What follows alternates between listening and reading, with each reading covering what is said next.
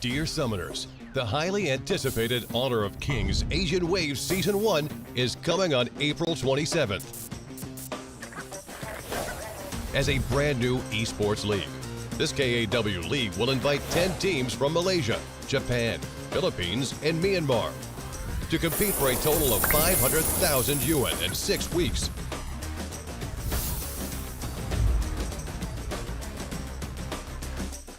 The global ban and pick will be implemented in this league. Each team will compete in a double round-robin BO2 format in the regular stage during 20 match days, with 3 points for a win, 1 point for a draw, and 0 points for a loss. At the end of the regular season, the top 2 teams will be qualified for the winner's bracket. Teams ranked 3 through 6 will be qualified for the loser's bracket, and the rest of the teams will be eliminated. Trying to take the kill. Constantly goes crazy with a double kill, and it's going to be game! As the regular stage draws to a close, the more brutal playoffs will be reignited on May 31st. The 6 teams entering the playoffs will play BO5 double elimination matches as shown in the picture, competing for a ticket to the finals over 3 match days.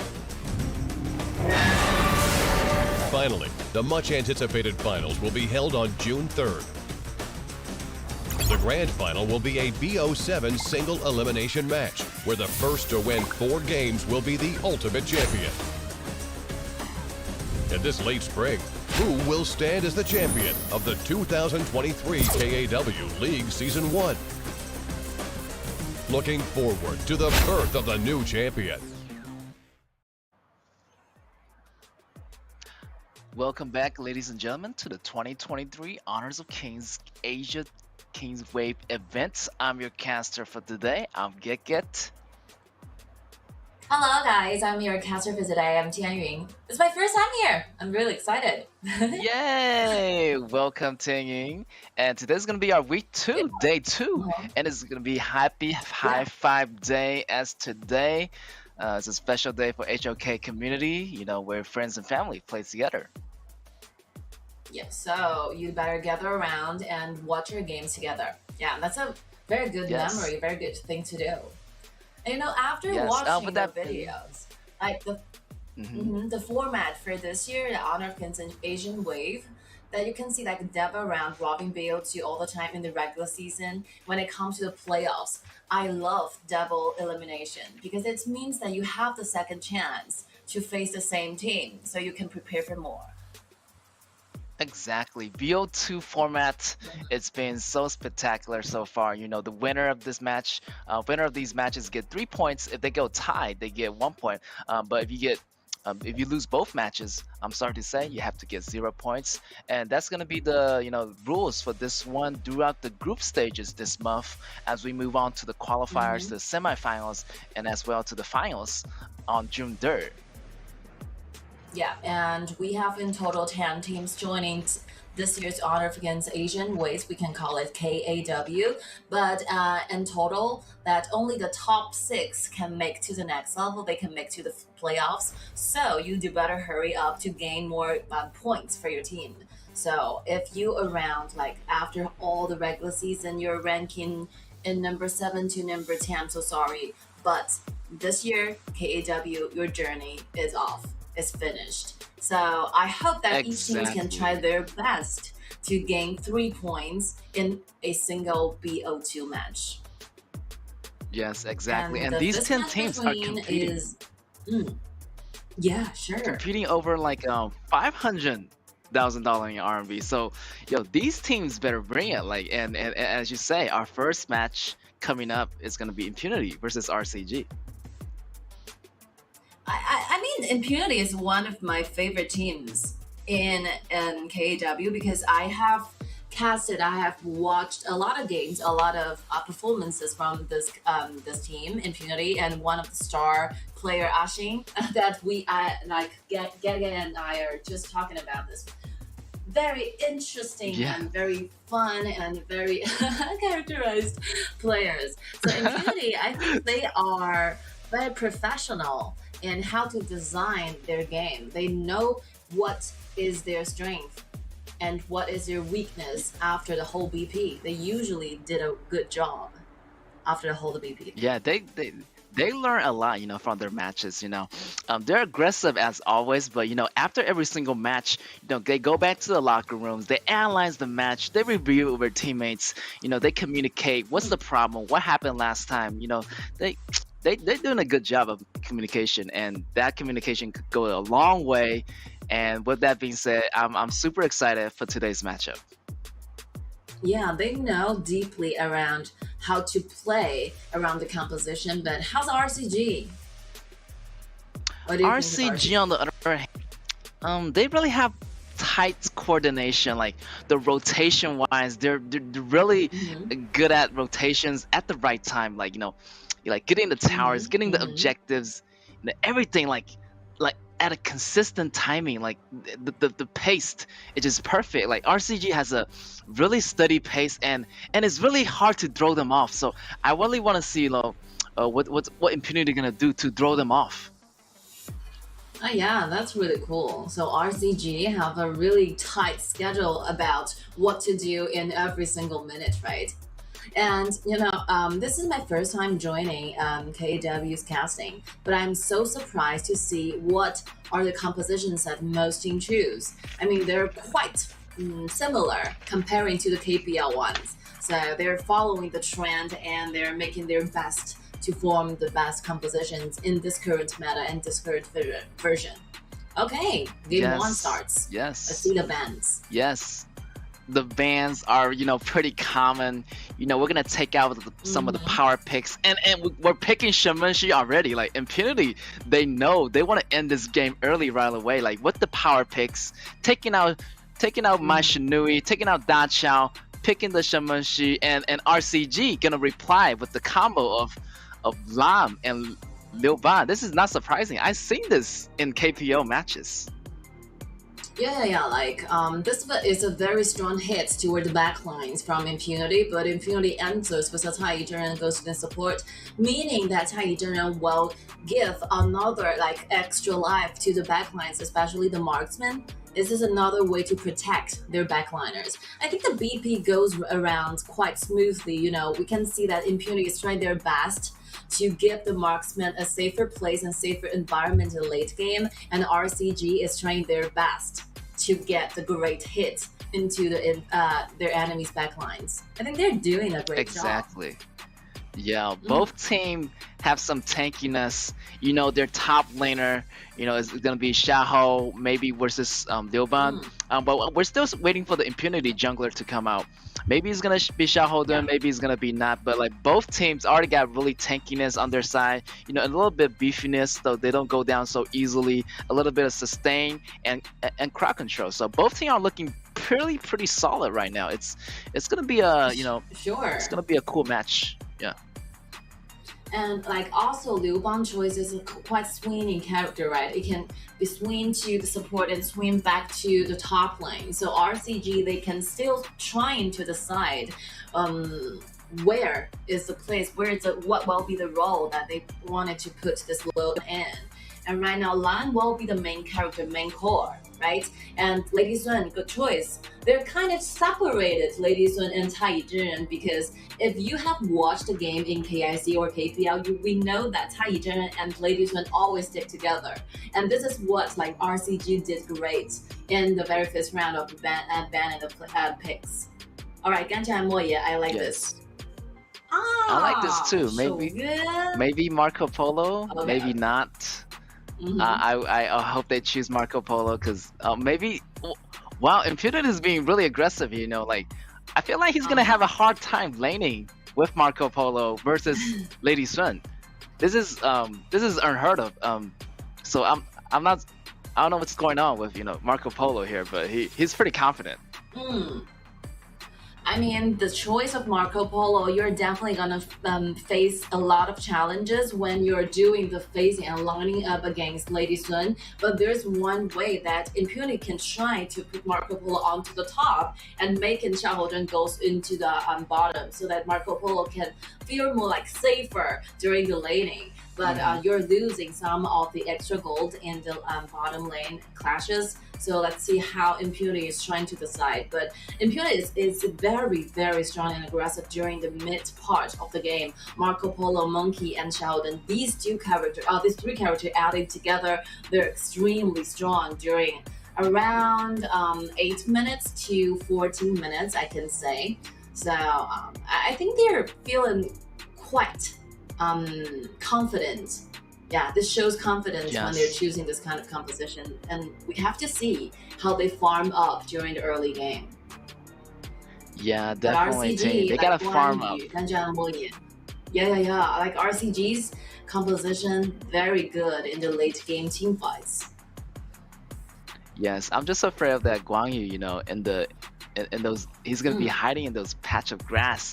You gotta find his location. It's gonna be a high and seek game. Yeah, Impunity, watching for the flank from the back, and their final pick is for the hero is gonna be Ganjam Moyen and Guangyu. And so there's a lot of burst damage and a lot of displacement from Guangyu. So it could be devastating for Impunity if they're not too careful about that. Of So course. I'm looking forward to Yeah. their mid games, and their late games, putting those damages, just putting RCG down in one shot. But Hmm. you gotta watch out for 10x, the Lam with Lil Mm. Ban. So the back row, they gotta be careful. So Tai gotta do a good job of protecting their back row. Yeah, like Tai is really, really important when to unleash his ultimate to protect Marco Polo or Shen Mengxi at the same time. But Impunity, I think the top lane duels, like for example, Sheldon and Monkey, they have to work together not only to protect their backline, but also if they lose the vision of Guan Yu, they have to be like the best bodyguards, trying to find out where this Guan Yu is. If they lose sight, they cannot just marching towards and going forward all the time. They have to pay attention to their backlines, or otherwise, I think this Guan Yu will be a nightmare to their backlines. Yes, and the match gonna be underway. Grab your popcorns. It's gonna be Impunity on your left side on the blue, and we got RCG on the right on the red. Everybody is getting into their position, starting pretty normal. The blue, the red. So maybe they're going to start, like normal. They're gonna meet at the top, the two Mhm. junglers. So we'll see how that's gonna happen.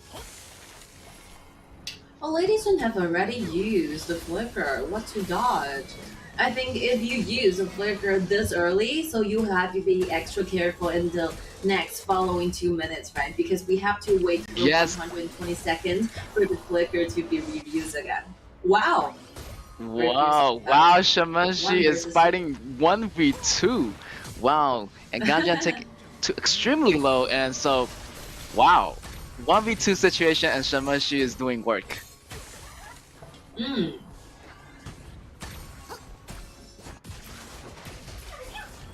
And if Lady Marco Sun Polo better choose watch to go out. to the bottom, I think, oh yeah, Taijun is trying to have some crack control over there. Wow! Oh my gosh! And with that follow-up, Shamashi's gonna get the first blood, and first blood belong to Impunity. Wow, that was a close one. And as you mentioned, the flicker went out so early for Lady Sun, and Lady Sun is gonna go down just like that. Yeah, that's really important. I think like Lady Sun is not paying good attention here because if the bomber cat is lost in the mid side, you'd better give this information to your marksman. And the top lane also. Oh my 3 God, versus 2 10x. gaining 1 kill. Yes, and 10x goes down, and Shamashi is doing work. Shamashi is rotating pretty well, and he's taking all those opportunities, getting those kills, like going bottom, get the Lady Sun kill, going top, getting the Guan Yu kill. Like he's doing a lot of work here, and this is pretty good for Impunity so far. I mean, from my own point of view, I think my personal opinion, Shenmengxi, like Bomber Cats, till this point, will be the MVP for this game. Like the good rotation, the one time he goes to the Yes. bottom getting the kill, the other time he goes to the top getting the kill also. Like, he's doing a lot of things going on here. So the heart, like Ganjam Moye, the better gain the mid wave and better make some effective rotations. Or otherwise, they're Yes, enemies we're gonna see a without small all the skirmish time. happening as he Wow. going bottom again. Okay. He's gonna get the kill. What? Wow, Lady Sun is like facing constant pressure, and if I'm Lady Sun right now, I'll be really, really afraid of Shi. You can see that the game only goes on to 3 minutes from now, and the Bomber Cat made 3 rotations, and every rotation is perfect, gaining the kills and trying to affect their enemy's rhythm. Is doing a great job.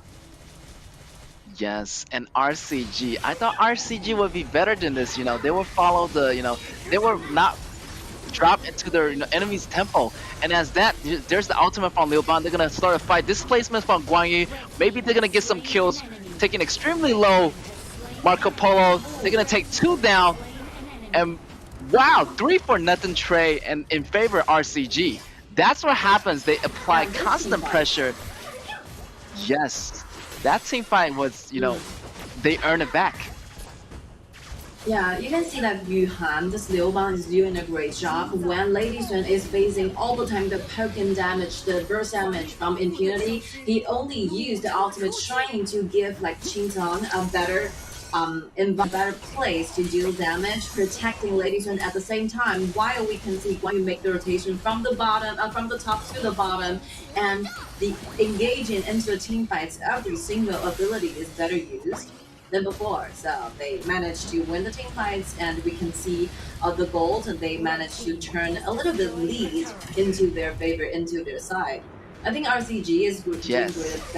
doing a better job in the team fights rather than doing the laning. So team fights will Yes, be this driving exactly. point in this game. Mm. And RCG are known for that. They can like tackle everything like Impunity is throwing at them. They do not face, and they have some tight coordinations, and they work so well as a team. Even though the laning phase was a bit tough, they're in a rough spot. It's an uphill battle, but right now their team is doing good. Like Liu Ban is coming in at the right time. Right there, 10x doing a little bit harass, try to get some jungle farms. But overall, the team has great teamwork, and Impunity need to Yeah. get their team together. Like the lane phase is okay, but towards the end, it's gonna be a 5v5 game. Yeah, so if you have watched some games, for example, KIC or KPL, you know that each team have their strength, right? So I think for RCG, the best thing for this single team will be the team fights. We can see the combo chain, the CC, the vision is well prepared and well offered by each team members. So RCG, I could possibly say that this will be a team that do the team fights better and to the best level comparing to the other qualities. So yeah, let's just expect, just trying to see what will be more that they can do in the team fights. Wow, look at that But poke damage. The combination of Shamushi's ultimate with Marco Polo and Ganjamoe is gonna go down just like that. And you need to be careful. And 10x still going for that red. I don't think he's gonna go like. You do not want to go too deep because Impunity already got 1 member of RCG, and they're behind in numbers. yeah, but you can see the whole like gold that Impunity, because of the help and assistance from Tiny Jin and the gold, they're chasing up to RCG quite tightly. Oh, another team fight happened in mid, while Monkey is trying to gain for another kill, but unfortunately the damage is not enough. Only the slight damage will be needed to gaining the extra one. Yes, with that they're gonna secure the red, and RCG right here. They're fighting as a. They need to fight as a team. If they go in 1 by 1, Impunity is gonna take them down. Impunity is like a double-edged sword. They're really aggressive. But if they're a little bit too aggressive, they might overstep a little, and RCG can grasp that moment and seize the moment to fight back. But at the moment, they're facing constant pressures on every lane. Lady Sun, already got rotated to the top lane. Liu Ban is probably protecting the jungler and Lady Sun at the same time. So there's a lot of pressure on RCG side. Yeah, the top was like the clock is ticking. We can see that it's 7 minutes 7 minutes, nearly 8 minutes, this will be the time where Impunity's composition arrive to the greatest level. We can see Shenmengxi another kill, and this kill is Lady Sun. So the main core goes down, RCG have to rush back for a little bit. And this time will be the opportunity for Impunity to gain the neutral objective, to gain the dragons, trying to secure down RCG's jungles. If you can look down the red buff and the blue buffs, I think Impunity can start their way to be the main character for this match. Like, they're doing a great job. That's right. They are doing a really good job. Yep. Wow, 3 KAW lead it is. Like, the Silent is down, Lady Sun is down, so that's gonna open up the jungle. Like, and we have a small skirmish happening here. 10X is still on the run, going after Shenmengxi, but Shenmengxi has an extra life, but he's gonna go down again. You know, Tai is not gonna save him. This placement from Guanyu. Guanyu maybe he's gonna get takedown solo. He's gonna go out. Monkey is still pushing the lanes and pushing the heroes. That's gonna be 3-for-1 trade. And that's gonna be Impunity's flavor, and Impunity is doing work right now, and they are gaining the goals like no other, and they're gonna with that they're gonna do the Overlord and have the Vanguards out, and they're gonna push more lanes right now. Because RCG is below in their farming level, so they have to farm up to do those AD items, AP items. So which means that they won't do. They did not have enough gold to build those magic damage defensive items. For example, the Sucker Cloak. So we can see that the poke and damage from Shenmengxi is so huge, very difficult to handle. So right now, one ultimate from the Bomber Cat will be here towards the backlines and RCG. Only the frontliners I can. There's no frontliners in their composition except for Yuhan's Liu Bang, but Liu Bang goes into the support have even lower economies right now. So they're very difficult to handle the token damage from Impunity right now. Look at that poke damage. It hurts so much. And Guanyu's gonna come in for the displacement, but they're gonna back off for now. I feel like Lady Sun need one of those Scoopus cloaks, the magical cloaks, you know, avoiding some magical damage and long range pokes from Shenmengxi. Wow, I think that if RCG wants to win this game, they have to play more extra careful, because they have to gain themselves more time for their backlines to develop more items, and for the front lines to trying to handle this kind of poke and damage from Shenmengxi. From this point, like only 10 minutes, it's not enough for them. They have to wait for extra 5 minutes at least, so that they can handle those 5 versus 5 frontline team fights. And one hope, like slight hope for them, will be this Guanyu. So if Guanyu can play like better from the early 10 minutes, in the late game, he can still have some opportunity when for the backline and trying to initiate. But right now, RCG, the only thing they have to do is gaining the gold, keep farming up. There's no other way. Yes. Exactly, and they need to equalize the goals here and equalize the item gap here. You know, they only have a little bit, maybe like 6K difference. That is substantial right there. They need to get the item equalized. They need to get the level equalized, and they need to fight back. You know, the back row need to work with the front row. The front row needs to cut the back row of the enemies. So Lady Sun needs to survive long enough to deal damage. And she needs to feel safe, you know.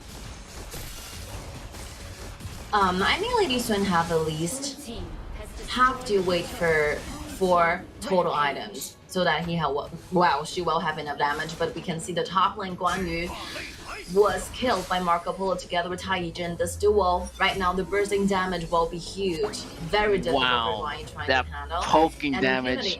Yeah. I think the same theory works for Impunity, because they know that they cannot give RCG more time, trying to delay the game to the late game. They have to finish this game around and before 15 minutes.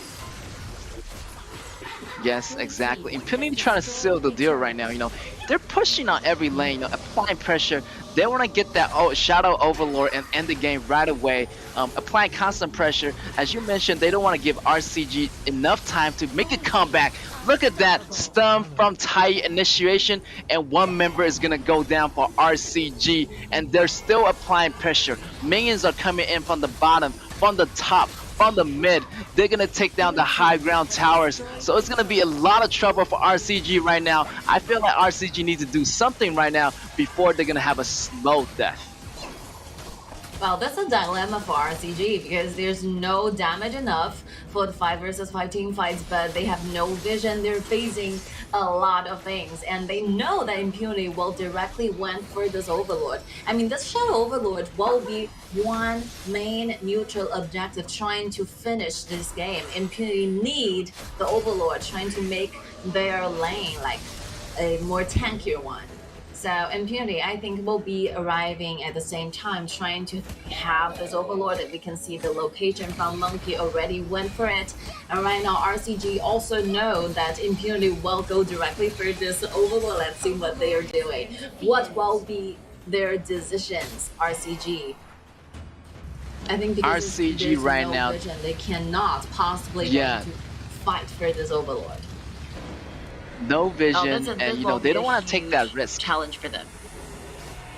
Yeah, they don't want to take that risk. You know, like I mean, Guan Yu try to go for the flank, try to hide, but I don't think it's not gonna be enough. As the Shadow Vanguard, the big Vanguard is coming from the bottom, and they're marching towards the way, towards RCG's base. RCG need to take care of the minions way first before even going to the team battle right now. So RCG's position is kind of tough. It's gonna be an uphill battle. So Impunity right here, they're taking the high ground tower as we speak. So it's gonna be a 5v5, and Guan Yu needs to come back right now. He needs to come back right now before all his teammates fall down. That the Vanguards in the mid is also taking down the high ground tower in the mid lane, and I think Impunity is looking for the ending point of this game. Guan Yu is trying his best, trying to initiate, but the front to come for the back lines are really low. Oh my god! The Vanguards, there's no way trying to clean the Vanguards, and here we go. It's not enough. Game. I think the gold lead. Congratulations. The goal difference is too huge. Yeah, goal difference. Some difference between the two games.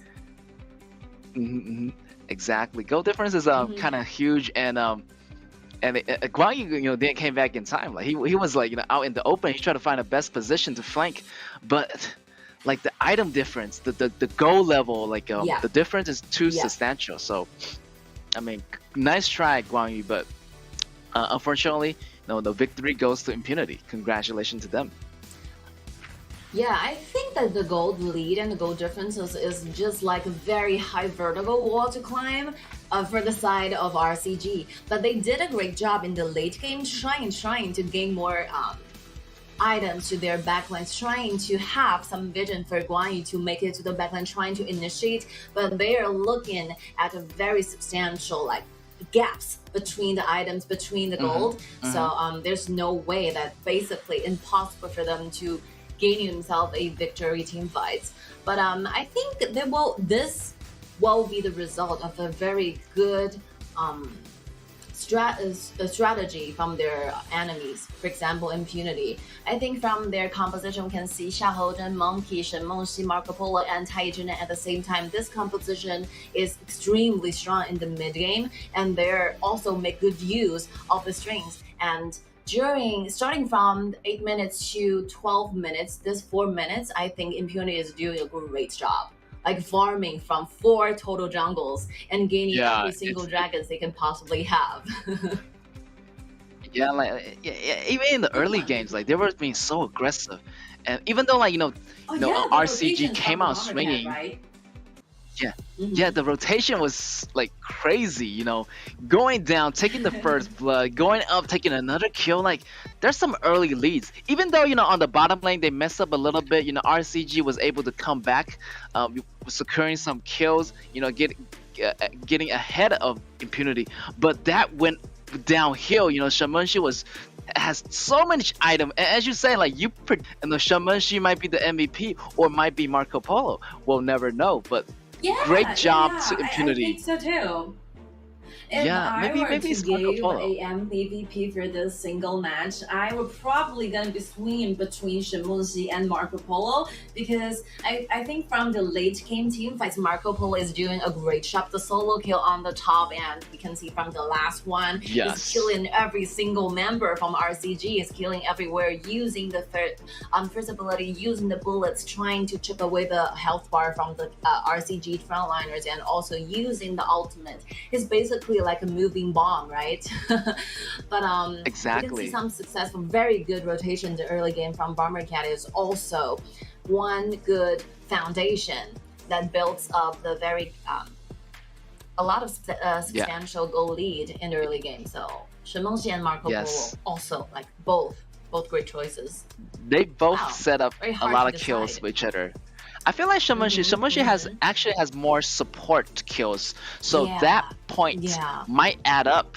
And he's doing those rotations. He's setting up kills for his teammates, and he's pretty much carrying the rhythm of the game. He's carrying the tempo, and no surprise, it's gonna be Xiao X Lin. MVP belongs to Impunity, the blasting, the bomber cat, whatever you call it. His ultimate is gonna take you down from afar. The bomb's gonna drop, and everybody's gonna run away because it hurts. And as you can see here from the replay, Yeah. he just see that like Lady Sun, they had no flash, so he's just gonna go in for the easy kill.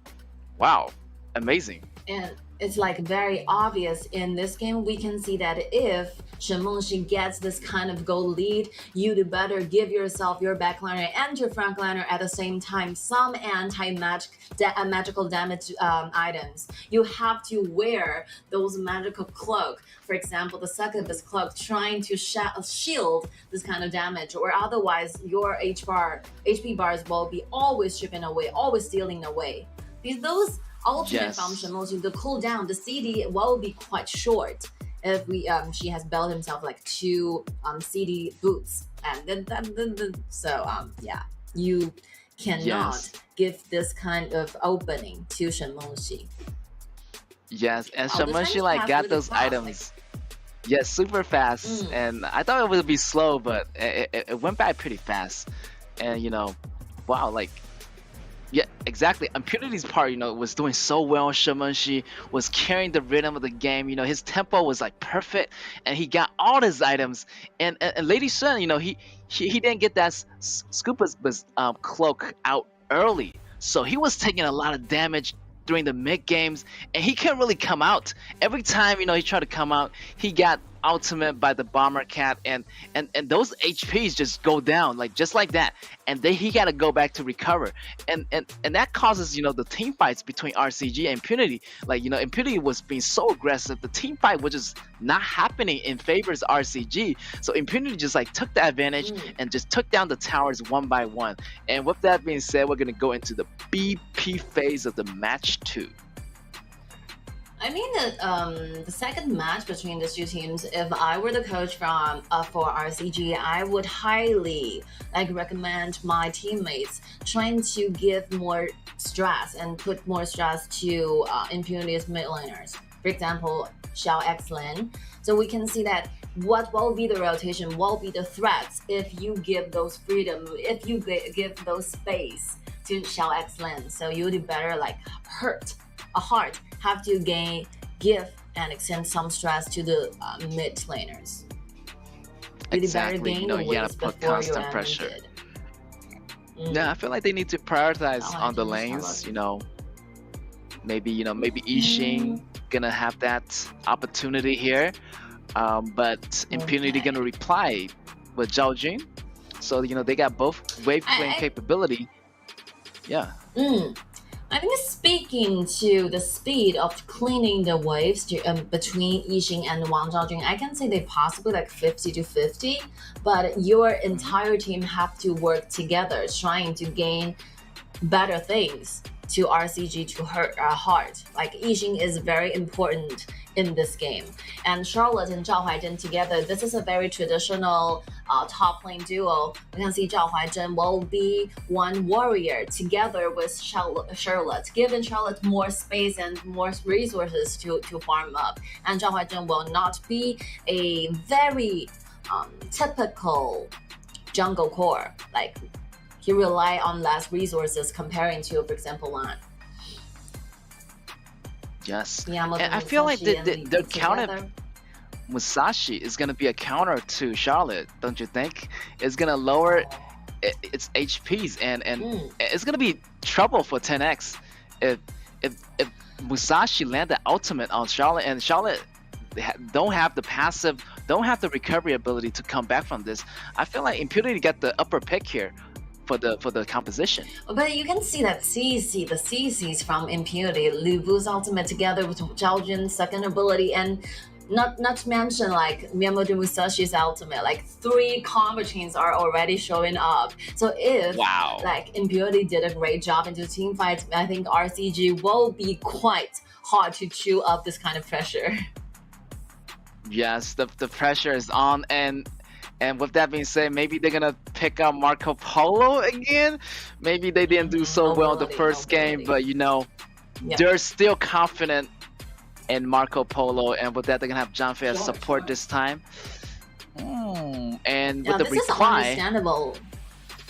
yeah, exactly. Ming and Lai Xiao, they're a new character in the marksman, but also a very and he strong goes one by in the late game. Alexio, aka. But you know he's been really popular lately. I see him in the KPO region. You know he always get pair of a Ming or your entire Jiren, and he deals substantial amount of damage. It's insane if he goes out of control. So RCG has to be careful for this. Like Lexo is quite special because this hero is not a very aggressive in the early and the mid game. Usually you will see this kind of character spend a lot of time, nearly around 10 minutes to do the farming up, but after 10 minutes, if you give Lexio enough items, that the late game bursting damage from his ultimate will be very hard to handle, especially for Marco Polo. But I can see that the choice of Marco Polo is understandable because you can see those CC chains, you can see those AoE damage. I mean, the only reason for RCG to choose Marco Polo is because like Marco Polo relies on his own because he have like 2 dashes available in this second ability and the ultimate. So mobility will be one strength for Marco Polo, but I'm afraid that Marco Polo will not have enough spaces during the team fights because we will just like together see what Impunity will be doing in the late game team fights. Like from my own point of view, I think this game probably like Impunity is gonna be gaining the second victory to their side. Hopefully, like RCG can do a great game. Hopefully RCG can come back to this. And it's going to be a challenge for Marco Polo. Even though he got that Purify, it's not going to be enough. You know, Libu's going to jump in, and you have dashes, you have your ultimate as dash. I can see why they pick Marco Polo. Maybe it's going up against me and Alessio, but they'll be standing together. But you're forgetting like there's still Libu, there's still Zhao Jun, there's still Miyamoto Musashi. That's a lot of constant pressure for Marco Polo in the beginning, and maybe Janfei won't have enough time to go to the bottom and babysit, Marco Polo. So Marco Polo is facing a lot of pressure, and with that being said, the game is going to be underway. RCG on your left, the blue, and we got Impunity on the right, on the red. So, Marco Polo, gotta be careful.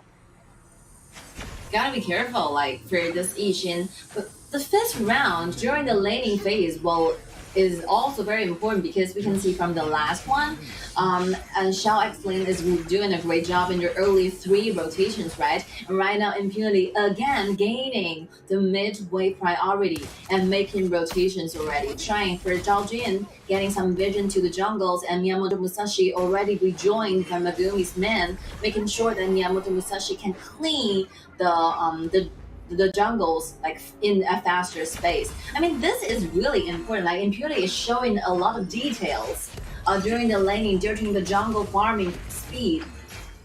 I mean, very obviously they have a deeper understanding about like Honor of Kings better than RCG. Yes, exactly. Even though like RCG over here, they got good teamwork, but Impunity, they focus on those details and getting the Yes, wave like clear details and, clear. and main following the Musashi. And as you see here, there might be a trigger for the passive for Ishin, but Ishin got away. They're gonna back off for now. Let's go to the bottom, and we have a small fight happening for the River Sprite, but they're gonna back off. They're gonna trigger the ultimate from 10x, but that's not gonna be enough. Well, they need to be careful about those team fights as they're gonna trigger another ultimate from Musashi, and there it is, first blood for Impunity. RCG has to be careful about those team fights. I think RCG's banned like too many times on the team fight. So you can see like the team fight separated into 2 levels and 2 parts. The first round will be RCG's round, where they have already using up all their abilities, and Zhang Fei in the level 2 just now does not have the ultimate, right? The ultimate is not available for team fights, but RCG, after using all their abilities, choose to stay around for another round. So Impunity goes for it, using Yamato Musashi's ultimate, engaging into another level of the team fights and gaining themselves another kill. So RCG really needs to, goes back for a little bit. If you have already using up all your abilities, you'd better show up for a little bit. Like, protect your marks and trying to wait for the CDs. Yeah, take a step back, wait for the CDs and engage. Rotations, will that be enough? The moves is not gonna connect. I mean, the rotations is good, but damage-wise, not yet. And Impunity side, they're doing a great job. Musashi actually is farming everything. He's farming at a really efficient rate here. Yeah, he's everywhere. He's taken the mid lane, he's taken the top lane, he's using all the jungles, so Miyamoto Musashi will be extremely wealthy for this one. Just wait for the damage. Yes. Will be a total nightmare. Exactly. We got the 4-man rotating bottom. Zhao Jun's a little bit in really trouble. this spot. Not much is Using the happening flash. yet. Yes, everybody's being so cautious here. Oh, Zhao Jun is in trouble maybe. He's gonna go back underneath the tower. He's gonna step up that HP do. Zhang Fei's activating his ultimate. Ultimate from Marco Polo goes in, but that won't be enough. The Purify is not gonna be enough. He's gonna get taken out. Wow, the positioning. Like, he had nowhere to go, like Li Fu jump in and he already used that Purify already, and the Purify couldn't take the damage even from Li Fu's first ability.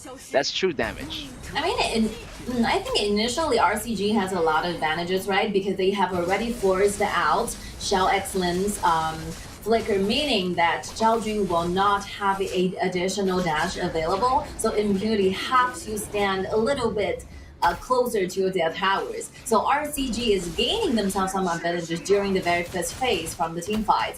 But unfortunately, like, even though Zhao Jun is not available, but Impunity also gained themselves a very good team fights in a 4 versus 5. Oh, another kill happened down the bottom, and up, like Lexio is being killed by RCG's nice rotation. Top lane 1 versus 1, I think nothing's gonna happen because Li Fu has already used ultimate trying to protect himself. Yes, I feel like Oh, this is only really tight advantage up. Like, RCG has a number advantage there, but yeah, as you mentioned, they're doing really tight rotations, coordinations. So RCG is coming back a little. They're doing a little bit slight better than last round. yeah, I think so too. Oh, Li Fu getting a kill. Marco Polo went down. This does not seem good. This is not good for RCG. 2-member already down, and they're gonna capitalize on that, and they're gonna punish the lanes. They're gonna push the lanes a little bit, getting a lot of goals. And look at that Musashi. Look at that damage already. Getting the level ahead of RCG, and Musashi right now just a beast. Look at his items. Already 4.1 in K and 4K for Alexio, and RCG needs to come back from this. They need to do something right now. Oh, look at Li Fu, another ultimate into the flicker, the using of his ability, trying to chip away those HP bars from Marco Polo. That Marco is being blocked very, very low, have to rush back to the base. Yes, Alexio's ultimate is dealing so much damage, and with the execution effect too. And with that say, you know, RCG member went back to the base to recover. That's a chance to take down their middle tower. And right there, Musashi went a little bit too deep, but he's gonna find his way out. The battle's still going on. Impunity kind of, you know, brushing it a little bit, but they need to back up a little bit because Musashi is not nearby. So I'm not sure what they're doing right now. They might be making a small mistake, so they need to back up and try not to overextend. Yeah, we can see that they are working entirely as a team. So Musashi is standing, and they're both trying to gaining his teammates like more vision. So what RCG is doing, but Impunity in this team fight is quite dangerous, I could say, because their main core is brought really low, so lose the whole ability to engage into team fight. So they better just rush back to their base. One good thing is that their tankiness in this time phase is good. It's enough for Lubu. Lubu is doing a great job in this game. Like every single ultimate is right on the spot. Okay, Charlotte is being brought very low by Lexio's ultimate, and Megumi does not want to let 10x go. Wow, 10x. I think that's right. 10x is on the run. They're gonna cover them. They're gonna surround them. Oh, Ming goes down. Wow, look at that counter kill by Charlotte. But Charlotte is gonna get surrounded. Charlotte is in trouble with the ultimate. Charlotte is gonna go down, and gonna be a 1v1 trade for both teams. Look at the mid lane. They're trying to take down this tier 1 turret in the mid lane. This will be very important for is RCG. so tank. Like because of X Hero have the Pure Sky, so the Pure Sky will make Lubu an even tankier hero. By using these items will enable like him to absorb more damage. Yes, and he can use it anytime actually. Even he gets CC, and you can activate it and get those damage reductions in. And wow, the man is so tank. And I'm afraid for RCG, like they can't really take down the front row. And how they gonna take down Alessio and Ming? You know, they're gonna have that space in the back. They're gonna have that, you know, safe environment to do the damage. But right now they're fighting for the Tyrant. Maybe this Tyrant is gonna belong to RCG. They secure it, but I don't think it's gonna be enough. You know, 2v5 already. We're coming up to the 9 minutes mark. Not anything big happening yet. Everybody just farming their pace, try to equalize the goal before going into a big fight. I mean, from this point of view, I think like Marco Polo will be the most important. Let's see what's gonna happen. Whoa, maybe cannot 2v1 here. Musashi going a little bit too deep, and Charlotte also is in the deep, and he's gonna get taken down. Wow. Ultimate from Libu, fight still happening. It's gonna be 1v1 trade, but RCG over here is fighting back. They're gonna push the middle tower, but Alexio taking down Marco Polo again. Marco Polo is looking really squishy right now, so Impunity can just target for Marco Polo. I think Impunity have to calm themselves down for a little bit because they are like randomly picking up those team fights going against RCG. And Miyamoto Musashi from the early phases, we can see like he is keep farming up to a great level, but right now he's going down for one time. Impunity can do a better job. I mean, they can just securing down more gold like advantages comparing to the last one. That's right. RCG is trying their best, trying to earn themselves more time. RCG try to get the Tyrant, you know, but Musashi not gonna let that happen. Libu's gonna follow the ultimate in, try to get Ishin. Ishin's passive is already active. He's on the run. Libu has no ultimate. Libu is in trouble. But with that said, they're gonna take the Tyrant. They're gonna have the damage buff. But nobody went down yet. This is amazing. The battle's still going on. Everybody's gonna back off for now. Alexio still chasing with the ultimate from Marco Polo. Alexio has too much damage. That's gonna be double kill for Impunity. What is going on? He's in trouble. The ultimate from Zhao Huaizhen. The Ming goes down. They're still in battle. Zhao Jun goes down. 2 for 2 Trey already. Oh, this is a like perfect combo change from Zhao Huaizhen and Yixing together. So after like Impurity's member using all their abilities and they're waiting for the CDs, like Zhao Huaizhen hide in the bush, find a perfect time to dive in, and together with Yixing's second ability, trying to lock 2 kills down for their teams. They're trying their best to make it a fair trade, but we can see the waves, we can see the pressure from those minion waves. Like Impurity have better minion waves and clashes than RCG. That's the reason why they have taken down all the outer turrets in the mid lane and also the tier 1 in the top. Right now, Impurity still trying to gain this Shadow Overlord. And Zhang Fei Libu is so low, his ultimate. but he still goes in for the ultimate. As gonna triggers Zhao Huaizhen's ultimate, he misses, but the fight for the Overlord is not over yet. Everybody got their eyes on the Overlord, so this fight might come up to this point. You know, whoever gets the Overlord, get the upper lead. Alexio goes in. Look at that damage. Look at that main. You know, chaining that. This is gonna get double, triple, quadra. It's gonna be a quadra. Maybe he's gonna get a penta. What? Oh my gosh! I cannot believe this. I don't believe this right now. The first pentakill of the season, KAW, and there you go, ladies and gentlemen. Libu with the ultimate is not gonna matter. The base is gonna go down. That damage was insane, and victories again, as you predicted. You know, it goes to Impunity. No surprise there. Like hard to believe. You can.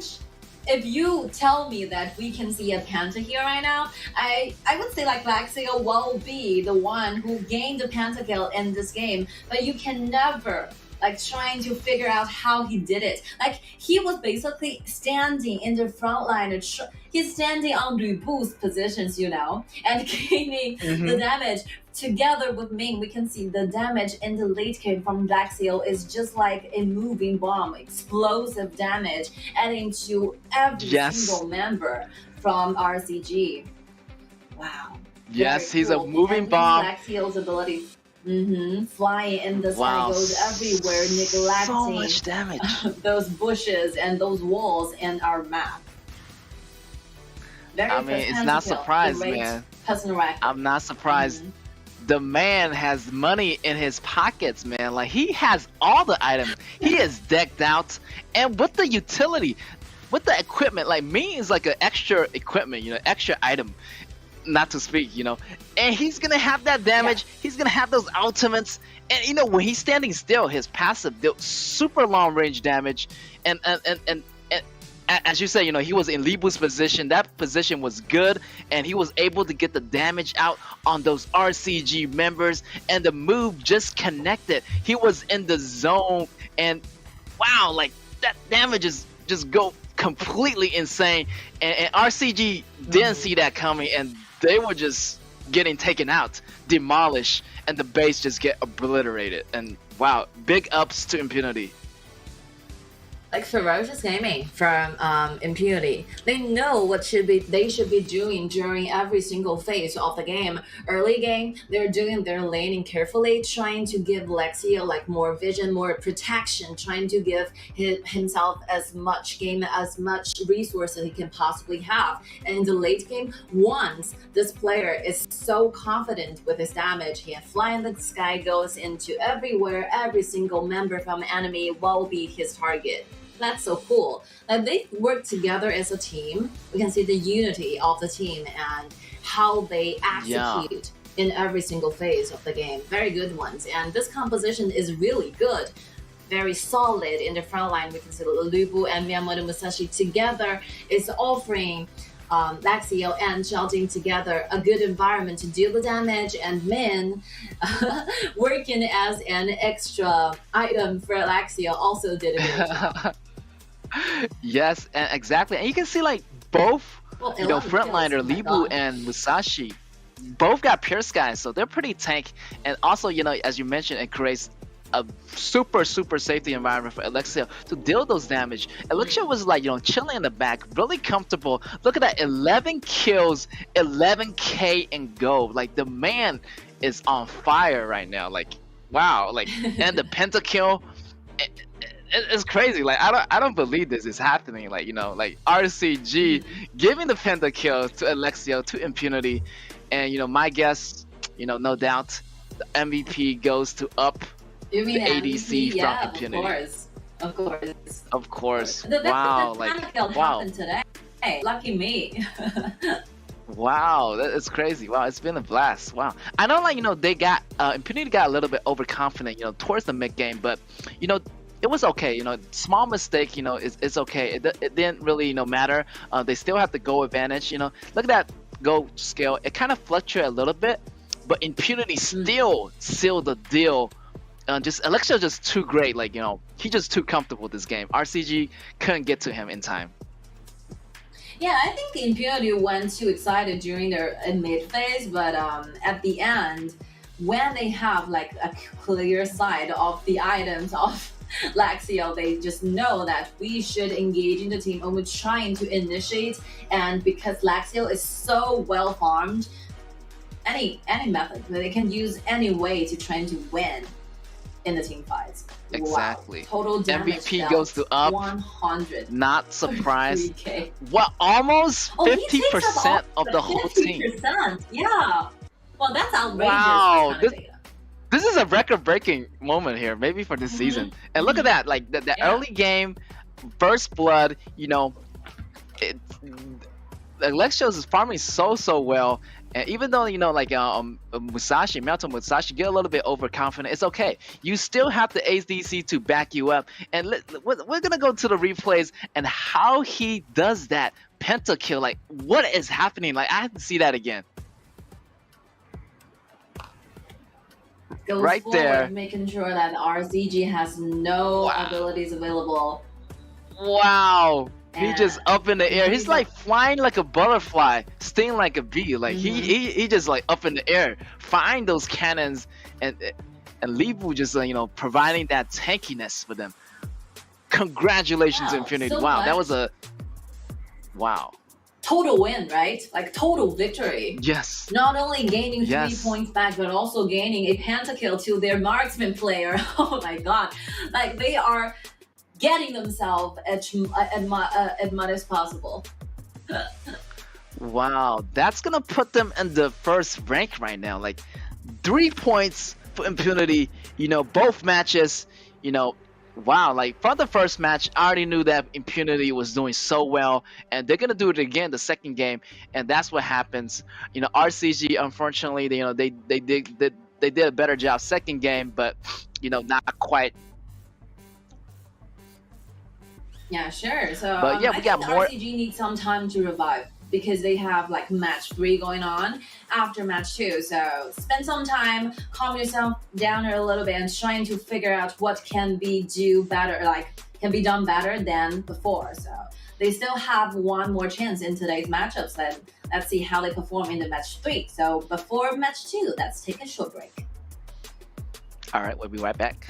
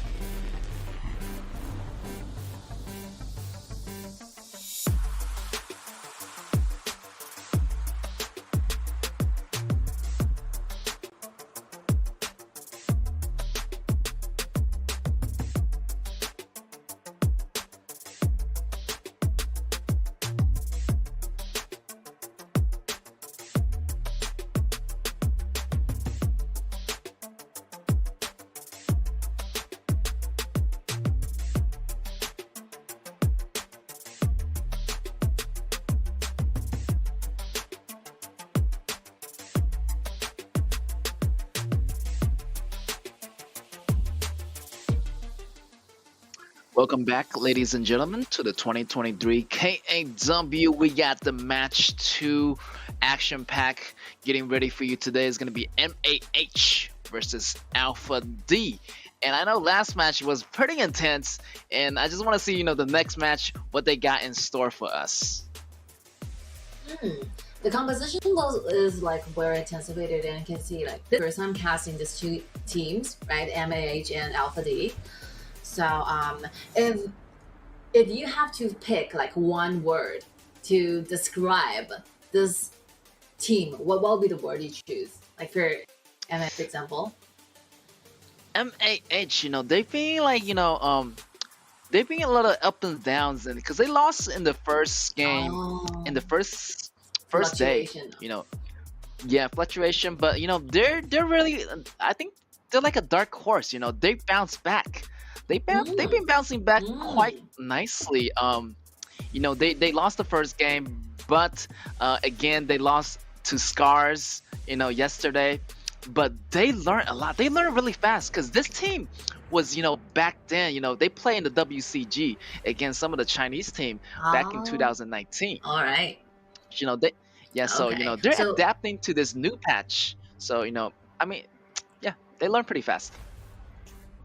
Like they learn from their mistakes, they evolve from their defeatness. I think it's cool that you have to gain yourself this ability to learn from your mistakes, right? So if you lose because of some single mistakes during, for example, your communication, you better make yourself as a team make better decisions during the game. This is really important for some KPL teams. You can see that only one mistake will lead to the final like defeat. So you have to be extra careful since your enemy is gonna be like even fierce when you come to the next level. So MNH, if they have this potential to learn from their mistakes, I think they will have enough time to farm to be a better version of themselves.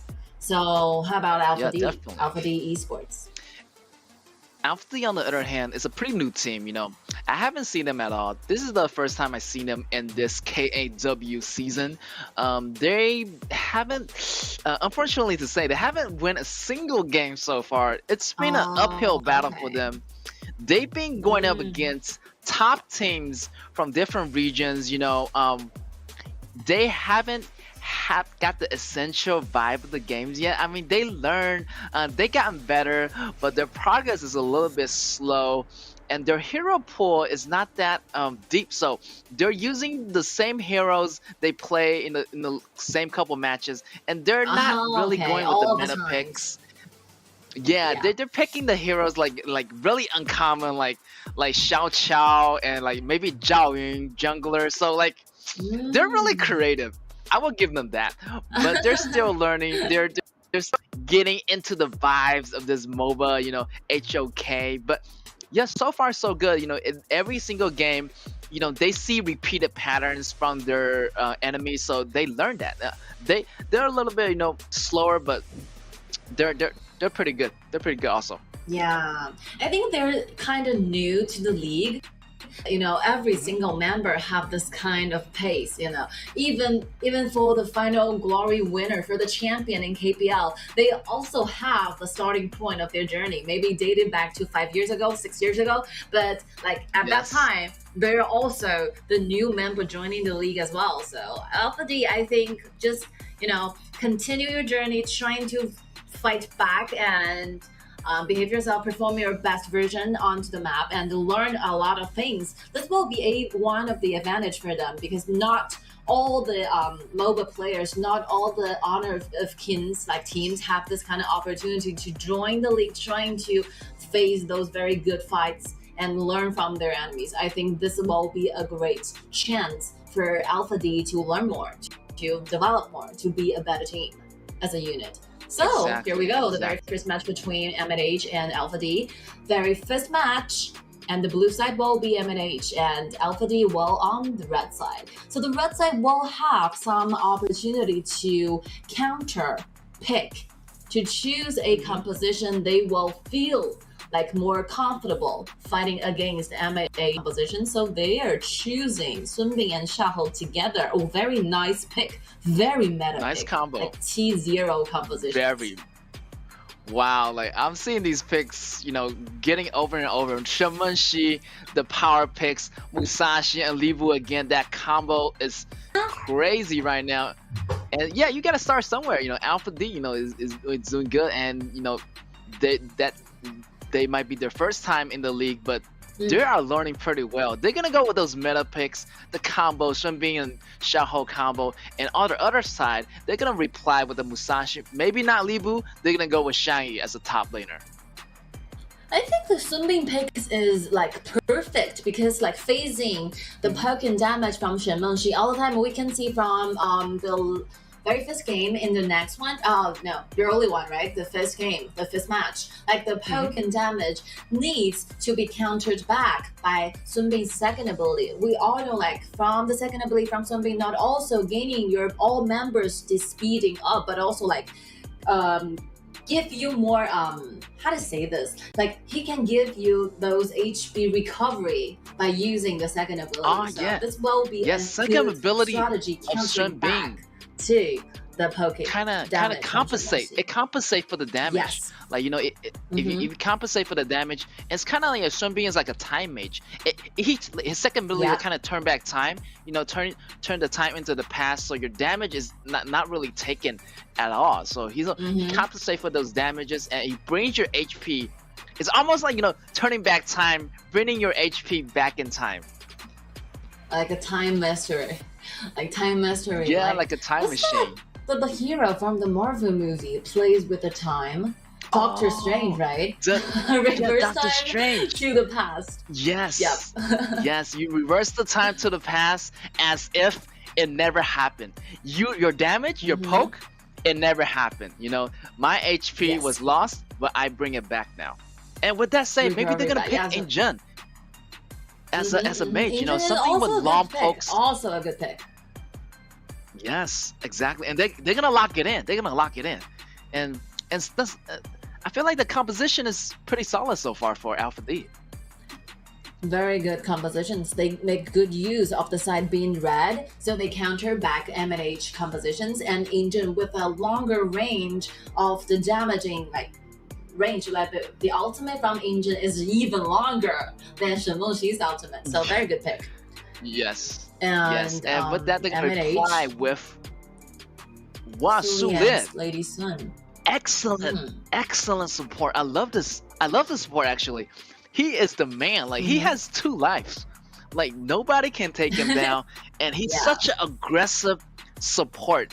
And maybe they're gonna switch it for Lombard, but wow, like it's gonna work out for Lady Shun They're anyway. still hesitating, right? Like a little bit hesitative, but either it's good. I think these two heroes are the same. So they're showing their aggression. They're trying to find those initiations in the team fight. They're trying to initiate. This will be the only signal from MNH's whole composition. Mention Xiaoyu together with Lumber and Miyamoto Musashi. They're trying to find themselves a better compositions during the team fights where they can have strong CC chains in between and within these 5 heroes. Yeah, I'm seeing those wombos And combos Alpha coming D. around right now out of MAH. Yeah, that's and crazy. Alpha D over here. I mean, they got some AoE stuns, but will it be enough for MAH? MAH, so many stuns. Look at that knockup from Shangyi. Look at that knockup from Lombard. And the pokes from Shen Mengxi. Wow, they need to be careful right now. If they get knocking those wombos, it's gonna be devastating. But yeah, Alpha D, I'm looking out for you. So hopefully they're gonna do good against MAH. I think Sun Bin will be better if he can pair himself up with a Purify, because we can see a lot of CC chains from MNH. So if Sun Bin will be hit on the right target with the CCs, maybe Sun Bin will be killed instantly, even have no time trying to use the second ability, trying to use the ultimate to trying to initiate and fight back. But for this one, he has used not a Purify. That one might be a problem. But Alpha D. Yes. That might be a problem. I feel like Xiaoho is gonna soak up most of the damage, and he can use that ability of Shenbing's to regain those health back, and also passive from Xiaoho, he can really regain those HP back really quickly. And as a jungler, he's pretty tank. I mean, Alpha D has a pretty tanky jungler, so it might be hard for MAH to take down the front line, and you still have Libu on the top lane. So the tankiness, the beefiness of Alpha D is pretty much enough. And with the combination of Shenbing's second ability and Summoner ability heal, they can stay in the battles a bit longer than MAH. So let's see how this is gonna turn out.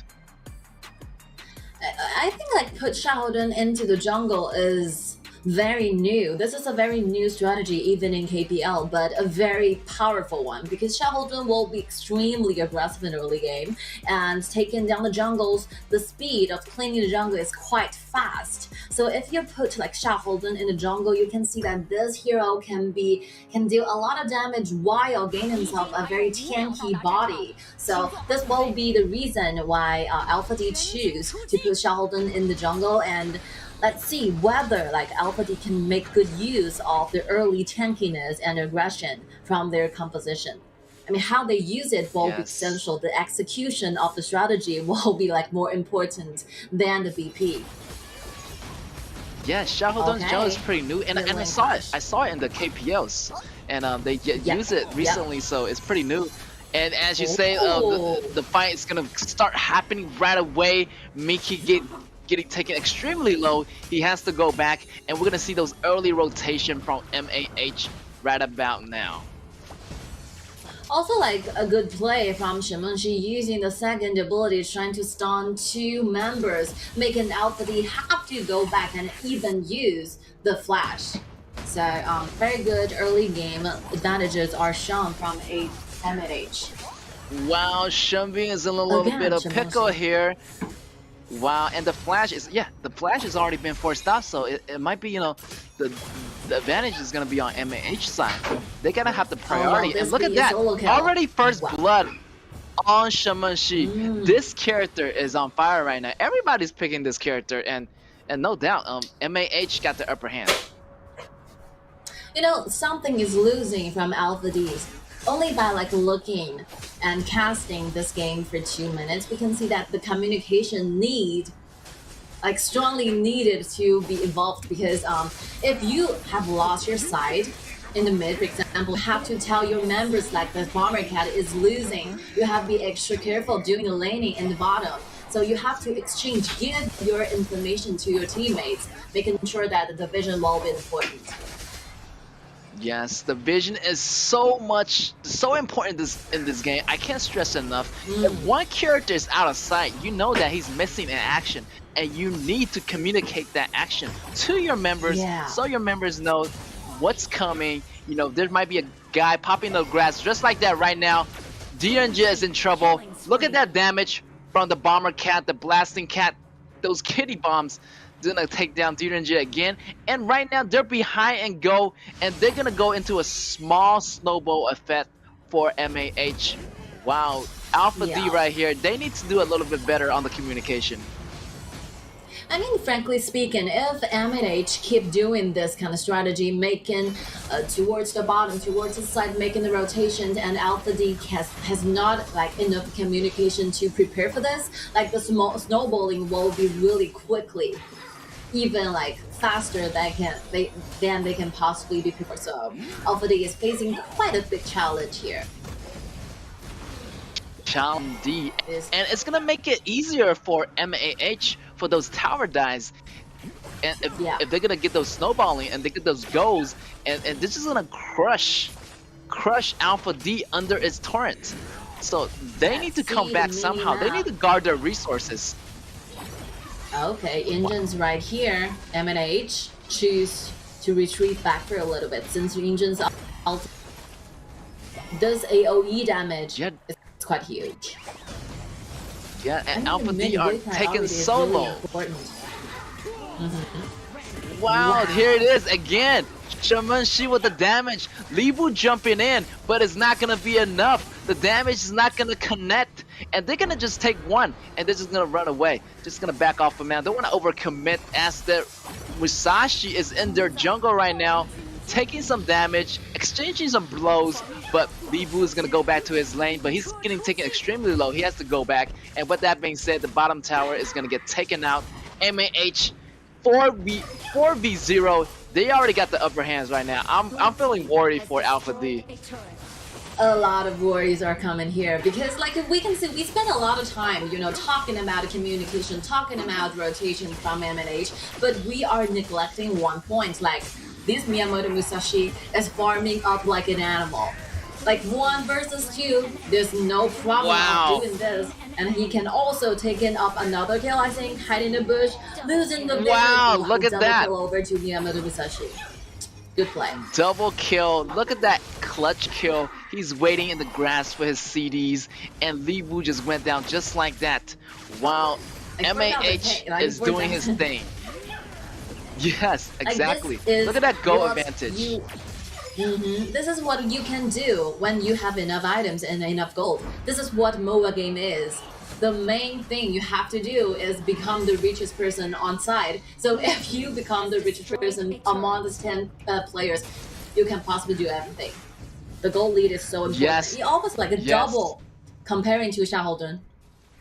Yeah, I know, right? Like, look, I know like money can't solve all your problems, but in this mobile game, if you got the money, you can buy a lot of items and you're gonna solve all your problems, and you're gonna have those damages. The damage is gonna kick in, and if you have double go over your opponent, you can just like, you can just like kill them. Like, it's like taking a candle away from a baby. You can it's so basically easy. do everything. Yeah, basically do everything, and they're taking their resources right now. MAH upper hand, and they're just gonna, steamroll this all the way. I think from this point from now on, like Miyamoto Musashi can randomly pick up a 1 versus 2 or even 1 versus 3, depending on how he uses his abilities. Because Miyamoto Musashi, the feasibility will be like will be enable him to have 1 strike, which will be dodging every single ability, every single damage on his side. This will be very, very important to play. We can see from the next round, seems like pay attention to his abilities. Miyamoto Musashi is very interesting to play. I highly recommend our friends who are watching our streaming, like Miyamoto Musashi is very interesting and very good to gain your scores when doing ranking. And watch that right there. Watch those fights. And watch like Engine's ultimate, Musashi's first ability can really use it as a shield to dodge all the spells that's incoming at them. Any projectile that's coming towards Musashi, he's gonna destroy it. And with that being said, the team fight's happening right now. The knockups, the tower going down, but it's not gonna be enough. Alpha D being taken extremely low. They gotta go back and recover. And their towers is going down slowly, one by one.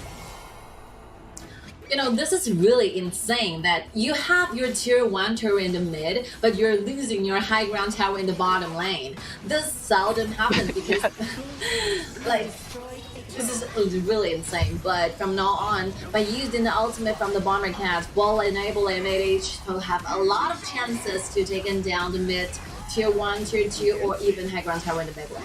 Oh, number flash out, Libu jump in. It's not gonna be enough. Lady Sun already have those damage items. Right now it's looking really bad for Alpha D. They need to back off right now.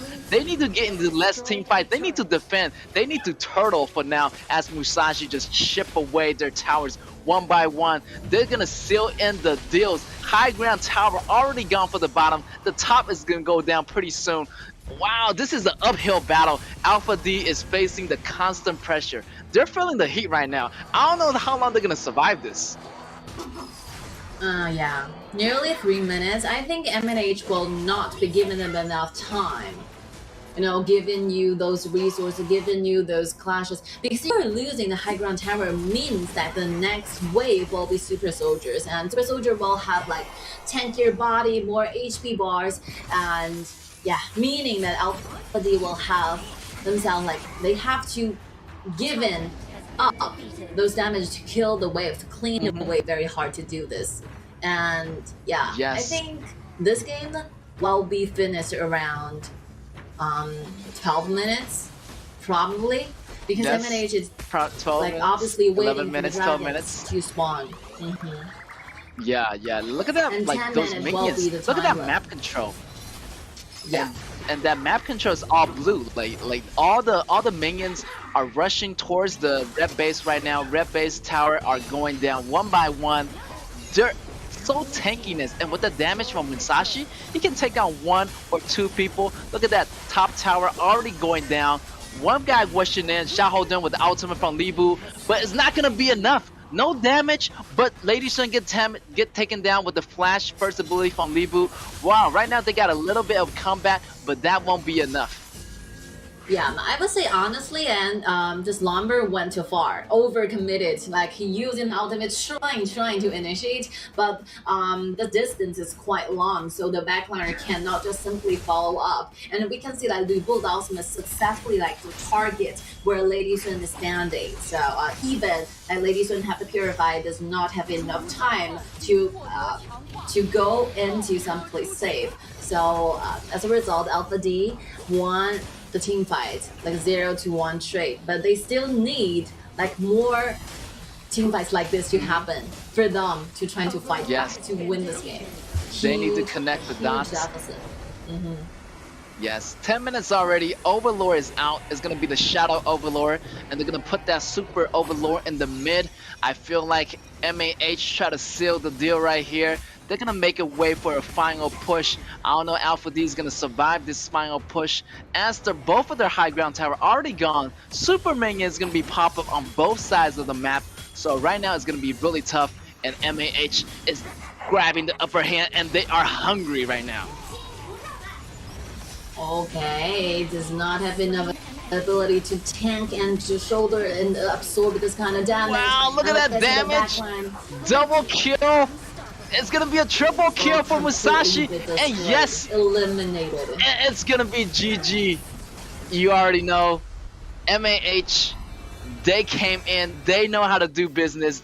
They were hungry. You know, they saw every opportunity they can, and just like really like steamroll those lanes. The bottom lane get taken apart, and just like that, like they went down so easily. Alpha D, like, you know, unfortunately, but you know, congratulations to MAH for taking the win.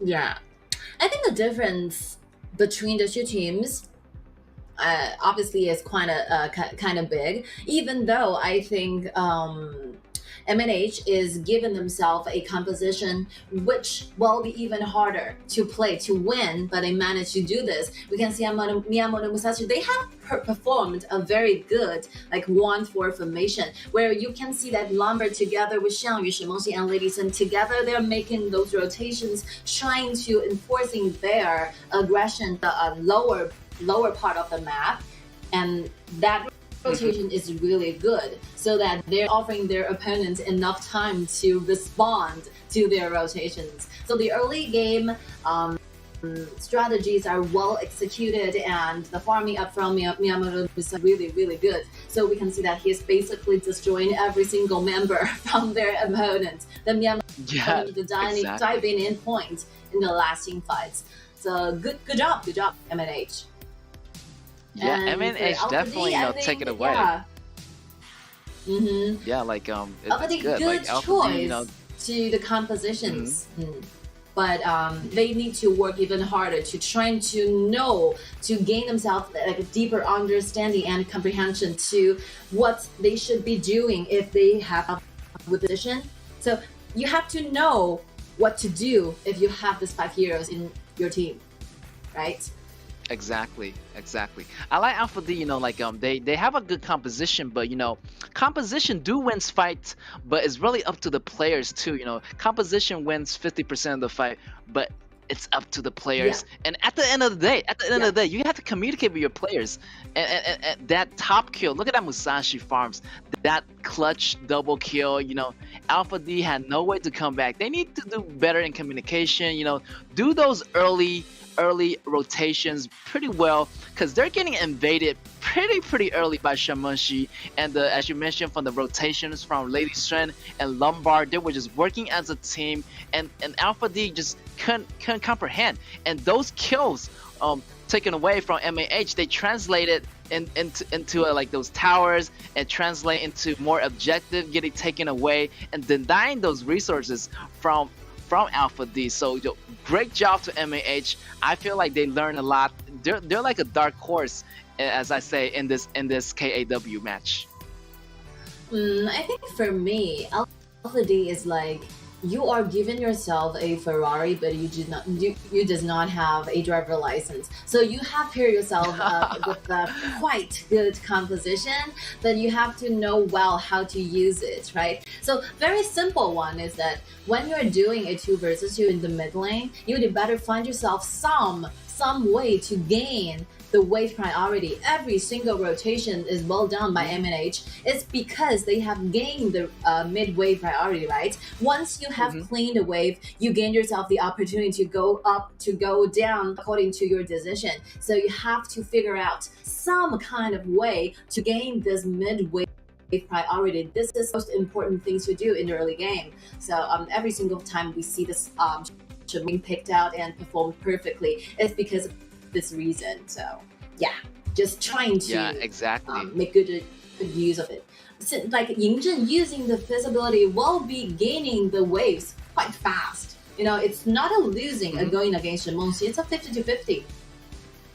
All decided when to your performance. So yeah, a lot of room to develop from Alpha D. Very important. Yeah, and let's go to the goal skills here. Wow, look at that 10k goal on Musashi. Musashi just farming away like 5-0 and 2 across the board. But for Shamanshi as well, great rotation on that part. As you say, the priority is very important. If you gain the lane priority, you can have more opportunities, you know, to help earlier lanes. And we can just go into the jungle or help the top lane or help the bottom lane, and that's gonna snowball. And as you slowly get those lane priorities, it's gonna have more pressure on the opponent, and that's what happens to MAH against Alpha D this round. You know, Angel was good, but like he didn't gain the upper edge against Shamanshi, and that went downhill for Alpha D, and Alpha D just went down just like that. Wow, good play from Shamanshi. Taking up 44% of the total damage for the team. Like this Pokemon heroes are really powerful. Like from today's 3 matchups, every single player who have the will be the winner from that single match. Like the key for victory, the Bomber Cat. Yes, Bomber Cat. You know, yeah, I heard like he has a new skin coming out, so you know, I'm super excited. Sure. Yeah, it's cool. like a very cool one. You know, I don't know what to look like, but you know, they have some previews. But yeah, Bomber Cat, wow, super popular pick, and there's not much change to him. Like he's been really stable across ever since he came out. So he's always been a popular choice, the meta pick. And with that being said, MVP is gonna go to MAH, go to Hua. Its damage dealt over 15%, 502 across the board. Great play, Miyamoto Musashi. A complete slaughter in the last team fight. Miyamoto Musashi well farmed, 1 versus 2, gaining the kills, and the last one also good. He has like a very good performance. He knows how to play this hero. We can see from these performances, right? Yes. Every single ability is he know how to tightly connected to one another. Let's see the diving look at that! Look at that triple kill there. Diving in, watching the opportunity, ultimate locking down. You know, avoiding the aggro from the towers, triple kill, double kill. Like he know how to use this hero, and he know how to use it efficiently. And wow, like great jungle clearing wave like capability, the speed, the precision, the rotation. He knows where to be at the right timing. Good one. I'm surprising to see that today's matchups, like every single match end around 30 minutes, right? There's no game that we can camp drag it, which means that the game will be delaying to like after 20 minutes. I would like to Yeah, see like I haven't seen it yet. confrontations, like more battles. Mm-hmm. Yeah, I maybe like I seen it once, but that was like last week. Maybe just once out of all these games, Oh, and these games been ending around okay. 11 minutes, 12 minutes as the average time you're gonna see that happening. And yeah, most both twos gonna last about 30 minutes, as you mentioned. Yeah, like the skill gaps All right. right now, it's pretty much apart. Like you see MAH definitely have a higher skill cap than Alpha D. So Alpha D is learning its way, and it's been like this for these couple of days. So we haven't seen like an evenly skill cap team yet. Maybe Scars and Killer Gaming, or different kind of team. But I want to see those evenly played out skill cap games. Yeah, those confrontation, those battles, right? The 50 to 50. When you're casting a game, you have no idea who's gonna win. This kind of matchups is even like more interesting to watch and cast. But I think like for Alpha D, they don't have to be like very frustrated because of they keep losing all the time. They have to understand this chance to attend this year 2020 KAW as a opportunity to learn to evolve quickly. So if you decide to become a professional esports athlete, so this will be the journey you have to go through. I mean, your career might be really long, so the starting point might be a little, but if you can find yourself a better way to resolve this, I think it will be a better Yes, starting exactly. point for you. Yeah. The starting point might be rough, man.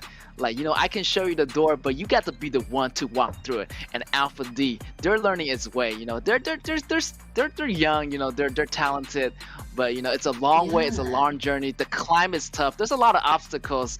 So they need to get through this together as a team. Talk it over with their coach. Talk it over with the analysts. Work together as a team, communicate better, have those informations in hand, so you can do better and better in the next few terms. Sure. What I like about esports is like esports is always, there's a lot of challenges, one after another. You're always facing those very difficult challenges, but you are facing as a team, not by your own. So you always have your friends, your teammates standing side by side with you. So if you find something very hard to chew up, you can always find your friends and standing by your side. It's really nice to have someone accompany you during the low points. Exactly. You got to get over those hurdles second match. Together as a team. And the BP phase Byron, I like this hero. Oh, Byron, Like, they Byron just upgraded his is skills. super. This Super This meta. meta. Oh, but Lu Bu is Lu able to Bu, counter this choice. yeah. Yeah, like his skill has been revamped this season, so I'm really excited to see Byron's, how he perform in this current meta.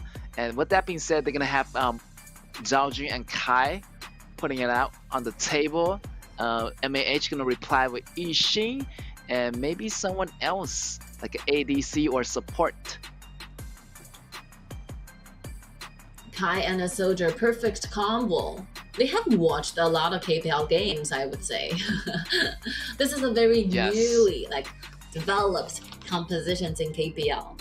Okay, Tai Yizhen will be their choice when it comes to support, gaining their marksman more gold, trying to develop those very good items. We can see Lady Sun will be one perfect combo for Tai Yizhen, because Tai Yi's passive will be offering who's nearby extra gold. So for those very hugely item dependent character and heroes, like Tai Yizhen will be the best suit. That's right, Tai Yizhen, man. Show me the money. I'm telling you, Lady Sun is gonna go perfectly with Tai Yizhen, but I'm not sure MAH gonna pick that right now. Maybe they're gonna go for some interesting ADC, maybe Alexio, maybe someone else, but we'll never know. Maybe they're replying so many Alpha choices, D with some different kind of so many choices, and they're gonna ban out main, and we're gonna see how Alpha D is gonna reply. I mean, Byron is really special. This soldier, like very limited range of damage, but a lot of bursting damage are coming from his from his first ability and the ultimate. But one thing for Byron, the one true damage he's afraid will be Lupo and Marco Polo, because these two heroes can do a lot of true damage. The true damage will be hard to avoid because a lot of shield will be offered by ultimate from Byron, but true damage neglect the shield attacking like directly to your true blood, true HP. Ooh. No way, he's gonna pick Genghis Khan. This is unbelievable. I haven't seen this hero. Okay, cool. Since I don't know when. This hero is... I never. This is the first time I've seen Genghis Khan ever in a competition. I mean, Genghis Khan is another hero that strive in the late game, dependent on the items really heavily, I would say. But one true character and one true, I think, advantage by gaining this hero is because you can use the ability to gain yourself, your team, a lot of vision. There will be a bird, like an eagle, flying over the entire map, and using this will be gaining your entire team those vision. This will be hugely needed during the team fight that see the last pick being picked out. Wow, Main. Latest Wow, hero. MAH actually they picked Main before, but this is the second time they chose this character. So I'm really interested to see how they performed in this new current meta. We got Genghis Khan, we got Main. Wow, this is an interesting pick. They're feeling really confident right now. MAH, I really like their style right now. So let's see how this is gonna happen. Yeah, the casters always those games, those teams who will give you consensus, right? This competition is really new, I would say. Only limited choices at MNH, even though I have been casting KPL teams for KPL games for over 5 years now. This is my very first time to see this kind of competitions. Yes, let's see exactly. what describe. Like Main is one those heroes who is extremely aggressive in the early game, and mid game we can see it's quite flat to this composition. But the late game Genghis Khan together with Lubu, those bursting damage will be huge. Exactly. And MAH, I feel like they win the first game. You know, second game, they're like, okay, I see your skill level, so I'm just gonna pick the characters I want to test it out. So they're kind of like, you know, being really confident. And they're just testing out new metas right now, and to see how this meta is gonna work out. And as you say, Main is gonna, you know, start off really strong, but as he's gonna go flat towards the late game, kind of scaling down a little bit. And we got Genghis Khan, AC. Wow, this character, wow, like he I'm not sure, like does he only have one skin? Like he's the only hero has no skin in the game. Yeah. Oh my that's gosh. very special. That's very special. Yes. I mean, this hero is, I would say, if you're in this kind of hero, you will feel extra excited because if this hero hides in a bush, the damage from him will be like uplifted. So very good use of those passives, those mechanics from this hero will give you extra interesting playing feeling. So AC, all right, very Alpha very D good on the ones. left, blue versus MAH on the right, on the red side. And yeah, AC, like this hero, like the Genghis Khan, like his ultimate does double auto attacks.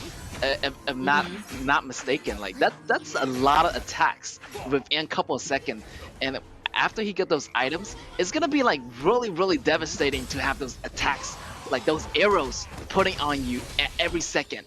So I'm really excited to see how this is gonna play out for this character. Yeah, this marksman is so strong in the lead, but also very vulnerable. So he will be without a flash. He has no mobility, no dashes offered by every like his 3 abilities. So the standing point will be extremely important during the team fights. If you stand like too forward, making yourself a weakness to your entire team, you will be a straight hit, a straight target to your opponent. Yeah, like that Genghis Khan Look character, at that the eagle, ABC right? is really Look at the squishy. minimap. Yeah. Wow, the eagle. The eagle is really useful. I mean, it creates like a line, like across the whole map. Like you're gonna see that. Like you're gonna see those openings. You're gonna see some dangers ahead if you like those eagles are gonna be on your side. And Tai Jenner is gonna protect that ADC all the way. It's gonna be 2v1 bottom, but the pressure is gonna be on the top. It's gonna be 3v2. Yeah. So let's see how Alpha D can handle this. Oh, every single movement from their opponent is seen by this eagle. This is Yes. Wow, and just like that, Kai is gonna go down. First blood to MAH, and they're gonna start getting the things rolling right now. They got the first blood, they got the rotation, they got the vision. So right now, you know, MAH, they're doing pretty well. They're doing so well. I think they have already given themselves a very good point. You can see the goal with the general. Oh, the flicker wants to initiate, but May But managed May's to gonna escape. get away. Not quite enough damage there, but nice try, Alpha D. I mean, May is a very mobile character. You make good use of the second ability while be gaining herself a lot of immunity. So Alpha D will be very hard trying to. Yeah, May's like a ninja, you know, second ability, you know, he can go in, he can engage. He could disengage, you know, he's like a ninja, you know, in like a girl ninja, going in, going out of battle anytime she wants. Great maneuverability, and yeah, overall, yeah, it's great hero for the new season. Yeah. Let's see how Alpha D wants to do this. Like Baron is really good, strong character in the early game. If they want to give themselves a good opening of this game, I think they can make good use of this Baron. Trying to put this Baron from the top to the mid, trying to gain more vision, trying to initiate when they're ready. Unfortunately, the last attempt it's failed because their target is main, right? So if they can shift to other targets, I think it's okay. Yeah, they got the CC to do it. You know, you have Kai, you have Byron, and you're gonna get the flash ready, going with the stun, and follow a damage from Su, and they can make it happen. They need to be a little bit more aggressive and not letting MAH stepping all over them right now as they take down Lady Sun once again. Wow, they need to come back from this. I think they'll be in a little bit of trouble right here. They can take it extremely low. Sule has to go back. Zhaojin came in. It's going to help out, but it's not going to be enough. That bottom tower is going to still get pushed. So Alpha D is still facing the pressure. Yeah, as for the protection to the backlines, I think, yeah, this will be one thing missing from Alpha D's compositions, because Sule is a great hero when it comes to initiation, when it comes to CCs. But if you want really to give your marksman safer environment, Sule is not a good choice if you're looking for those protection to your backlines. Yes, initiation-wise, I would go with Sule, but you know, protection-wise, I would choose, you know, Zhang Fei. Maybe they have more protection. Yep. Yes, exactly. Well, the rhythm is about to start from NH. The second they take down the tier 1 turret in the bottom, they're shifting this Genghis together with Tiger to the meaning that M8H is ready to start their engine. They're ready to do the team fight. They're ready to keep farming up. They're ready to make good use of the waves and trying to take it down every single turret that they see in their route. Okay, another invasion here. The blue buff goes to the side of AC Genghis. Wow, they are pushing their gas, putting the metal to the pedal. They're gonna start right there, taking the buff right now, starting the team fights. I don't think this is gonna be a smart move for Alpha D. Look at that. Oh, they actually got someone, but MAH members are coming from the back, from the front. They're still fighting. Here goes May. Not enough damage, not well connected. This is gonna be a 1-for-2 trade. Alpha D actually won that battle, surprisingly enough. 1 versus 4. There's nowhere to go, AC. Aww. AC being so overconfident. What is he doing? Yeah. I am not sure what is going on right now. They don't have Tai with him, so I'm not sure why he's taking out so many members of Alpha D at the same time. But look at Mei taking down the tier 1 turret together with Yixing and trying to gain another kill over to their Byron goes down. MNH trying their best to balance out the result of that. Even though that AC had lost his life in the top lane, but in the mid one, they have given themselves more towers and one more kill, making it a fair trade. Yeah, like AC have to be cautious. Yeah, HD is like so squishy right now. Right there, hiding in the bush. Kun's gonna find Mei. Right there, Mei's gonna fight back, but Kun is on the run. Mei still want to jungle. But that being said, the top tower is being pushed right now. AC has to be careful right now. You know, he's a high value target, and everybody try to take him down. And they're still taking the towers. They're still taking the jungles we speak. Wow, MAH is gonna get the engine started, as you say, and they're gonna start those team battles any second now. Yeah, I think it's a one-time thing. There's no way that AZ is picking up those 1 versus 4 team fights again. Okay, here we go. Look at that. Here we go. The damage from AC coming in. The Shadow Ripper is out. Look at that triple kill already. Byron goes down. 3-0 trade for MAH. Wow, and make his takedown. Lady Strength. Wow, going against a Warrior main. Wow, like this is happening right now. MAH is putting the metal to the metal. One sitting down the tier 1 turret in the bottom lane, setting them together with Hydra. The Flynn said MAH is ready to start the game. Sulia tries, but Mr. Target would not have some back. One member from MAH.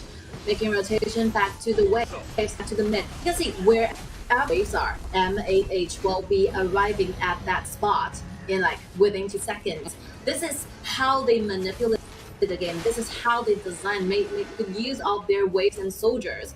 So you'd better focus on where your soldiers are, and your waves are gonna help you taking down the turrets. Exactly. And right now they got the gold league, they got the kill count lead, they got the numbers. Look at that damage on that Genghis Khan. Look at that AC damage as they got the protection from Tai. They're gonna take the resources, you know, one by one. It's gonna be a ovation for Alpha D right there. Kai down, the tower goes down. They're gonna seal the deal. It's only 9 minutes. They're at the high ground tower. Another kill. 3-0 trade for MAH. Oh, Byron still choose to take the waves deeper to MNH second turrets, but look at the top lane. MNH together with a wave trying to finish the game. Wow. Yes, try to finish the game. The pass is already active. Suda is gonna go down. 4 member down already, and that's gonna take it away. GG for Alpha D, and the victor belongs to MAH. That game went pretty well. They were so confident. They went with 2 characters I never seen before. Uncommon pick, but the victory still goes to MAH. I mean, surprising result.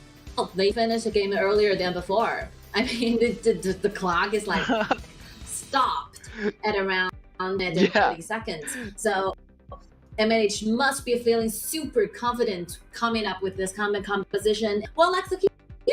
See the main is super wave, super soldiers during any games. He can pick up any team that's 1 versus 1 and getting the kills over to their sides. And Gankasan, even though AZ went for a little bit like overexcited, I would use this word, you know, trying to take up overexcited. But after that, overstepping the borders. 1 versus 4 combat, and I mean the sanity, and he calms himself down and joining the team and gaining. How many kills? Like triple kill, getting 3 kills. Yeah, exactly. Yes, exactly. Full exciting game. So what twists and turns. Good one. Yeah. Wow.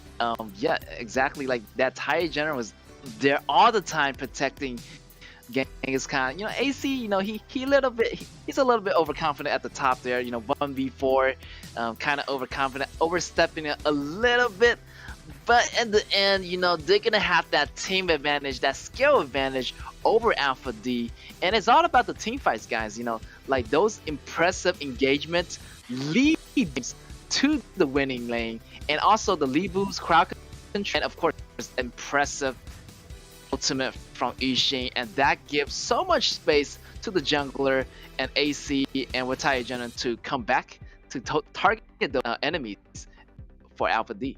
You know, the picking up of Genghis and a lot of ideas, a lot of insight.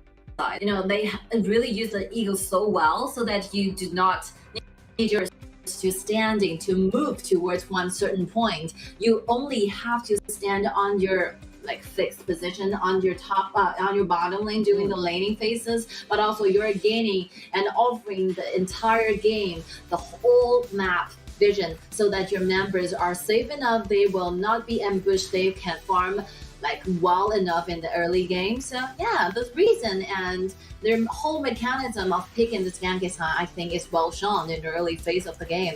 Very good understanding of this game of HOK. I like this. I really like this compositions. Yes, I like this. The eagle is really similar to Hoi's ultimate, but this eagle provides so much vision. Yeah, and it has a lot of, and it's a better CD. Yeah, shorter CDs. And it's going to provide a lot for the jungler, for the mid, so they're going to have a sense of security, every single time when the birds are around, they seize you. They know what you're doing, guys. It's like a mini camera, like a GPS following Alpha D's members, so they know what Alpha D is doing at all times. And MAH, they can just go invade, go with the kills, go with those deep dives. And they just done it right there. 2 versus 0, and MAH gonna have 3 points, another 3 points on that rank. Congratulations, MAH. I think this will be the battle that they find most confidence in. And if you have win within 1 hour, and each game only takes you about 10 minutes, you will be feeling yourself extra confidence, after getting the 3 points back. And I really wonder who will be the MVP. I mean, every single member performed quite well from my own opinion and perspective. Yes, wow, 9 from minutes, my perspective, every member did pretty well. But it's gonna be AC. That damage from the ADC is substantial. Look at that, 7 and 1 and 2 across the board, almost 30% damage overall. I mean, the man has. He knows what to do. He's doing the visions for his teammates. He's taking those kills, taking damage, going up 1v4, and just putting himself in a good position, putting those damage output, putting the DPS on Alpha D. This is not only for his performance during the game, but also for picking up this character. Every single character have their reasons to stand into our games. Normally we can see that when you're playing this Honor of Kings on your own or with your friends, a lot of heroes can be picked. But in KPL or other leagues, maybe the composition that heroes are quite fixed. So I always appreciate those teams or those players who can bring those very new, very limited heroes up to the stage. The interesting facts, showing the different kind of styles of each heroes. Appreciate it. Yeah, I really appreciate when team get really creative. They add new meta styles, they add new heroes, and they mix it with the old meta. It's like a mixing pot. You throw something new in, you throw something out. I like what MAH did here. Adding new heroes to the game. They're feeling a little confident. They want to test new metas out, and that's what I like about this game. There's always new things to find out, and that's what MAH did here. Big ups to them. Props creativity. To them. Yes. Applauses to creativity all the time. All right, so this will be the match 2. We will take a short break and we'll be back soon. Yes, see you soon.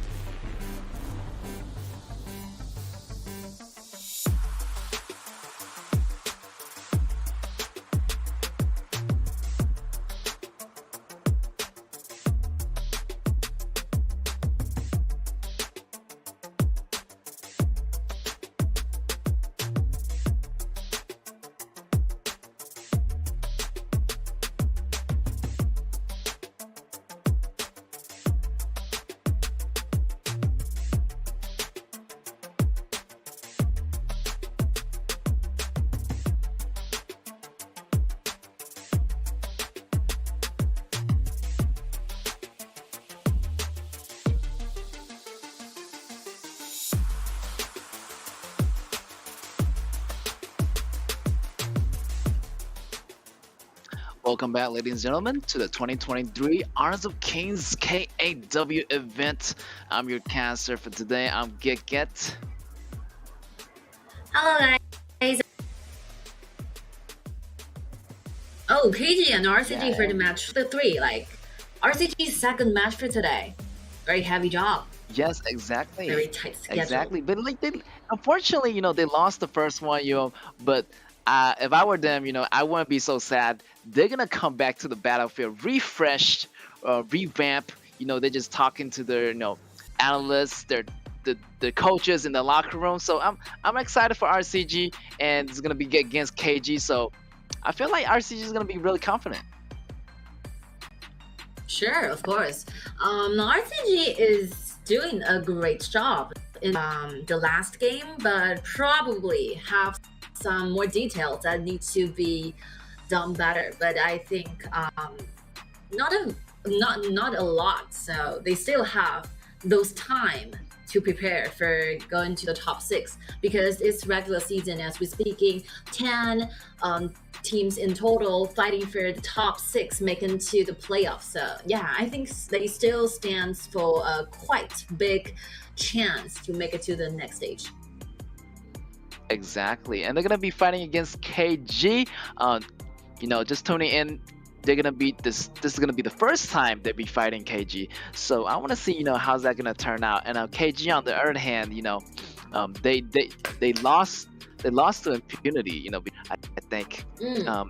Yeah, and so they're gonna face a lot of pressure again from RCG. RCG is one of the top teams. They got better coordination against KG, so it might be tough for KG versus RCG for this match. So they gotta be careful. It's gonna be another uphill battle for KG. Very good choice for Zhang Fei securing down the very first spot for their composition. I think Zhang Fei is well-rounded as a character, as a support. He can do those initiations using the ultimate, but also using the shield to protect the marksman. We can see that Zhang Fei can be used to initiative.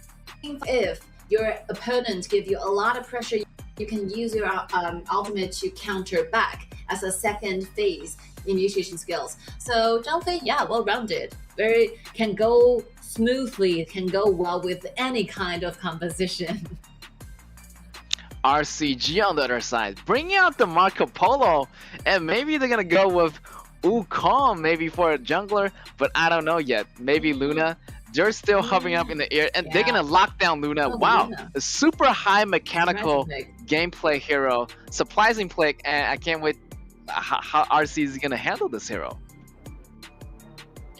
There's a saying that the 3 most difficult heroes in HOK, Luna will be the one, and the resting 2 might be Machao as a soldier on the top, or Yuan Ge. Yes. So Luna is very difficult to play because how well this Luna threat this Luna can be heavily relies on the performance, the players' demonstration of these heroes.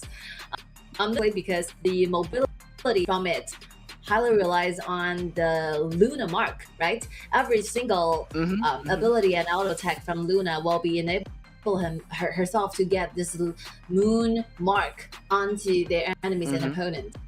Moon mark on their side, you can travel around making huge rotation here, you can do a lot of dashes offward, but once this mark is gone, boom, all your ability is gone. So you have to make sure that you have the links, you have the marks on your opponent.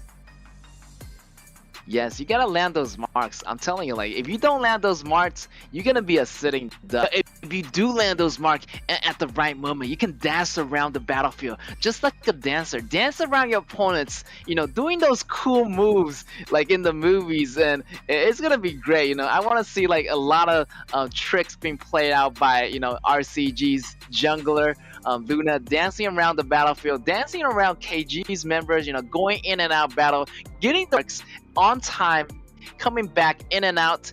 It's gonna be fantastic. I want to see those great outplays by Luna. Apart from the Luna, I think the other picks are good because we can see like two tanks are standing right in front of you, like Lampo and John Fei. So Marco Polo is a great choice when it comes to actual damage, when it comes to how they can put those damage onto the front line, how they can chew up this and digest these two frontliners. But the rest position, Gongsun Li goes up to the laning, going against Marco Polo. Definite win. Gongsun Li will be one true enemy going against Marco Polo. There's no way that Marco Polo can possibly win during the laning phases. And Jin, good character, huge like bursting damage into late game, a very traditional core jungle relies on the resources and farming.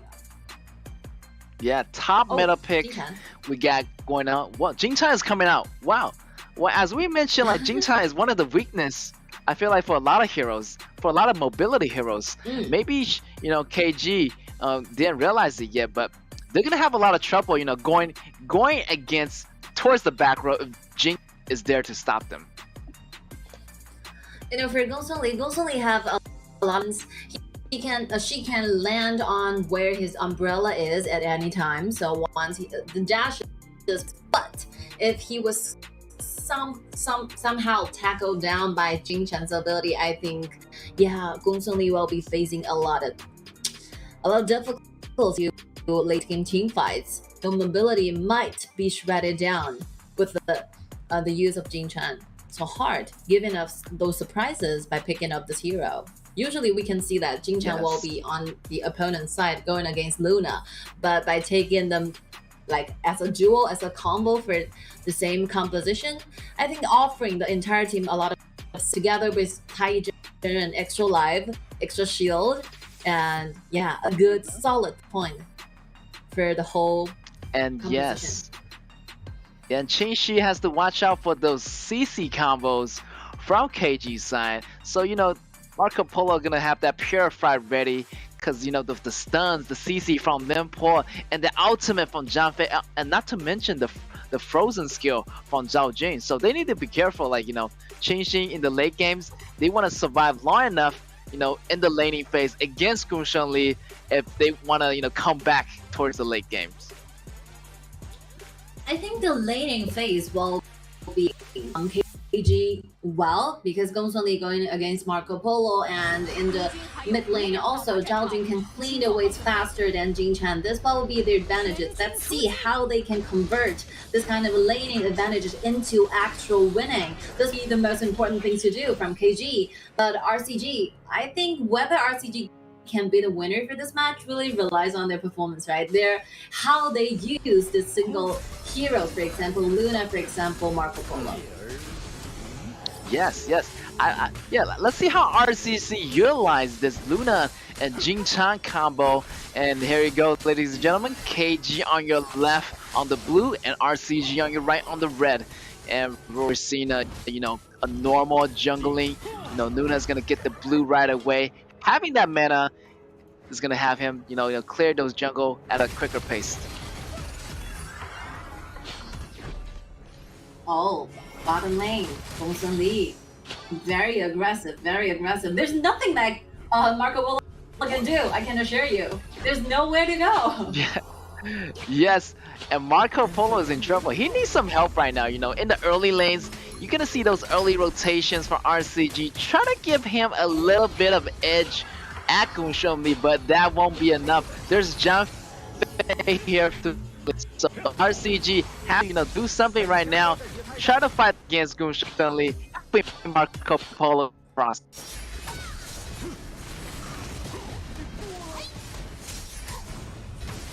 On the top lane, we can see two versus top. We're seeing a small bottle. Wow, it's gonna be a close battle. It's gonna go neck and neck. Luna's gonna go escape, but Ata is still fighting, and they're all so low. She had nowhere to go, and the Luna's gonna pick up the kill. Oh my god, he ran out of abilities, and Kuro right there, he's gonna get taken solo, and he's gonna go back. And they just wanna, wow, RCG putting the pressure on KG. Yeah, well performed by Luna because like the team fights went for a very long time, where like 2 versus 2 have gone on for nearly 10 seconds, and Jin has already used up all the mobility, all the dashes offering by his ultimate, and Luna lands on the final hit and gaining the first kill to their side.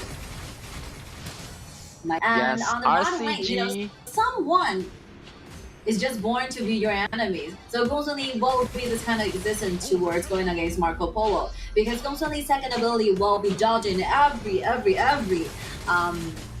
ability and bullets from Marco Polo. So Marco Polo will be facing a huge threat when he tries his best trying to take those HP bar away from Gongsun, but unable to do this. Right there, a small skirmish. They're gonna back off for now. As you know, yeah, Gunshan is like pulling constant pressure on Marco Polo. That lane right there is facing constant heat pressure. So Marco Polo, yeah, he needs to be careful. And that umbrella, as you say, is gonna block all projectiles coming at him. All those bullets. Look at that dive. Gunshan doesn't care. Gunshan has the damage, has the protection, and he's gonna apply that pressure on the bottom tower. I think they're gonna surround all those fights around Gunshan and hoping KG's Gunshan is gonna carry the game.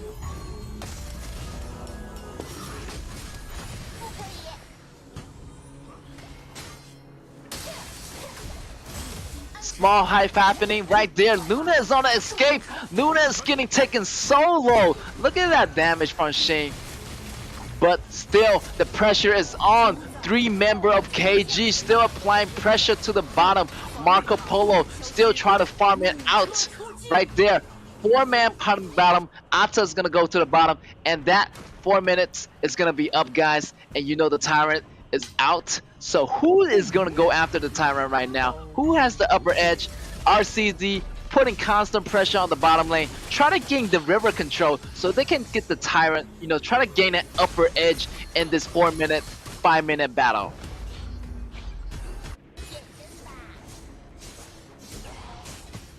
As you see, 10X is going into the base, going into the blue, trying to take their jungle, you know, as much as possible. Going and dashing, actually getting the blue. Great job on 10X's part. Wow, he is just dancing around those enemies. Wow, great show skills of mechanics by RCG's Luna. Small skirmish still happening, but they're still going to rotate to the bottom as Gunshan right now is going to mid and bottom, you know, taking up both lanes, you know, getting those goals on the both lanes.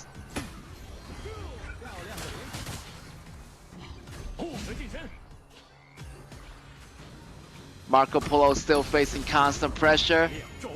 Oh, mid is kind of in trouble. He's going to force out the flash from Kuro here. As we can see, a 1v1 top. They're still fighting it. 10X going to go in. What he going to do? Shin's going to activate his ultimate. It's going to be a 1v1 battle, but Jing Chan is coming out from the back. I think Jing is going to be in trouble. Look at that CC combo. As you know it, RCG takes down Shin with the help of Jing Chan. Jing Chan came at the right time. Maybe it wasn't enough for Luna to face him 1v1, but you know, for Jing Chan's help, definitely Shin can do it. Jing Chan has the CC lockdown on Shin, and Shin cannot get away. It's gonna be trouble for for KG. And look at the goalie already, 1K and 2v0, and we're coming in the 6 minutes mark as Gunshan Lee going bottom to the bottom, try to take down Marco. Is it enough with the frenzy activation on it? It's not enough. But the tower is going to be shredded down. They got protection still from John Fei. John Fei still has the ultimate going out. So that, with that being said, bottom towers go away. And Shin just try to take that Tyrant. And they might see a little bit slow combat from KG's side. KG already got the Tyrant, got the damage. So RCG need to be careful. They make those tiny mistakes right now.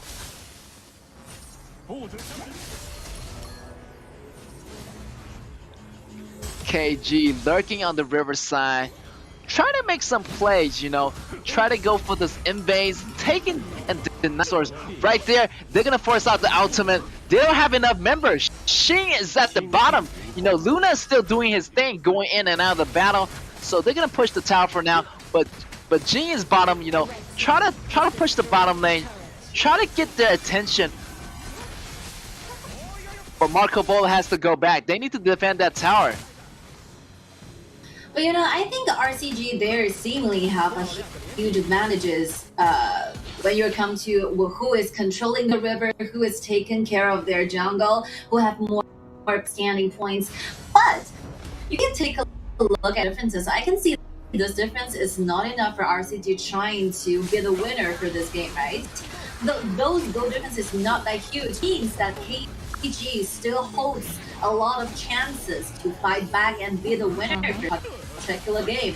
And right now, Zhang Fei is trying to gain himself this ultimate, because without the ultimate, Zhang Fei loses a lot of tankiness, loses the one main method to initiate as initiation method. So I think KG, if they stand on the river, like tide control river, they still have opportunity to win. Kuro diving in, standing in the deep for trying to figure out what's gonna happen in the left side of the river, and RCG is making rotation to the blue, trying to make this invasion. Okay. Wow, yes. Wow, look at that huge fight happening. Activation of an ultimate is gonna go off with Tai Yi. And Zhang Fei is gonna take him down. 1 versus 2 trade already. But Luna is not quitting, he's dancing in and out of battle. It's gonna be 1 for 2 trade, and it's gonna be in the favor of KG.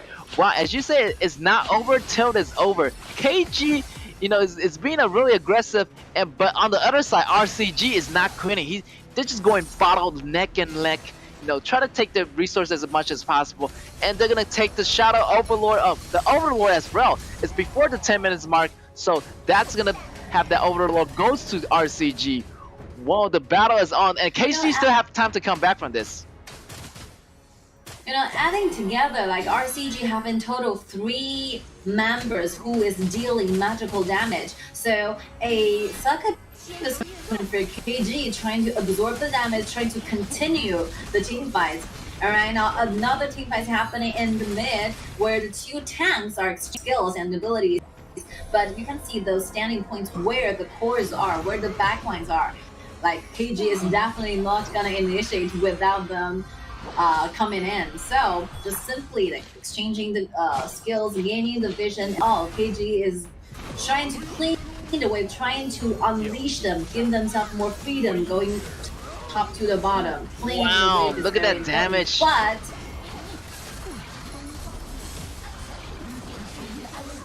wow, that damage is going to go on. Look at that. Gunshan Lee is going to get back on track. They're going to fight back. Wow, 1 with 0 for 2 trade. Great job on Gunshan Lee's part.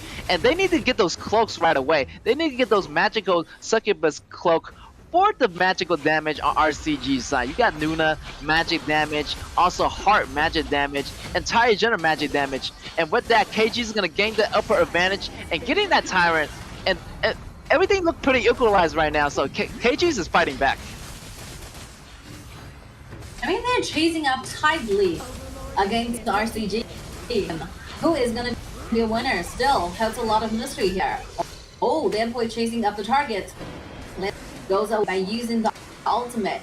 Oh, but unfortunately still is getting killed by a KG. Whoa, right there with the ultimate from Marco Polo. They're going to trade. With that being said, RCG is coming back really aggressively. They're gonna push the fight, but Luna is out of the battle, but their jungler Shane from KG side is out of the battle too, so they're not gonna commit into too much of the battle, but they're gonna come back. Luna is gonna finish getting his blue and getting that magical penetration item. Luna's got the item ready, and also Jane ready for combat as well.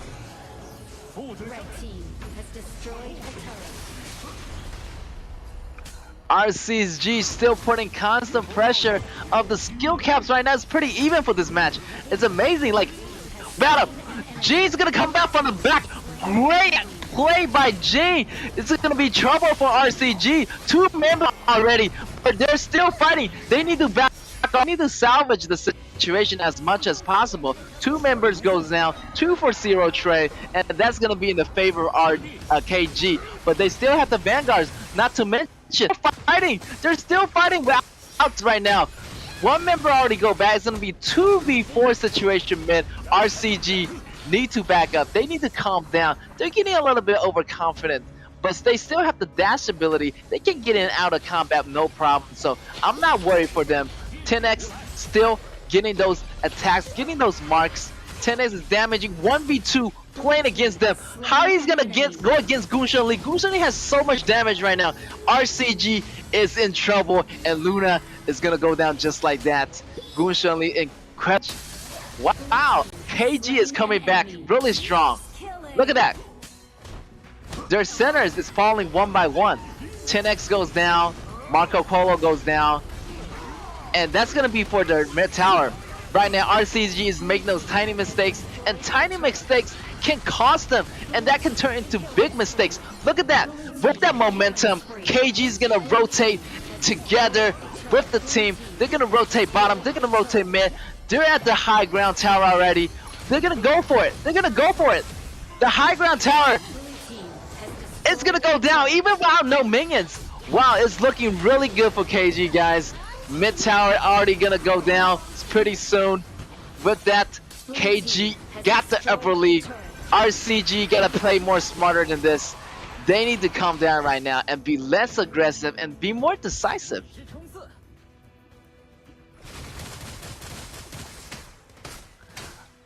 Look at that goal count on Jin right now. 11.7k, you know, pretty equal to Luna. But the rest of the team, you know, over on the KG side is a little bit more. Look at that.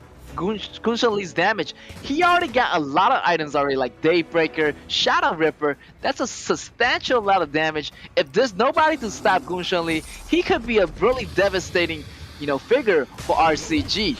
And squishy as it is, comparing the quality of two different compositions, I really think like KG can do a better team fight in the late game, because once you have developed those magical defenses items, Luna's damage will be hugely revived.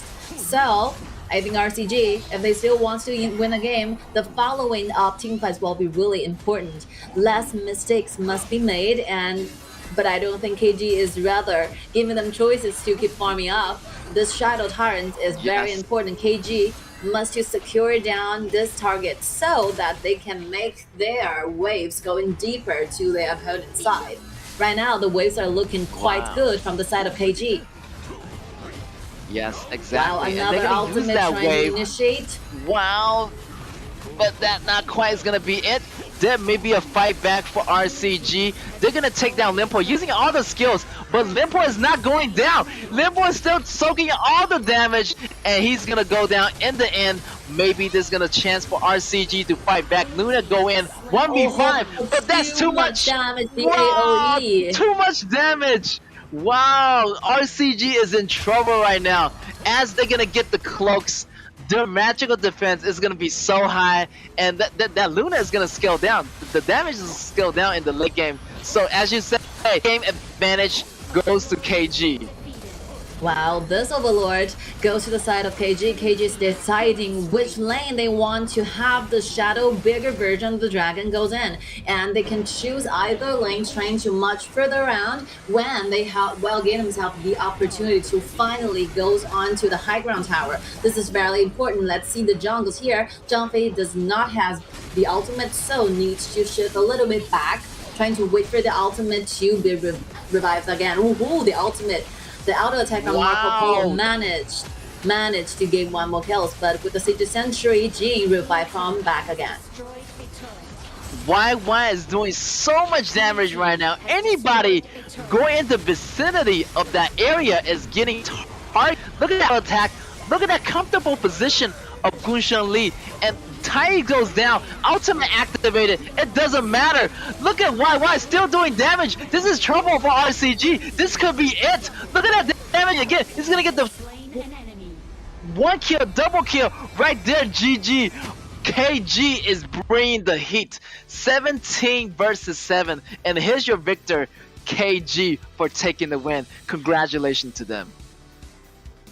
I mean, this game from all the matches we have been cast until now, is the one that we can see two sides competing with one another so tightly. This is the most compatible combat we've seen in today's matchups. And KG, even though they're losing a little bit in early game during the face-ups because of some mistakes happening, but they managed to stall this game to the late one where they find those very beautiful and wonderful wombo combo chains during the mid phase of the game. So very nicely done. Those two tanks are constantly looking for initiation all the time, while Zhao Jing and Gong Li tries their best to deal the damage during the team fights, shifting place to another. And Jing, nice diving and always be a good assassin, being everywhere, being a huge threat to Marco Polo. So as the composition, each game have their merits and weakness, obviously.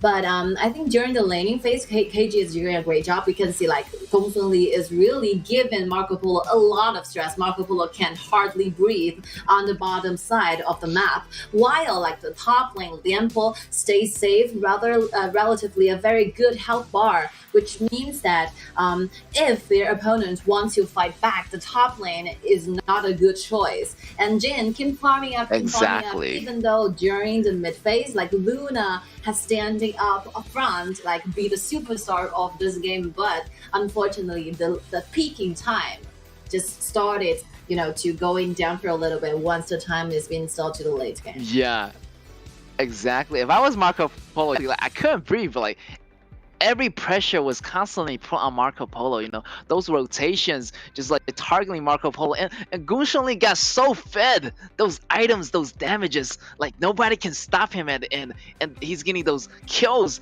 getting those damage like in a comfortable position, and those positioning with those umbrellas is so amazing. And the second ability dodge so much projectiles, dodge so much damage, and KG just put the hammer down, put the nail, and put the hammer down on the nail, and just end it just like that. It's only the first game, guys. RCG still able to come back. Even though they lost the previous games, unfortunately, they don't feel bad. They're gonna re-strategize and come back fresh. With this kind of composition from KG side, the AOE damage is very hard to digest from Marco Polo's side.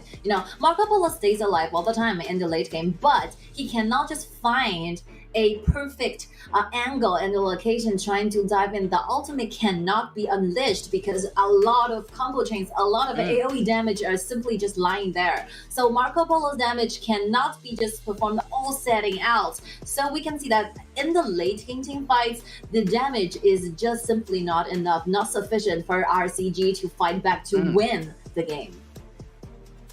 Yeah, like Marco Polo is trying to find the right angle, but it's so tough. Like you got these combo change from the other side, and the knockups. Like even if you initiate your ultimate, you would get broken off, and and Tai is not gonna save you in time, and the damage is not sufficient as you mentioned, and that just went downhill for RCG, and KG just take it away right there. MVP again, no doubt. I'm not surprised. Belongs to YY.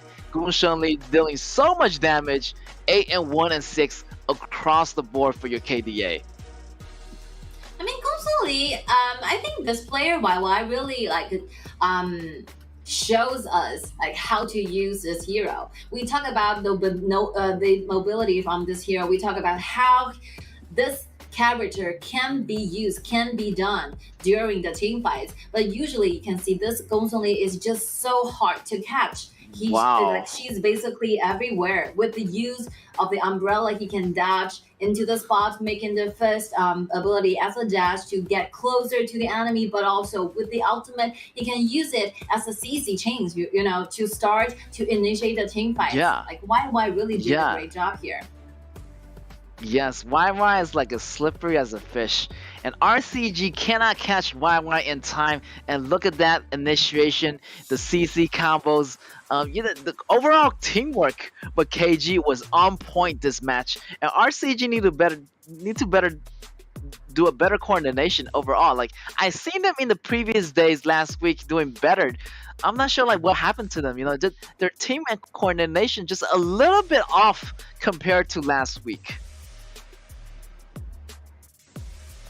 Good one. I think this match will have those possibility we can see the first tie happening for today's matchups, right?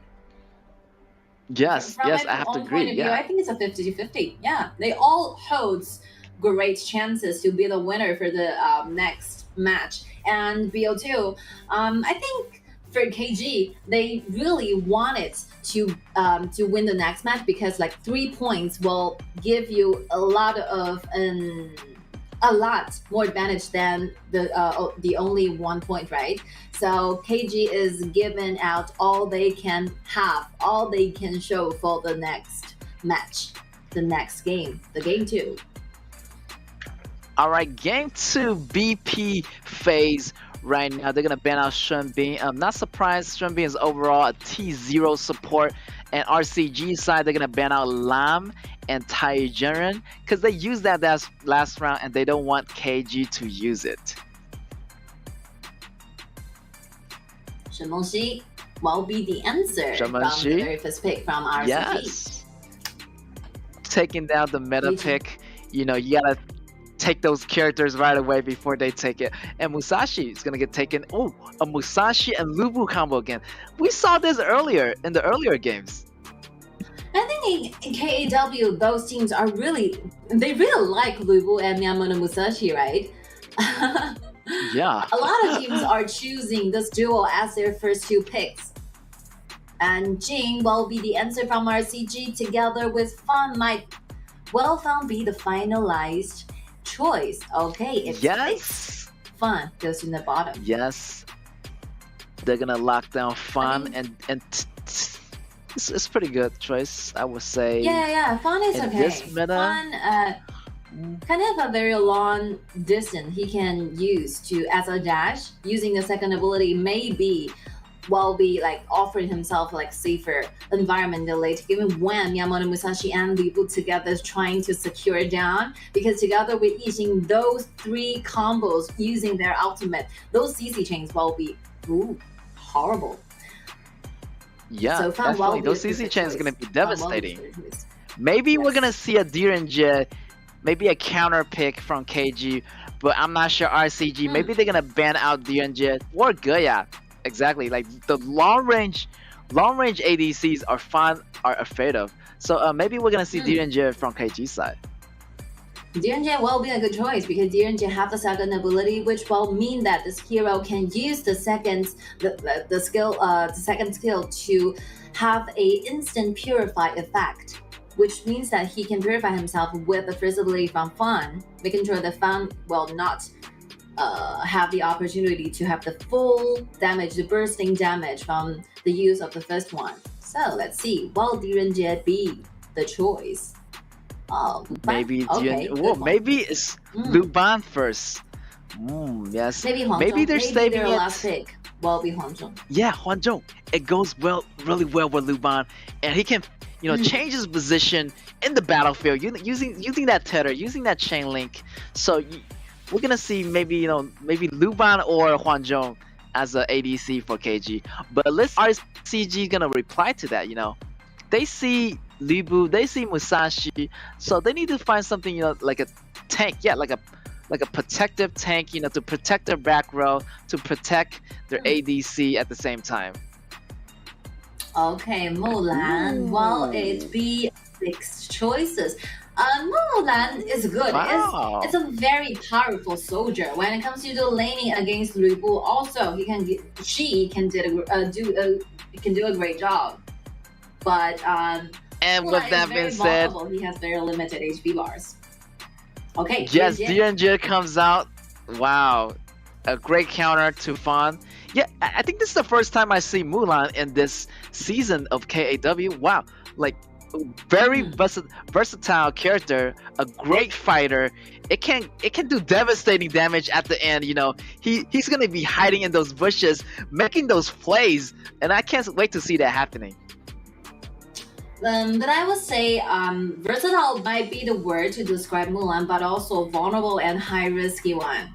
Because if you choose to pair yes. yourself up with a very core assassin, core jungler, and a warrior, on the top lane, which means that resources from the top side will be highly restricted because these two heroes are both like highly item dependent heroes. So RCG is not looking for those smoothly farming up rages. They are looking for early game advantages. They have to make sure that these two cores have enough item, have enough gold, trying to beat those nightmares towards the backlines from KG. So highly risky one, I would say, but it also shows confidence. So let's see what they perform during the game. Yes, they say high rewards, and that I want to see the Mulan getting those items. If Mulan goes down quickly in the early games, it's gonna be trouble for RCG. Like they're not gonna have enough power. Yeah, huge trouble. They can't cut the back row as they used to be, as they used to imagine. So I want to see like KG putting that constant pressure on Mulan, maybe in the beginning, so to prevent Mulan from getting out of control. And ladies and gentlemen, we're gonna start the match already. RCG on your left on the blue and KG on your right on the red. Wow. Let's see how that laning phase, what happens for KG and RCG. I think KG is doing a great job in the red side, like spotting the weakness from RCG's laning and getting those countering heroes instead. So laning phases, they're supposed to have those advantages, right? So let's see how they can try to perform better during the laning. The laning is very, very important in the MOBA games. Okay, so yes. Once you get those solo kills, it's gonna be trouble for you. I think they prioritize the lane. Look at that, Mulan gaining the second level priority, and Shamonshi gaining the priority of the mid lane. It's looking so far so good for RCG, but that won't be enough. They need to bring it this game. They already lost the first game, so they're facing a lot of constant pressure. Look at that, they're gonna force out the flash from Fan. Fan is facing a lot of pressure from Direnjit and Luban. This kind of stress, this kind of effect is the reason why KG choose Direnjit to go into the bottom, right? Successfully forcing out the flicker and also a very good trade in the HP bars. So let's see how YY can continue to build up this kind of advantages. How long is he gonna wait? Both jungler, they're gonna be a 2v2 fight, but Lumbar is here. It's gonna turn into a 3v2 fight, and that's gonna gain the upper hand for Mulan, gaining the first blood. This is a match of competing who can arrive at the top side of the map quickly than your enemies, right? So we can see the rotation from Yuhan just suddenly joining the game, making the 2 versus 2 a 3 versus 2. So that's a reason why they can gain 2 kills. Oh, 1 more kill on the top. This Mulan. One more kill right now. Wow, Mulan is on a roll right now. Mulan is getting really powerful, and he's gonna get those items, and he's gonna be a threat to Direnjit later if he's not too careful. Dao Han, this player, he must really like to play this soldier-like top laners, I can still remember the very first game from today's first match, right? He used Guan Yu, and for this one, Mulan again. This is two of the most typical soldier-like heroes in HOK. I can see that how this player really like to play this kind of soldier, right? Yes, and he's a soldier, and he's going in, and look at that combo! Wow, Libu is gonna get taken out. He is not even level 4. Mulan is gonna take that tower down with no minions. Mulan is still going, and he's gonna get taken down by Musashi right there. But the knockups come in from Lumbar. The allies of RCG come over. It's gonna be a 2-for-1 trade. Wow, RCG. This is what we have been talking about, before this game even starts. RCG, the reason they choose a warrior together with a highly cored assassin jungler is because they are looking to lead. They're definitely looking for those early game leading phases during the game. So they're actually doing this like 5-1 kills and building up nearly 2,000 gold lead. They have to keep doing this, or otherwise, if KG have successfully managed to take part of 5 versus 5 late game team fights, they might lose into the team fights late game. So they have to fasten up, keep building, keep snowballing this kind of advantages, making it into the actual winning, actual victory to their side, making the whole BO2 a tie. Yes. Wow, yes, and that's exactly what they're doing. Like, they're building up the momentum. They're not letting go. DNJ is gonna go to top. Mulan is gonna be a little bit in trouble, but he's on the run. He's back up. Maybe he's gonna do a fight back, maybe not. So this is looking really good for RCG. They're communicating pretty well this match with the knockups, and they're gonna take down the bottom tower as we go. Wow, RCG is doing his thing, and I'm feeling it for Mulan right now. For those of you who are not so familiar with this kind of hero, so this hero is born to have 2 faces, 2 status. So one version is that you can have the Light Blade. So the Light Blade will be offering you a vulnerable body, but a lot of mobility, a lot of dashes. You can travel around your enemy quite smoothly. But if you are pairing yourself, you're up with a heavy sword version, which means that you have a tankier body while gaining yourself more immunity during the team fights. That's the reason why Mulan is such an interesting hero to master. But as we're talking about, a lot of things are going on stage. RCG. That's right. In the meantime, Fawn just stolen the Musashi's dragon, and he's gonna trade that dragon with his life. And Mulan right there goes down. DNJ took him down, but DNJ went down as well. Wow, that was a big battle happening. RCG is still coming back. KG still have to watch out because Fawn just stole their dragon, and RCG still got the upper hands right now. Yeah, I think Daohan should be like playing, more cautiously, because he's losing a lot of time and a lot of resources. If he keep doing this, like losing fight, being killed in the jungles, that might be a very dangerous signal to their entire team. Yes, exactly. He tried to go 1v2 there. Yeah, it's better for Mulan to farm safely, to get those solo kills. Maybe not fighting DNJ right away. Oh, look at that right there. He's gonna find the low HP Libu, but Libu still have the HP to get away. RCG need to regroup, not to be a little bit overconfident, but play more smart. Yeah, we can see the animation effect from Mulan. So he's constantly changing the colors of her skin, right? So the blue colored like skin means it's a light blade version, and the yellow one means it's a heavy blade version. Oh, Jin! Oh, she ran out of Wiggly. Wow, 10x goes down, and he has no ability there. I'm not sure, like his positioning is kind of weird. Like he was in the zone, too deep down, so he's gonna get taken out. And RCG needs to stop making small mistake like this, and this is gonna cost him the game if they're not too careful. Like overcommitment, right? We can see from their movement, we can see from their decisions. They really want to snowball. They really want to engage into like winning team fights so that they can continue to build up the gold lead. But unfortunately, like some mistakes or some details is not being taken care of. So that's the reason why they kept losing in the team fights. And that's the whole core reason why the gold differences stays into 2000. I remember I have said this in the last match. So 2000 gold difference is not that huge to climb up. KG still holds a lot of opportunity to win. Exactly. 2k and go is not really significant amount of lead. They need to watch out for KG's DNJ because he's gonna get out of control, and Mulan's damage need to be up, and 10x damage need to be up in order to cut down DNJ. But DNJ right now still have to up their lead. KG can still come back from this anytime.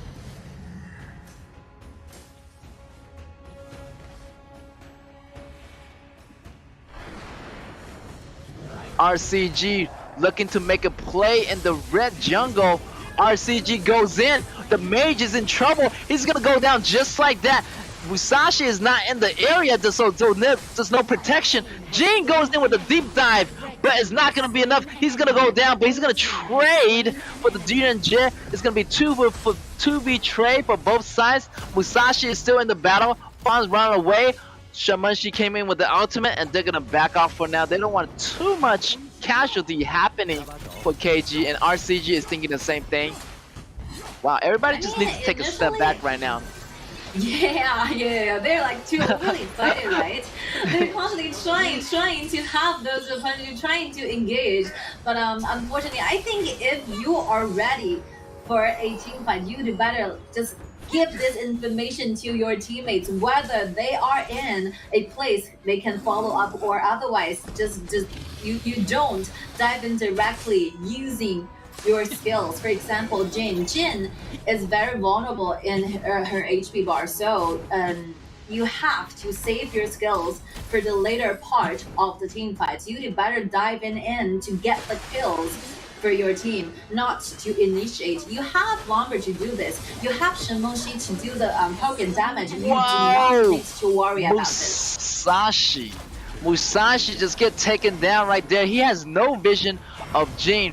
Right there with the combination help from Daoran, and they're gonna take down Musashi. Right now, KG is in the uphill battle. RCG is gaining the lead. 10 minutes already, gaining that tower, and they're gonna take the Shadow Tower at the meantime. RCG is doing good, you know, getting in those positions, like getting in those fights that they can win. They're making smarter moves now. They don't want to, you know, overcommit too much.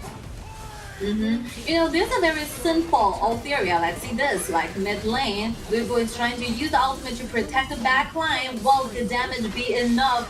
Mulan dive in and get the kills, but Miyamoto Musashi is trying to extra life, but unfortunately failed to do this after her whole team fight 2 versus 3 in favor of RCG, and there's a wave down there in the bottom lane. They're trying to get the high ground towers. Wow. RCG is doing his thing. He goes in too deep. That's a lot of damage coming from DNJ.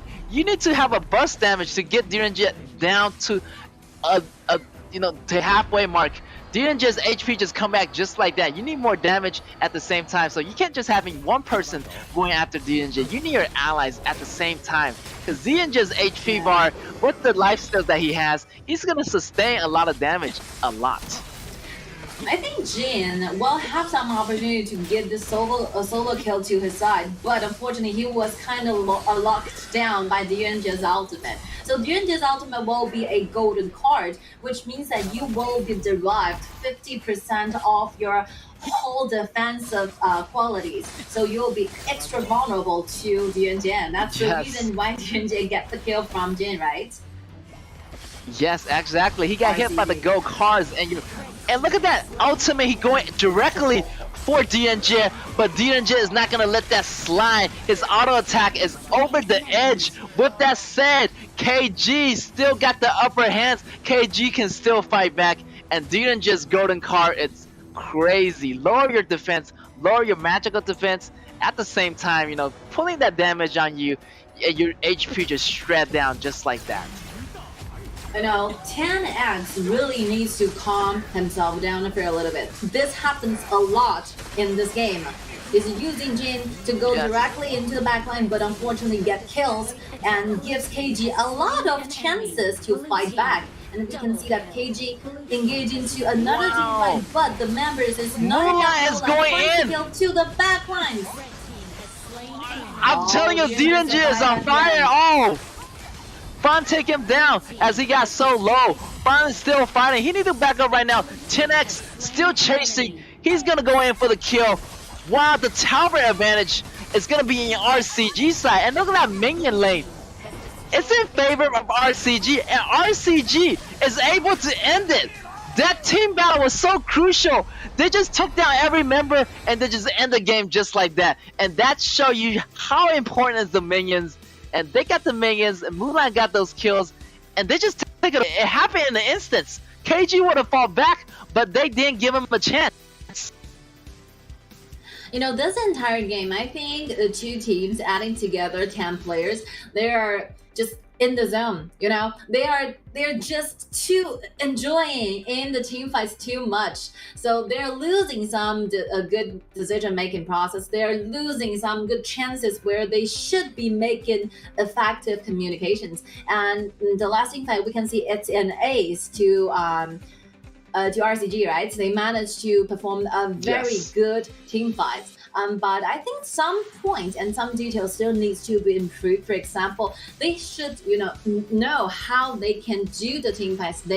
The one advantage in their composition is that they have Shen Mengxi as the mage, right? So Shen Mengxi have the longest range of poking ability of the AoE damage.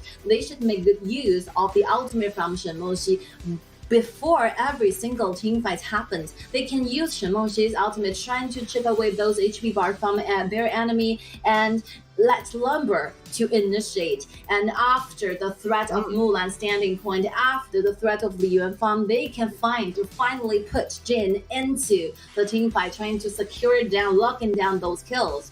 And I mean, Jin diving in too soon at a lot of team fights. I mean, Yeah, you should protect too yourself. soon. You should be the one who stays alive in the last minute of the team fights.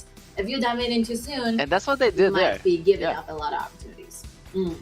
Yes, right. You dive in But, too soon, you're gonna, give the blood away to KG. Yeah. And I like what Shi did there. Shi is like a preemptive strike, getting the strike beforehand, getting the poke, getting the HP chipped away for Mulan and Jin to go in, and Lumber on the other hand, provides the CCs, of course, and KG on the other side. I really want KG to do a better job, cleaning the minions first before initiating in some big team fights. And if they're not too careful, even if they win that team fight, they still need to go back and clear the minions. So the minions is really important in this game. It has the vision, it provides the vision, and if the minions get into your base, it's gonna it's gonna hold you off. Like you gotta send somebody back, and that's one member less in the next team fight.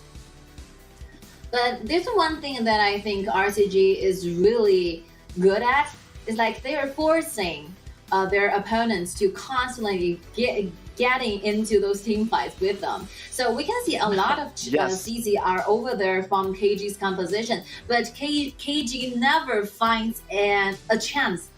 Not even one team fights are initiated from the side of KG. Like RCG is playing this game so aggressively every single minute, every single time of the team fights. If they wanted to initiate, they are diving in this game so proactively. So yeah, this is one thing that RCG really did great. But even though there's a lot of details that can be improved, but I really appreciate their aggression, I could say. And yeah, Yes, they that were aggression confident goes a by long getting way. this whole engine together. Yeah, exactly. And Diringer, was doing really great. I'm feeling like if Diringer survived any longer, it would have been like, KG would have got the upper lead. But like, they have so much aggression on RCG side. They're just going in for the Diringer. Mulan goes in for the trade. It wasn't enough. Jin go in for the trade. Wasn't enough. But Fan took away. They did the cleanup. That's I love the aggression for RCG, and that's that aggression win for RCG. Very cool. RCG managed to take 1 point back. So this will be the end for the third match of today. But I think because there's a lot of very good and amazing team fights, so we feel that this game can last longer. I want to see the match 3, the match 4, the match 5, but unfortunately in this level we only have BO2 playing in the double robin. But RCG will definitely have a second chance going against KG, and if they have a second chance, I think they will be prepared than today's matchups. Yes, Very good exactly. one, amazing Great. play, amazing performance. Yeah, exactly. RCG came back. It's gonna be a tie, 1 point for both sides. Great performance on both teams, actually. They're really impactful. The first game, KG, did super well. Then, RCG came back and at them. So it was like a trading blows 1v1. I love to see these like evenly skilled caps team going it off. Yeah. And even if it's a Me BO2, too. And it's great. Yeah, yeah, yeah. Look at that. Look at that. Look at that. Mulan, as you say, Mulan was a soldier. Crazy. Wow, so rich. Over 10,000 gold to her side, Dalhin. Very nice player. And what's more amazing is that they're facing a huge defeat in the very first matchup today. They got completely joined out by impunity, right? But it's very amazing for them to revive to a very good phase just within 2 hours, 1 hour's top, right? And perform this good. So I think to see RCG, they have a very good, very solid and very calm heart. And this is one very good quality when you're becoming a professional esports player and esports athletes. So very nicely done, and hopefully they can do better in the future. And for KG, I think better understanding of the composition is hugely needed to their side. Okay, the MVP, the most valuable player, will be rewarded to RCG Dalhan, the Mulan player. Dalham, MVP. Wow. Yes, exactly. For RCG, they lost the impunity, but their mentality, they still had the mentality. They remain calm, they went back to the room, they regroup, they rethink their strategy. And look at that. Dalham with the MVP, super soldier, and doing everything, taking the first blood, putting that pressure on Kuro early game. He wasn't even able to get to level 4 right here. Man, fantastic play. Now, we need to see more plays like this. We need to see more Mulan's, incredible top laner action being shown here. Completely dominating the game. And we can see those diving in. So as a soldier, as a tank, you have to swift your mode when it comes to actual playing, right? So the top laners are really hard to take to be the role, because you have to first build enough sensitivity as a soldier. You have to make sure that you stay alive all the time. You does not want to be behind your personal farming up spaces against your opponent. As a soldier, I would say that this will be a highly risk choice, because if you are thousands go behind, there's no way you can possibly win this fight. The laning phases is very important. Yes, laning phase is super important. 1-1 tie. Once you get those leads, 1-1 tie, the first tie of the day. Wow, RCG is able to come back, and I'm really happy for them. And we're gonna have more matches coming up for you guys. Next match is gonna be Impunity versus Fennel, so don't you guys go away.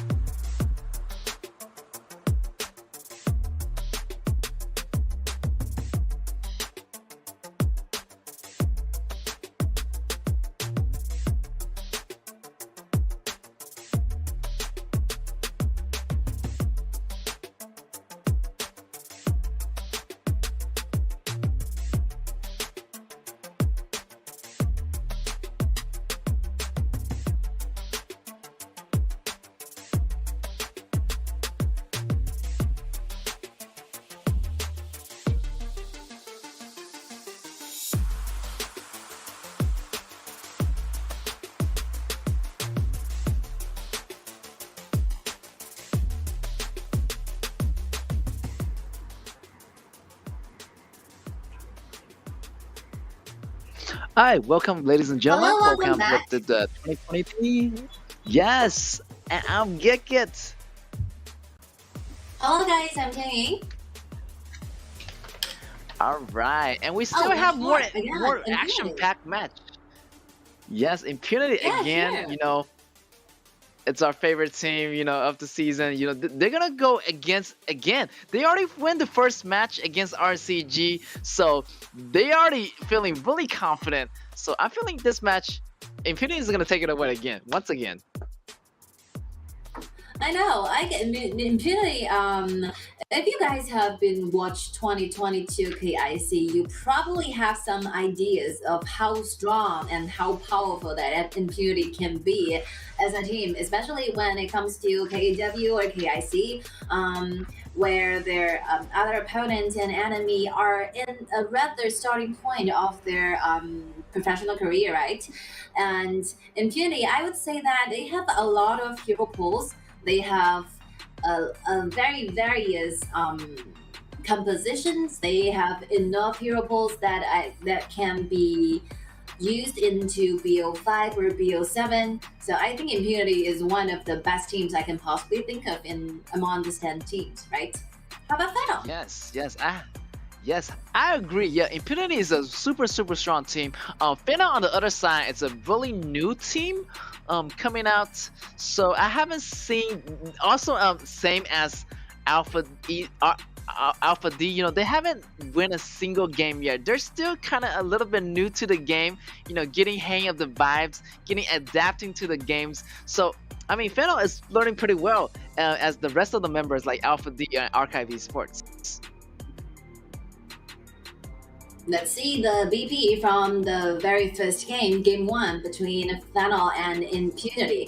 Like Fennel is in the blue side while Impunity will be standing on the red side, doing their counter picks, trying to form himself a better composition.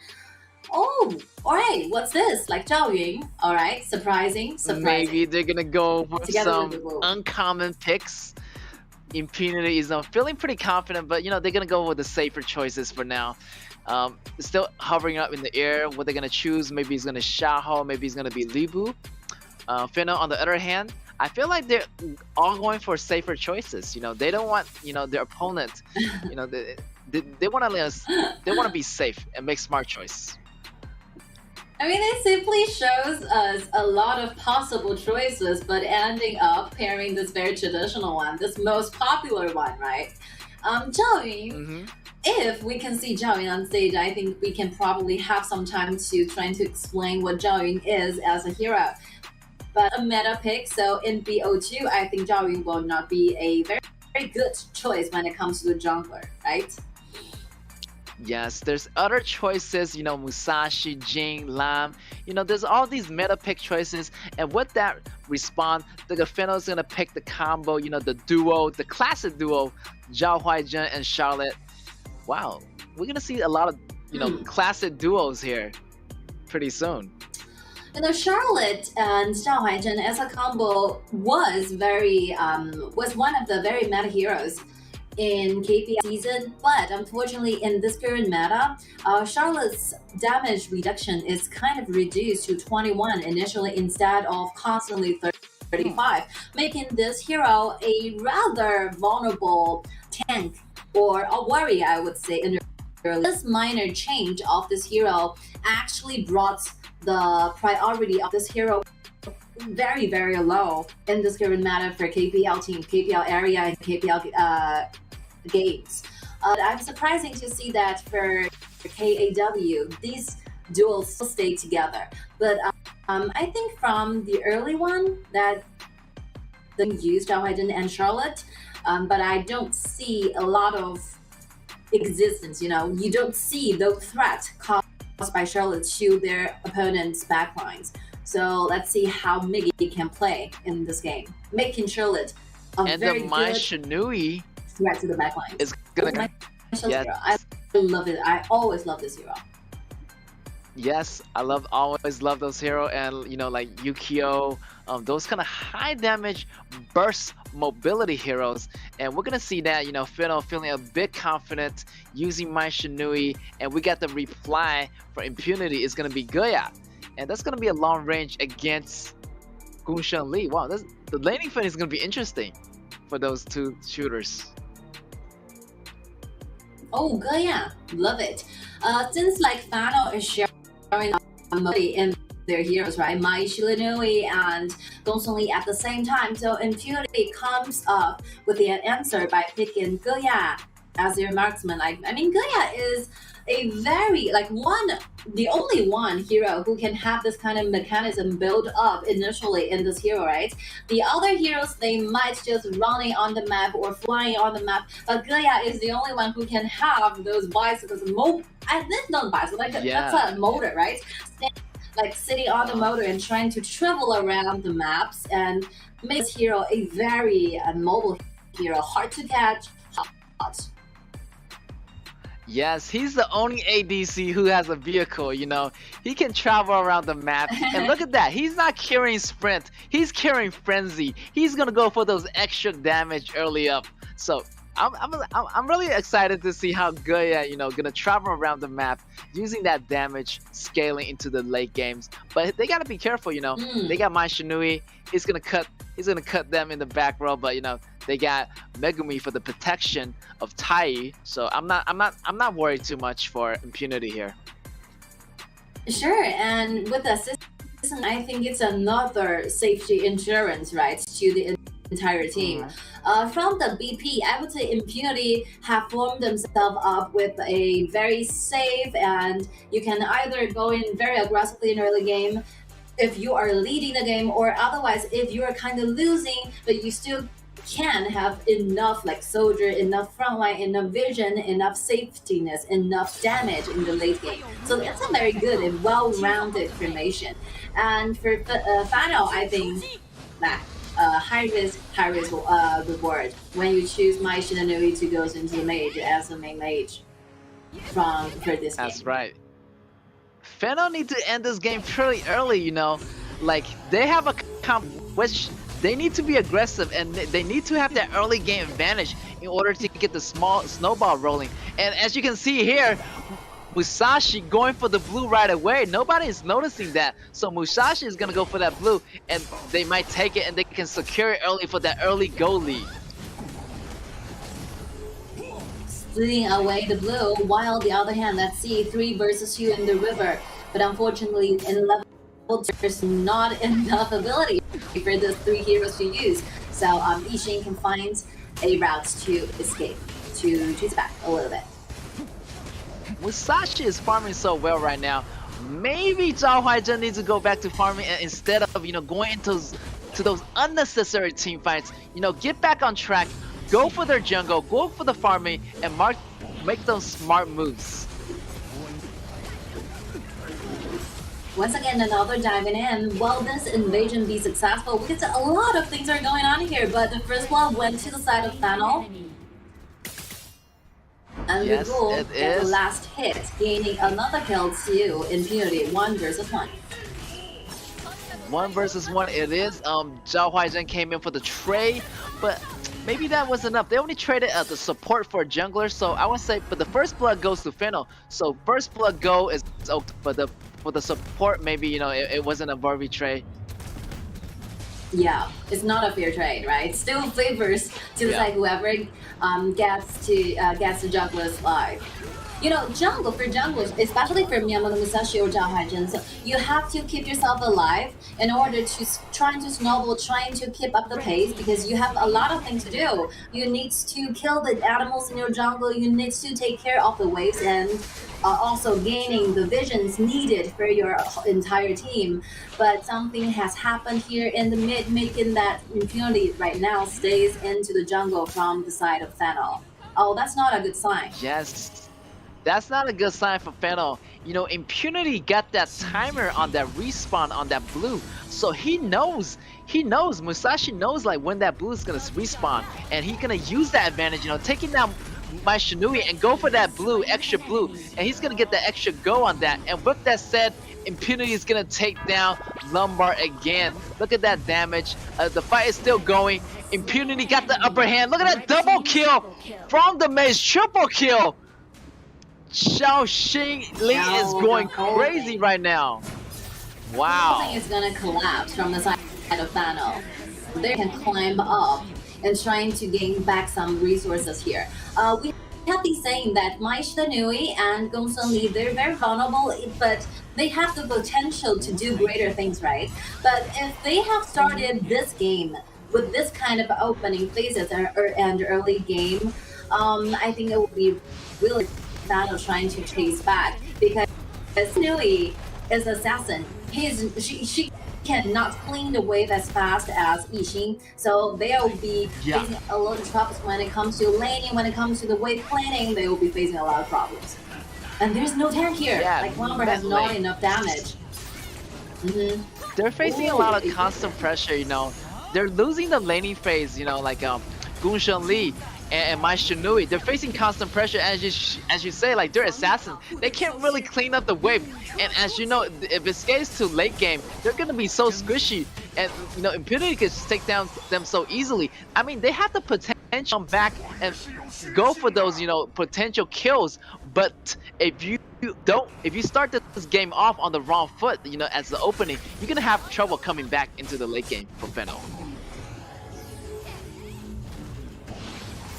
But right now, I think it will be the time where Impunity is trying to snowball, and the bottom lane battle is using all they can do, 4 versus 2, trying to gain a kill here.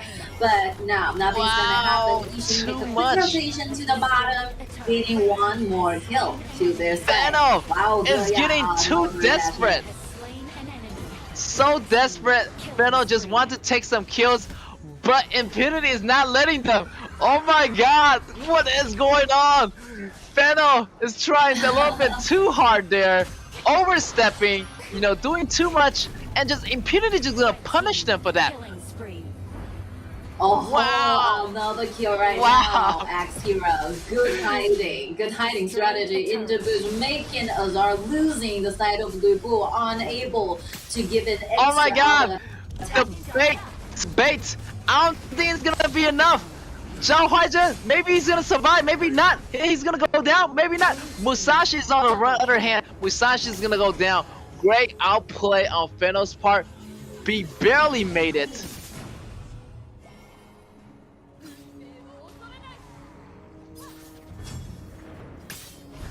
Feno trying to make a comeback here. 2 versus 0 trade, but that won't be enough. But the flicker in from Lumbar knocking up. But would that be enough? Yes. They're gonna find out. There's 2 flashes going out for Feno right there to take down 1 member Impunity. Feno just throwing out all the moves, all the ability. They need to calm down a little bit. They need to use their ability a little bit more wisely.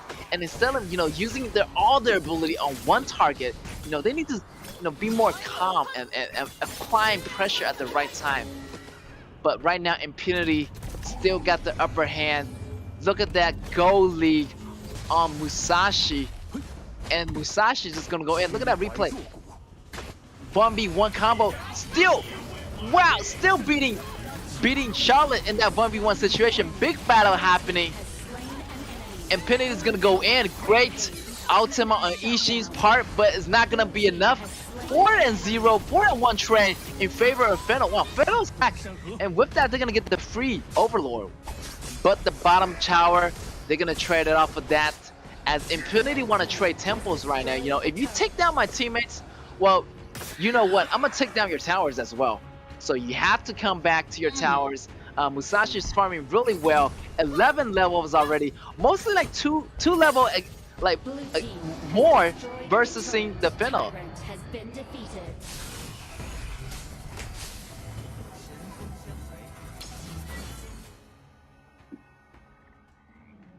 Impunity still lurking in the shadows, try to make a play, but Fenos is coming back slowly. Musashi trying to find his way, you know, split pushing. It's gonna be a 4-1 push, guys. You know, we got 4-member Impunity going up. Wow, the the lanes marching on the bottom, the minions is gonna reach their high ground tower in time. But Musashi maybe is going back to join the team fight. But Impunity, can they stall long enough for Musashi to come by? Look at that. Mashinui going in for the Goya kill. Musashi is here, but he is too late. Fennel is on the retreat. They have to go back, or the dragon is gonna be inside the base, but the dragon is on their side, so no problem for that. Fennel's gonna survive longer.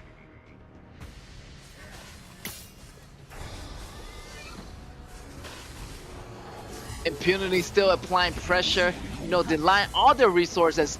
Lombard's a little bit in trouble. He's getting fired out in the bushes, but Impunity still pushing that edge right now, and it could be it. Impunity in the grass, looking for a move. Fennel right now needs to, you know, play more smart. You know, they need to find an opposition where, you know, when Musashi is not around, and they can go in for those team fights, and or they have, you know, someone to distract Musashi as that bottom lane minions come closer and closer. They need to handle that bottom lane and push that lane a little bit further, because they don't have that tower advantage on that bottom lane. Sure, I think even though the mid phase, like the middle phase of the game, there's slight like chances for Fennel to fight back, but once Impunity have or soldier them better prepared, for there's no way that Fennel can do. See where this Goya is quite safe on the back. Yes, Just go like ahead and that. activate the frenzy. Super damage going off. Fennel just, you know, one member is just gonna go down just like that. Maishinu is out of the picture, and they're gonna use that as an advantage, you know, to gain some pushes, to gain some advantage over Fennel. They're waiting for the wave to be arriving at the top lane high ground tower. I think for Impunity to take down this high ground tower is really, really easy, because Megumi still have the ultimate, have the flag her up. The only thing she has to do is just stay safe and do the damage to the front line, and nothing's gonna happen. Everybody is gonna go down. The minions is arriving at the base. Ultimate from Musashi, the slash from Libu. They may be gonna end the game here. Maybe not. The ultimate could pop out. All members are still surviving. Then the auto attack goes off, and there goes the crystal. Congratulations to Impunity. No doubt they taking it once again. Impunity, wow. Not surprised. Yeah, They take the Impunity. I mean, for today's all the matches for Impunity, this is will be the third one, right? So among the three matchups, we can see how deep that their hero balls are, and how professional they are when it comes to how they master each different heroes. And as a team, the team fight, the communication, the early game rotations are well done. So I personally think that for the 2023 KAW, Impunity is looking really, really good, starting from the regular season, and hopefully they can show us more flexibility, more variety when it comes to compositions, right? Because we're moving towards a BO5 or BO7 in the next round. For example, the playoff, the semifinals, and the finals. So hopefully they can do a better job than this. And I think very clearly, and frankly speaking, these two teams have some when it comes to the whole team, the whole understanding of the game, or how they work together as a unit. So if I were the coach, I would personally suggest that I think they can win for those compositions where if you are losing, you can still clean the wave. You can still have those poking damage. You can still have those AoE damage enough to buy yourself more time, trying to buy yourself to the late game. For Shimon-Si, Zhao might be a better choice.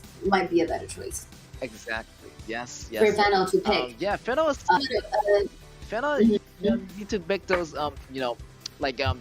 those wave clearing hero. Even though if you lose the battle, you still can clear the lanes, and it's gonna give you enough time, you know, to equalize your goals. Maybe you have a chance to equalize your levels and your items as well, and you can go head to head again. But in this composition, they got Gun Lee, you know, they got Mai Shinui. Those are really like confident heroes and that mage won't able to clear the wave as fast as other mages like Shenmen Shi and Zhao Jun. So maybe Fennel need to be a little bit more careful about their composition and working, their way on one composition first before testing out other compositions. And Fennel is known to do this. They want to imitate a lot of compositions, but they can't really get the edge. They need to practice, and they need to train on one composition, get used to it first before practicing a whole different composition. Yeah. For me, I would say this composition from Fennel, it really relies more on your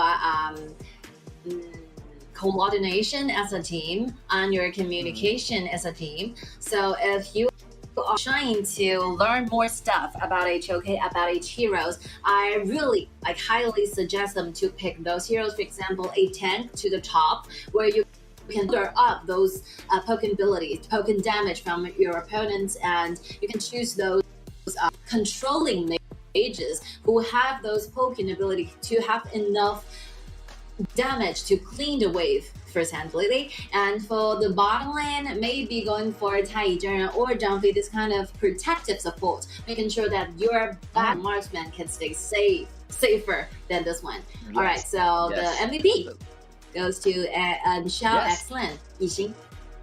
Xiao Xlan, he is putting those ultimate at the right moments. Have you seen this man? 7-2 across the board. The mage dealing absolutely 35.9% damage, and he just putting those ultimate at the right time, providing his teammates with a safe environment to do those DPS, to do those knockups, to do those damage. And his ultimate just put a wall and zoning Fennel out, and zoning just. And Fennel just can't do anything. It was a blockage, and they were caged in, and they were getting damages from left to right. It's happening everywhere. And from Impunity, I think this player really plays Goya so well. You can see the mobility from this Goya. There's no way that Fennel can find a place where they can just target in this Goya. Yeah. Goya is everywhere, being here, to the right, to the left, and very difficult to lock him in. Yeah, his positioning is really well. His sidestepping, even though if somebody goes in the back row, he can easily avoid those damages. Great player up. He's very proficient in his style, and again, Impunity has such a deep hero pool, and I can't wait to see when they go to the knockout stage, going to the BO5, BO7s in the next month. Wow, congratulations to them for taking the first win, but there's more coming up. So match 2, what Fennel has learned so far. So Fennel needs to work it out right now with their teammates, securing the early games, get some more protective support and lane clearing ability mages. And more tanks to your side always means that you can have more initiations, and of course those early game visions is really important. So a lot of people are saying that HOK is it's a game about taking down towers, because your main purpose is to get to your enemy's base, right, and destroy the fountain so that you can win the game. But some of the very professional saying is that this is also a game about vision, to know where your enemies are standing so that you can expand your own team's movement space instead of just locking yourself in your area, right? It's about red against blue. You have to earn yourself more vision so that you can make more moves in order to gain more stuff to your side. Exactly. So the second Vision match, is so Impunity shift from the red to the blue, while Fennel gets to the red side. The first round of the bans here so really quickly. Switching sides now. Impunity X0 is gonna get that Xiahou Dun down. Maybe they're gonna combine it with Shen Bin. Shen Bin is a great choice as a support. Impunity might want to end the game right away, choosing Shen Bin. Another combination with Xiahou Dun. Okay, we can see that Fennel is making changes when it comes to the choices of the heroes, right? They are trying to make sure that they can have enough gold in early game, they can have enough damage in the late game. That's the reason why they choose Lady Sun together with Tai Yizhenren. And as to the jungler, okay, secure down the choice of Nakalulu. Okay, Nakalulu is extremely weak in early game, so usually we will see that Nakalulu's jungle area being invaded all the time. For this game, Yes, he's gonna have a tough time. He's gonna suffer a bit, going through that. It's gonna be a rough spot for Nakaruru. He's really idle independent. If he don't get the ball rolling in the beginning, it's gonna be difficult for him in the late games. And Impunity, I feel like Impunity is gonna harass him really, really early in the game. So Fennel needs to watch out for that. Yes, yeah. If you want to prepare for the invasion from Impunity, you'd better just pair yourself with a very good mage who can stand on its own on the mid and clean the waves faster than Impunity, so that Impunity cannot step into your jungle, right? Whoever is gonna be the mage is so important for Fennel. I feel like they're gonna go for game. They want to be aggressive. They go for Mashinui. If not, maybe they're gonna go for like a wave clearing hero, just like Shamanshi last game. Or maybe they're gonna go for Milady. Maybe not. Injun, okay. They're gonna tease us with different heroes, but Injun is a safer choice, And Manya is gonna come out. Oh, Manya is really good. Wow. Is this a real thing that's happening? Like, they're yes, it's happening right now, Tingy. Yeah. Okay. It's happening right now. Mulan is making his second appearance today. Miggy's gonna be top versus Sing Xiaoho. Wow. Yeah, as you say here, like Fennel is changing it up. Like their composition wise, they want some early game and go, but they're going with an assassin mage again, Shangguan. So I'm not sure, have they learned a lesson from last game? Impunity right here is going to put early pressure on Fennel if they're not too careful with those early prioritized lanes, and they're going to rotate early, and that's going to be hard on Nakaruru. It's always very amazing to see you use electricity to go in against fire, right? So they're not, they do not want to step back for a little bit. They're going directly for those early game aggression and early game combats. Like, I really admire and I really appreciate their aggression, but honestly speaking, this composition is really hard to win over against Impunity. Not to mention that Impunity have a very solid frontliner, which will be the tank, Sheldon for this case, and they clean the wave. They will have the wave priority using engine going against Shangguan, so which means the acceleration used offered by the second ability from Sun Bing, like Impunity can just go into a jungle and vanish from your jungle all the time, all they want. So Fennel, if they really want to stop the invasion from Impunity, they have to perform nearly perfect team fights and combos that they can try to put Impunity away. Very hard to handle this competition, but very hard. Very nice try. Yeah, they don't have any tanks right now, and the match gonna be underway. Impunity on your left side on the blue, and we got on the right your Fennel. Literally no tank. Fennel on the red. Like literally low tanks. So they either perform flawlessly or they go down with style. So Impunity right now. Yeah. Wow. And Fennel is doing really careful job. Look at that. 3-man start on the red, and they're being extra careful right now. Yeah, they're trying to fasten up the pace of Nakaruru, clean the jungle and clean the red. Let's see how they can do it. I mean, only like one slight mistake from Fennel will lead to complete destruction. So wow, that's really high risk. Exactly. I never expect. Yeah, I'm just waiting.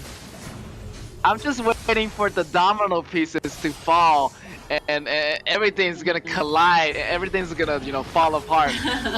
They need to hold it together.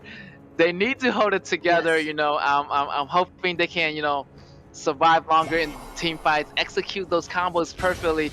But Impunity on the other side, they won't let that happen. Look at that. That fight is going to be happening bottom. Maybe they're going to get first blood. Aggression taken. And Impunity going to survive for now, hiding under the tower.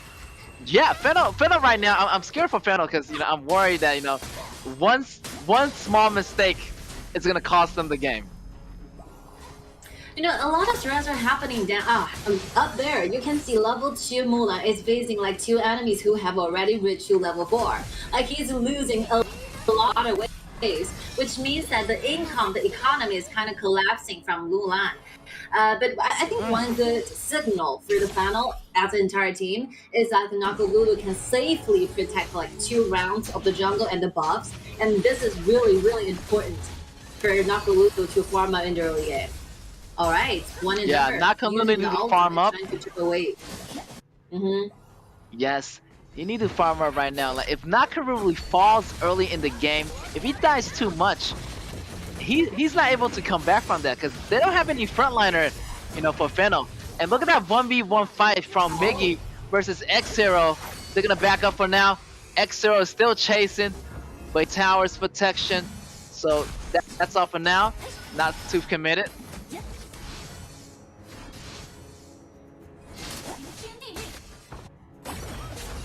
But since everyone has already reached to level 4, but nothing has happened in final because they need to focus on the waves, on the mid wave. They want to gain the priority. I can see this. But like Warner is ticking. The clock is ticking. Once Warner has already passed his most like powerful state in the late game, he will be extremely weakened down because, you know, your enemy will be sticking together, and with the help of Sun Bean, the damage will be quite evenly spread it out. So yeah, time's ticking. You have to perform like better jobs than this. We are expecting to see the very first ultimate from Warner. Yes, maybe that's gonna give them a first blood, but I don't see that yet. It's already coming up to the 4 minutes mark. The pace is a little bit slower this game, but we're gonna see a fight happening. The ultimate coming from Wanger, but he's gonna back off for now. Not much casualties yet. They're just pushing the tower, gaining the line priorities. Everybody just farming right now at their own pace. I think it's a good news for Impunity. They're not afraid to, you know, stall the game to the late game. They like become even more stronger with the time passed every second. They become even more stronger than before. But this like circumstance is completely like opposite from the side of Fennel. They really need to speed up for a little bit. But wow, Tai! I don't think it's going well for Fennel. Fennel made a huge mistake, you know, like going in just like that, you know, out Tai's ultimate. And Tai just used the ultimate on himself, like, he just, you know, like, no, like, you can't hang with me, I'm just gonna protect myself, and Lady Shen just went down just like that. I feel like Fennel is going in a downhill battle right now, you know, uphill battle, and Fennel, you know, it's a hard way for them to come back at this moment. Very hard, very hard. A very high line, not to mention they're 3,000 gold behind their enemy, but also their composition will become more weaker than before. But you know, sometimes when you're facing a lot of losing waves on each strategy, you can always apply. You just simply give up one side and trying to make the other side a greater one. So if you're constantly trying to, we have to rush the bottom, we have to rush the top, we have to rush the mid, well, it will make yourself, you know, wasting a lot of time. Yes, and right now, Impunity just collapsing on Fennel right now. And that synergy, Shen Bing and Meng Yat, they do a great job together, you know, putting that constant pressure, like the HP recovery from Meng Yat's first ability and Shen Bing's second ability. It keeps saying, like, Up is doing a great job. I don't think Fennel is going to be contested to the ADC of Meng Yat. Meng Yat's still going right now. Meng Yat's still surviving, but that's not going to be enough. Fennel's going to fight back for a second, but still, Impunity still has the upper hand. Fennel needs to watch out. Impunity is like greatly, like gradually building up this minor leading in gold, in map control, in vision control. So Impunity is just waiting for the right time to arrive, you know. They are trying to give the information to Mengya that because Mengya's strategy, because Mengya's mechanism, Mengya can versus two solo laning going against Lady Sun and Tai together, because the flexibility from Mengya will constantly offer Mengya HP recovery. This is one of the reasons why they choose Mengya to be the marksman. Oh, Fano is really trying their best to fight back, and they're achieving this. Yes, Shenbin goes down, but the zoning from the ultimate from Shenbin is able to take another member of Fennel down. Impunity just pushing that edge right now, gaining that resource of the jungle. Wow, exactly. Shenbin's synergy with the whole team is gonna scale out to the late games, and Shenbin's second ability recovery works so well with Mengyang, works so well with Xiaohou. It's just like the longer the game takes, the more advantage that Impunity is gonna have over Fennel.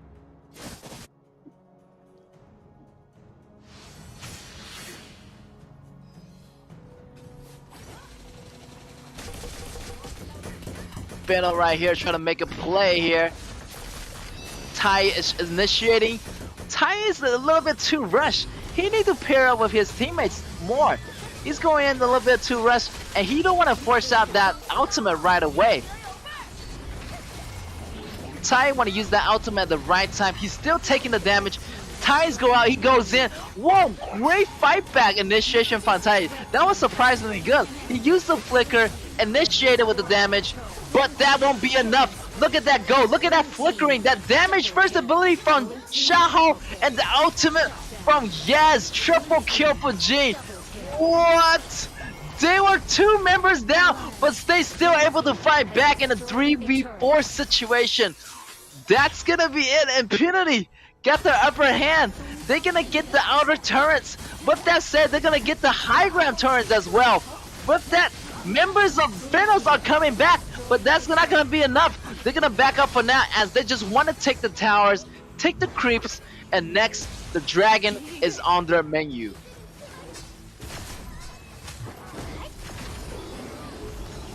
Venos is falling behind a little bit, way too much. You know, Impunity gaining that go edge, getting that resource.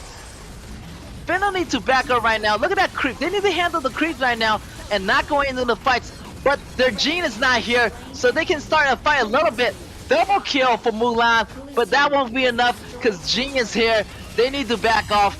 This is gonna be 1 for 2 trade. The fight is still going. Double kill for Jean. Jean is trying to get triple kill. Triple kill already, and they're gonna use that minion wave to assert that force, to push that high ground tower on the bottom. And that high ground tower, 2 high ground tower already for Impunity. 2 members still surviving, but they're so squishy. It's not gonna be enough. Nakaruba is gonna go down again. Wow, the constant pressure on Fennel. Fennel is still facing the pressure. The Vanguard is inside the base already. But Impunity, you know, they just want to take a step back for right now. They want to push the mid lane with the rest of the member of Impunity. That's a very good decision from Impunity, because once you lose your wave in Vanguard, you have to rush back, right? I think Fennel, the last 2 cores, tries their best trying to clean the wave, and Nakalulu did it. He used the ultimate to clean the 2 waves, and if he, if Arise didn't do this, I think we're probably gonna see the end of the game, right? But for Impunity, with the help of the Vanguard, with the help of the Overlord, and right now they're still trying to gain another dragon to their side, which will be meaning that they will have extra damage when it comes to a team fight in the total version. What will Fennel do? They're hiding in the bush, and Impunity is trying to find them. It's like a hide and seek, you know. You have to hide in one place, where Impunity is trying their best to figure out where they're hiding. And something happened. Jin is facing 3 members, but successfully, miraculously stays alive. Fennel. Yes, exactly. It's like a hide and game seek, exactly. And it's like a hide and seek game with your siblings. Like, you know where they be hiding the entire time. Just like that, Miggy goes down. Wow, Impunity. Jin with that clutch kill. Even though his HP is so low, he's still able to get that solo kill off Miggy. What an incredible, miraculous comeback, as you mentioned. Okay, another wave here, but unfortunately for Final, they cleaned the wave there, waiting for the next round. The bottom wave are super soldiers, even hard to play. Final are trying their best to defend their bases. Shangwan was using the ultimate, trying to figure out what they can do, but unfortunately got killed another time. The waves are still there. Final is trying their best to protect their bases, but the mid lane super soldiers arrive at the right spot. It's not gonna Congratulations to be Impunity. enough. Wow. Yes, congratulations to them. Wow. You know, I think Amazing fight right Final there. players are so nervous. You know, when like Jin, after being spotted, he went away, right? With a very, very low, very limited HP bar. And Fulan was hiding in the bush around the buff, the blue buff. But unfortunately, when he wanted to dive it in, he was completely like bursted out by Jin's bursting damage. But so like Mulan could have the chance to get the solo kills, and that will be completely different to their teams. But for Fano, we can see that from the very first game, we know these two teams have quite a substantial differences, you know.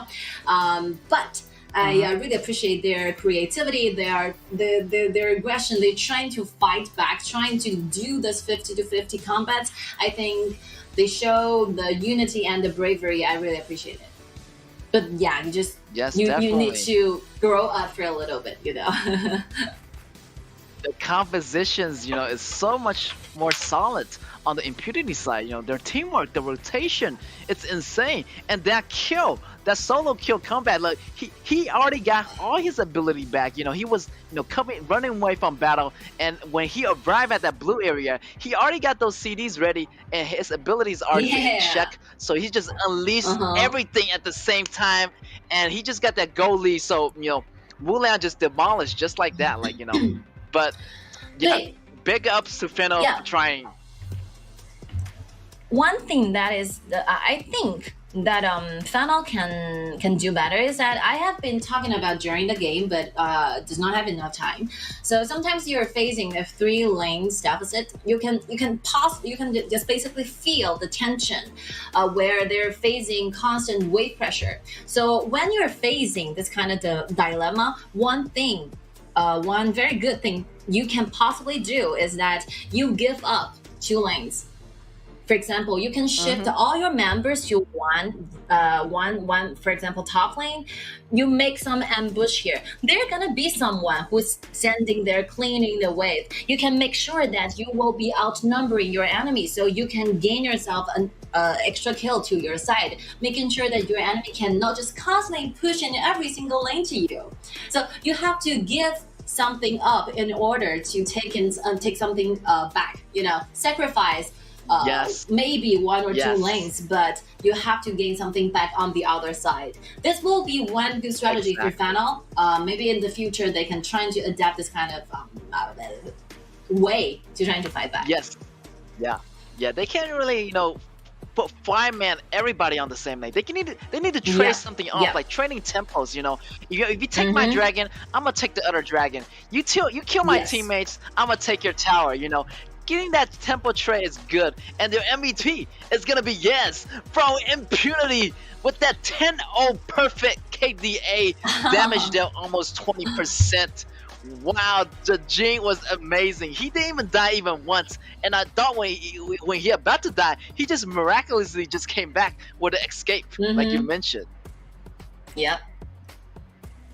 Good performance from Jin. You know, Jin has been losing a lot of priority in current meta because when this hero is probably gonna be on site for almost over 1 year. You know, this is not a very new hero, but the first time this hero add into HOK, it's like this hero is extremely strong.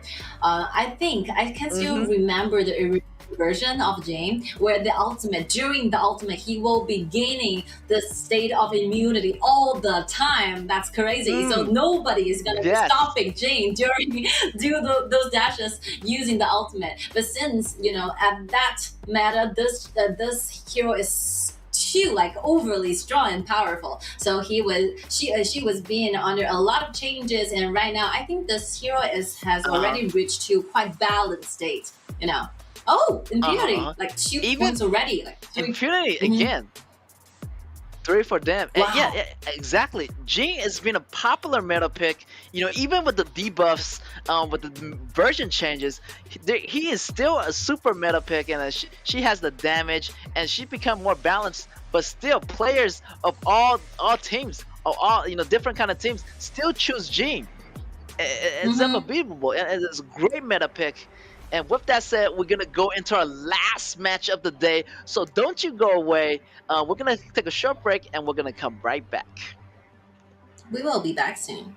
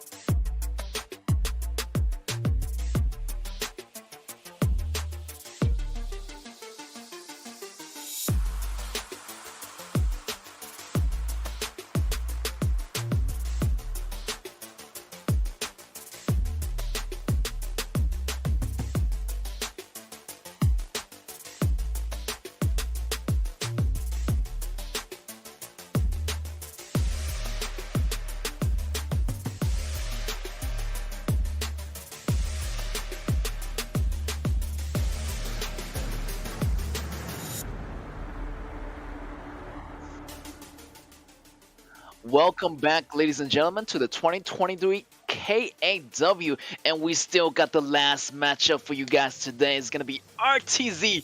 Where's the Scars? RTZ is a monster. I heard like these two teams already forfeit the match to them, so I'm really excited for this last match and what RTZ can bring to the table. I mean, this will be the last match for today, and I think RTZ and Scars have been waiting for this match to be start from 5 o'clock today, so they have been waiting for a long time. So hopefully they are fully ready for the battle, and since you have a great appreciation to RTZ, which are completely rising up my expectation for this game. Because I know Scars quite well, like Rover, for example. He has already also attended to 2022 KIC. So, also, for example, like OKIC too, they have a lot of game experiences, and Autumn is a very famous marksman for Scars. Yes, Autumn. Yeah, I have a great impression of him. In these recent days, playing as the ADC for Scars. And RTZ, on the other hand, they have really tight coordination and teamwork, and they run operation, like compositions really good. Was those Dachau's compositions coming out of RTZ. I'm really just surprised how they're gonna end up against each other. RTZ versus Scars, ladies and gentlemen. Let's wait for the show to begin. Oh, Dachau, good one. I have already seen that the coordination you're talking about, So Dachau is not that a simple hero to play. It's very easy to play, but very hard to master, If you want to practice Dachau really well, relies on such a long time trying to practice as a team, not only Dachau all solo. So basically we can see that Scars is taking the best partner from Dachau, Gongsunli away. It means that RTZ is probably going directly for this Fuzi. Yes, and exactly. Okay, they're gonna go for Fuzi combo and Yao combo. Scars, they want to take Gongsunli away from that, and they don't want to have Gongsunli and Dachau on the same team. So Scars, great job for taking away that Gongsunli, and let's see what they're gonna add to this. Oh, this is really interesting. So usually, Dachau system has been a very popular meta pick through all the time. When this hero is landed, I think it's online for over 3 years or 4 years until now. I can't possibly remember because it's a long history going on here.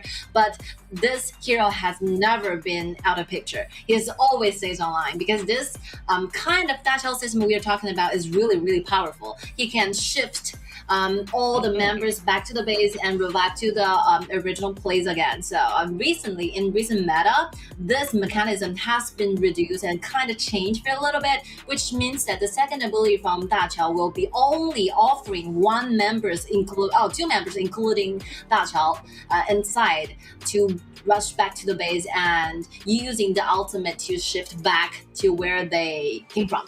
So it's a huge reduction to this hero, but if you have a really good mastery on the system, I think it still goes well.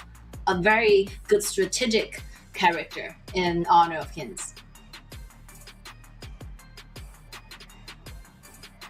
And Scars, good one. A lot of heroes having the ability to make those characters move in a way.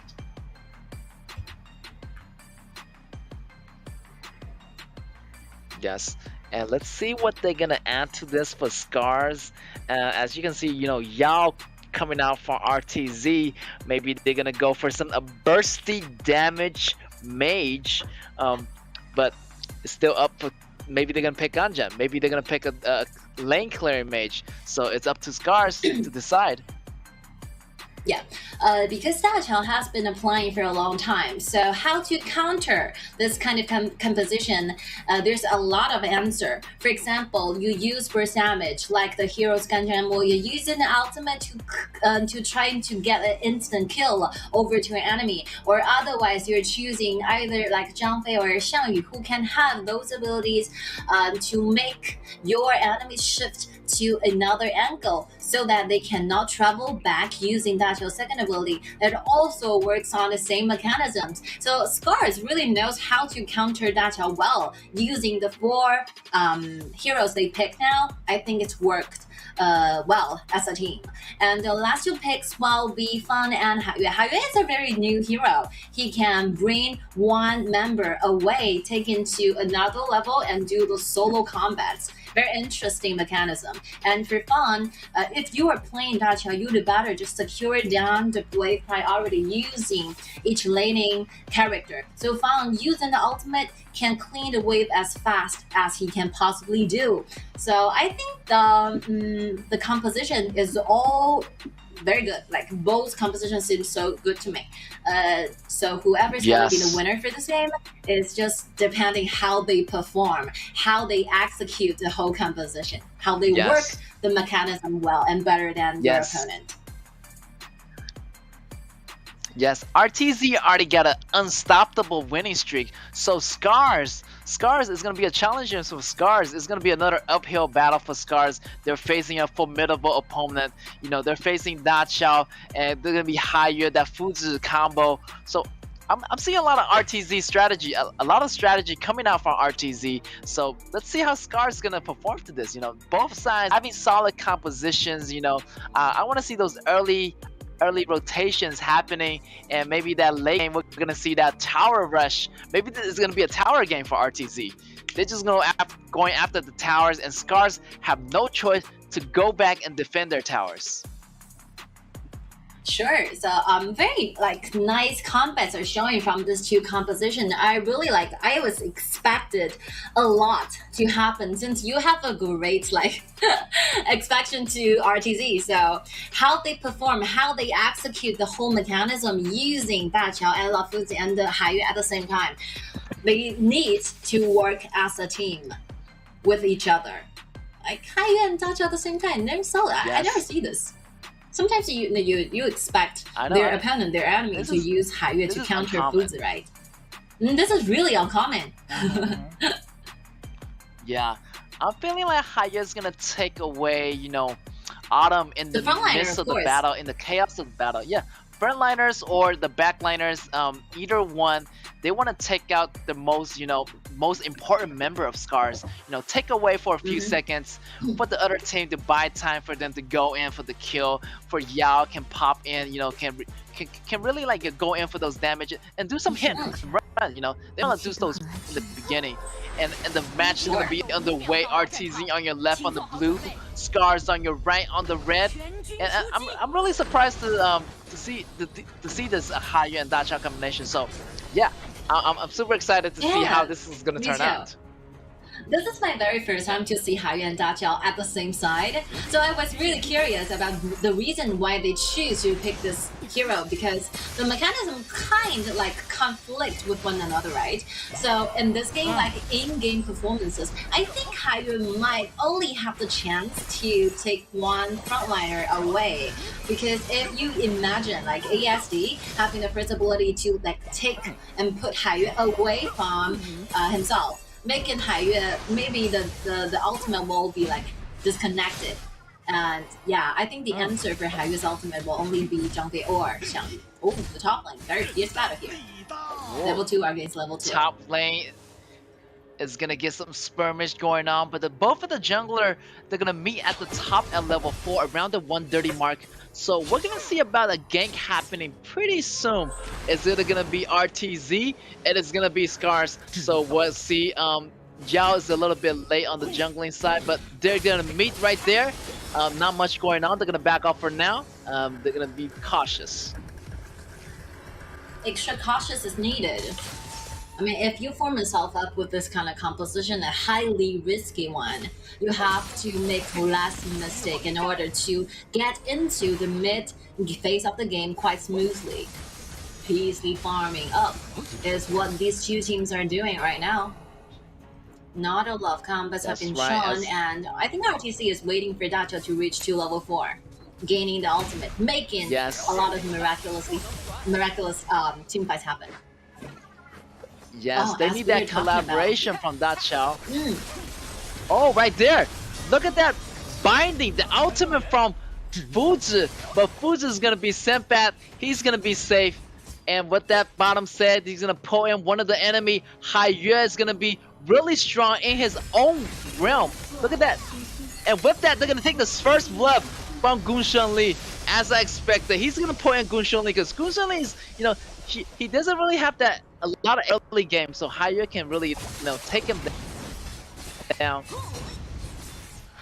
Yeah, I think Haiyue has been lying down ambush on the bottom lane for a long time, waiting for the right moment to take Autumn, which will be the Gongsun Li away. Very nicely done, I think. Like hiding the vision all the time, waiting for the right target, waiting for the right moment. Okay, let's see. I think this system are working. They are giving us the answers why they have this uncommon pick. And right now, till this point, I think it's working quite well. We can see the effectiveness, right? Yes, the effectiveness is indeed well seen. And Haiyue, I think he's gonna target that Gunshan Li, as much as possible, taking him out of the battle, taking that damage output out of the battle. So it's gonna create more space for his team to do the damage. Like Fan's gonna go in, and Da Xiao is gonna initiate with some abilities, and they're calling everybody over. Try to get the team battle, advantage for RTZ side. We can see the 1 versus 1 solo up there, which will be the Yao against Lam. So Yao is constantly being chose off going against Lam because using the passive. This passive will offer Yao like more time and more tankiness to absorb the damage that he will be exerted on. So making sure that you can absorb the burst damage coming from Lam while making you a much like tankier person and character than your opponent. And right now, RTZ are making invasion to the blue, but this is good news for Tutu, right? Tutu managed to take this blue away and get it successfully. Yes, right now they're guarding their resources pretty well, and they're going toe to toe right now. Nobody is losing to each other. What that? Sun goes down. Sun got caught in the open, and Bond's gonna go down just like that. They need to be careful on those rotations right now because you do not want to get caught, and Da Xiao couldn't save Fan in time, so Fan is a small mistake on RTZ's part. Oh, under the tower. He's taken too many tower aggro, but can make it alive back to the base using Da Xiao's second ability. We always call this look at the that! elevator. Look at that! Wow, the elevator and Haiyue's ultimate stall them for a long time. And this composition is pretty working out for RTZ. Look at that. They're pushing the outer turns already. They're pushing the inner turns already. So RTZ is working it out right now. I think their mechanism, what they want to achieve using this 5 character are working right now.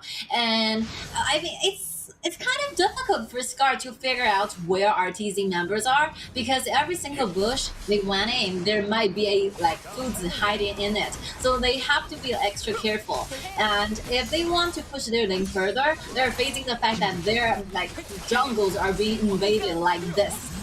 So Scars is very hard to fight back in this kind of phase. Gongsun Li trying to steal those HP from Haiyue, but unfortunately there's no environment for him to do this.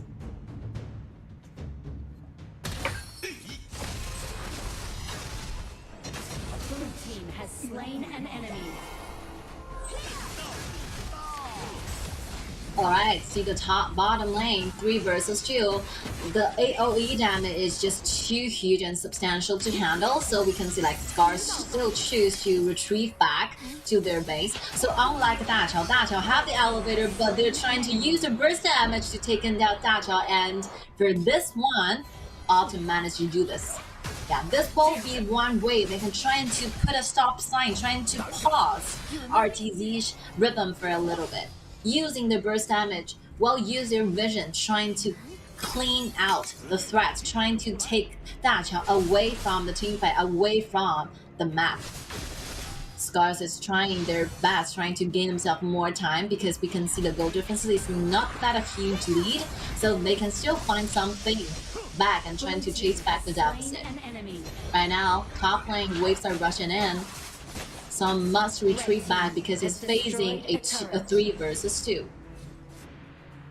Given up the tier 1 tier in the top, but also given Scars the initiation chance to take the Overlord. Everything seems to be better from the second that Scars Autumn taking the kill against Daqiao. Very nicely done, Autumn.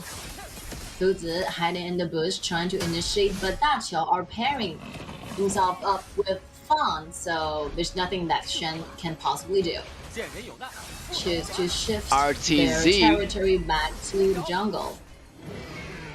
Looking for that play on that red area right there, popping in the ultimate, so everybody to the jungle side right now.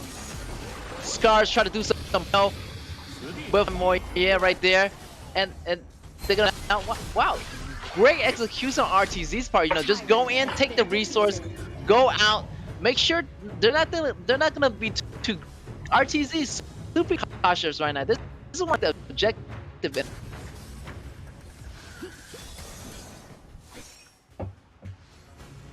I think this game might be lasting longer than the previous ones because we can see those teams, 2 teams, they are making like last mistake, and they obviously like very obvious one is that they are using some time to trying to find the perfect solution and making very precise decisions every single time. And right now, since Dante has already unleashed the ultimate, Fuzi sees the time trying to look down, trying to engage. Once Autumn is feeling himself quite safely, trying to endure the game and endure the damage. But Yao stealing those AoE damage, that damage is really, really huge to handle. Tata is going down inside the team fight. RTZ managed to win themselves a 0-1 trade. With the help of the wave, they can quickly tearing down the very first tower in the mid wave.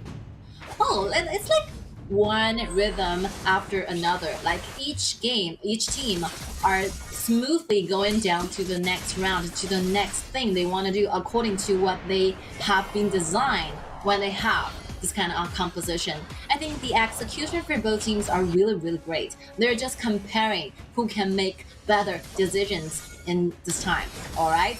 It's the surrounding to Tata Lan using the visibility, trying to find a way back to his base. Safely retreat back. 10 minutes since 2 dragons have already been spawned, and right now their ability are upgraded to another level. There must be a fight trying to gain the Overlord. A lot of ultimate has been put out. Oh, wait a minute. Something is going on. This is going to be bad for Scars. This battle advantage is going to go to RTZ. Look at that. So many ability from the ultimate, from popping the elevator, going back. They're able to sustain longer in battles, just like that. And with that said, they're going to take out the Shadow Tyrant. And maybe Scar is going to trade for that dragon, but Hayu is going to be there. He's going to use the ultimate on one of the characters. Multiple members of RTZ are coming over right now. This could be bad for Scars. 3 members already go down for Scars. Oh my god, they already got the Tyrant, and they're going to go for it. They're going to go in. Look at that damage. It's going to be almost an ace. 2 members coming back, but they're still taking the towers away from Scars slowly. The collaboration between RTZ is impeccable right now, and Scars is in deep trouble. Still looking for more. They still have 1 total wave here with the help of Daqiao. Well, they make a final stop to the game. Yes, 1, 12 kills to 2. Well, sudden winning. I never expect to see this. Yes. But like before the previous 10 minutes, they are sticking to one another so closely that you cannot just simply guess out who's going to be the winner for this game. But what's happening just within 2 minutes is like too outrageous for Stars to accept. From the team fights, fighting for the what's that? The dragon, right? The overlord or the Yeah, the overlord, the dragon. tyrant. Yeah. The tyrant. The failed team fight result badly for Scars. They really have some chances to win for this game. Yes, and RTZ, like this team, like the collaboration is so tight, the coordination, like they work so well on these operations. Like they work around Da Chao and Fuzi. That's their core. And with Haiyue, you know, he served as a distraction, kind of taking away, you know, members off the map. That gives them more advantage. That gives them more advantage to come back, stall enough time for their teammates to surround whoever it is in highest ultimate. And RTZ just take it away. Wow, impressive. And in the last 2 minutes, that tyrant belongs to RTZ. And that's the turning point. That double kill from Fuzi took it away. And Scars didn't have enough time to react. So Scars just went downhill just like that. All members were down. And that's how they pushed the tower and ended the game. RTZ, I mean, I think their execution on their composition quite well fitted to our expectations, right? So we were quite kind of curious about the reason why they choose Haiyue, but from the very first ultimate pulling out from Haiyue, we know the answer. This Haiyue is there trying to prevent constantly doing those burst damage coming from their enemies' compositions. And Autumn is one of the best players from Scars. That's the reason why they have to target directly towards this Gongsun Li. And I think their mechanism, what they designed for composition, works so well in the game 1.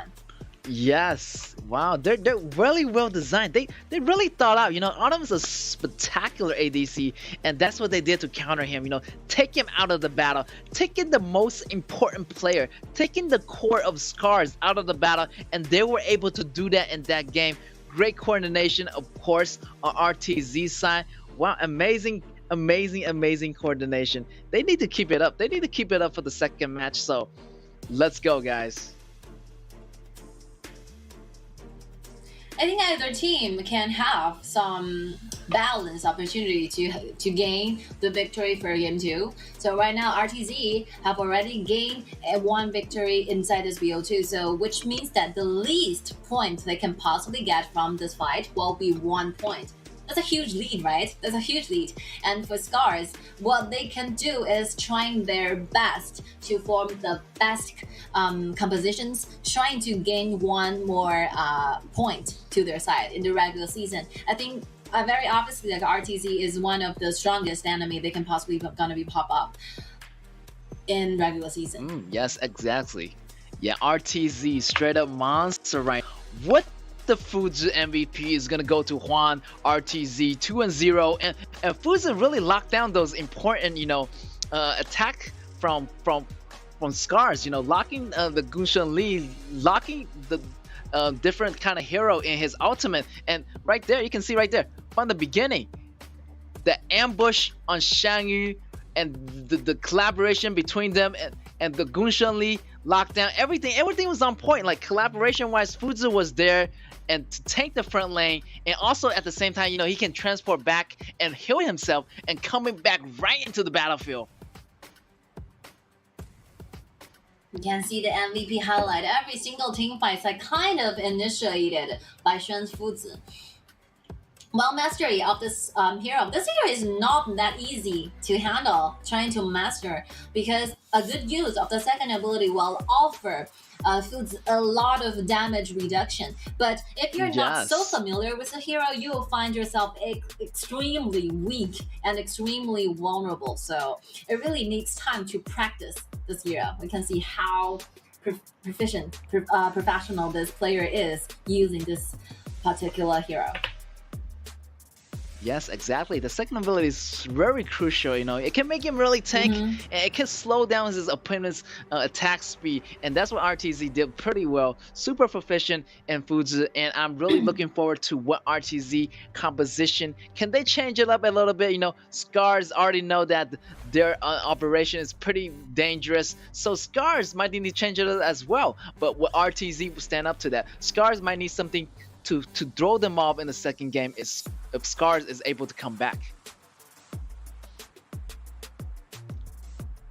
and we're waiting for the second game between these two teams. I really can't decide who's going to be the winner because I think they are having shared chances to win in the next one, but how they can give themselves a better composition is really crucial. So I think the next round, game 2, the BP will be really interesting to watch and to expect. Yes, BP. I feel like they're going toe to toe. Their skill cap is pretty relatively well, similar. So it's all down to the BP. It's all down to the lineups and composition. And it's really interesting. Well, let's see what kind of draft they're gonna get. RTZ. What kind of strategies they're gonna apply this time, and they really stick to their strategies. And Scars need to watch out for that. Scars need to dissect their strategies, kind of throw them off. Banning the heroes that they're not expecting to ban. And RTZ, wow, I really want to see their drafts right about now.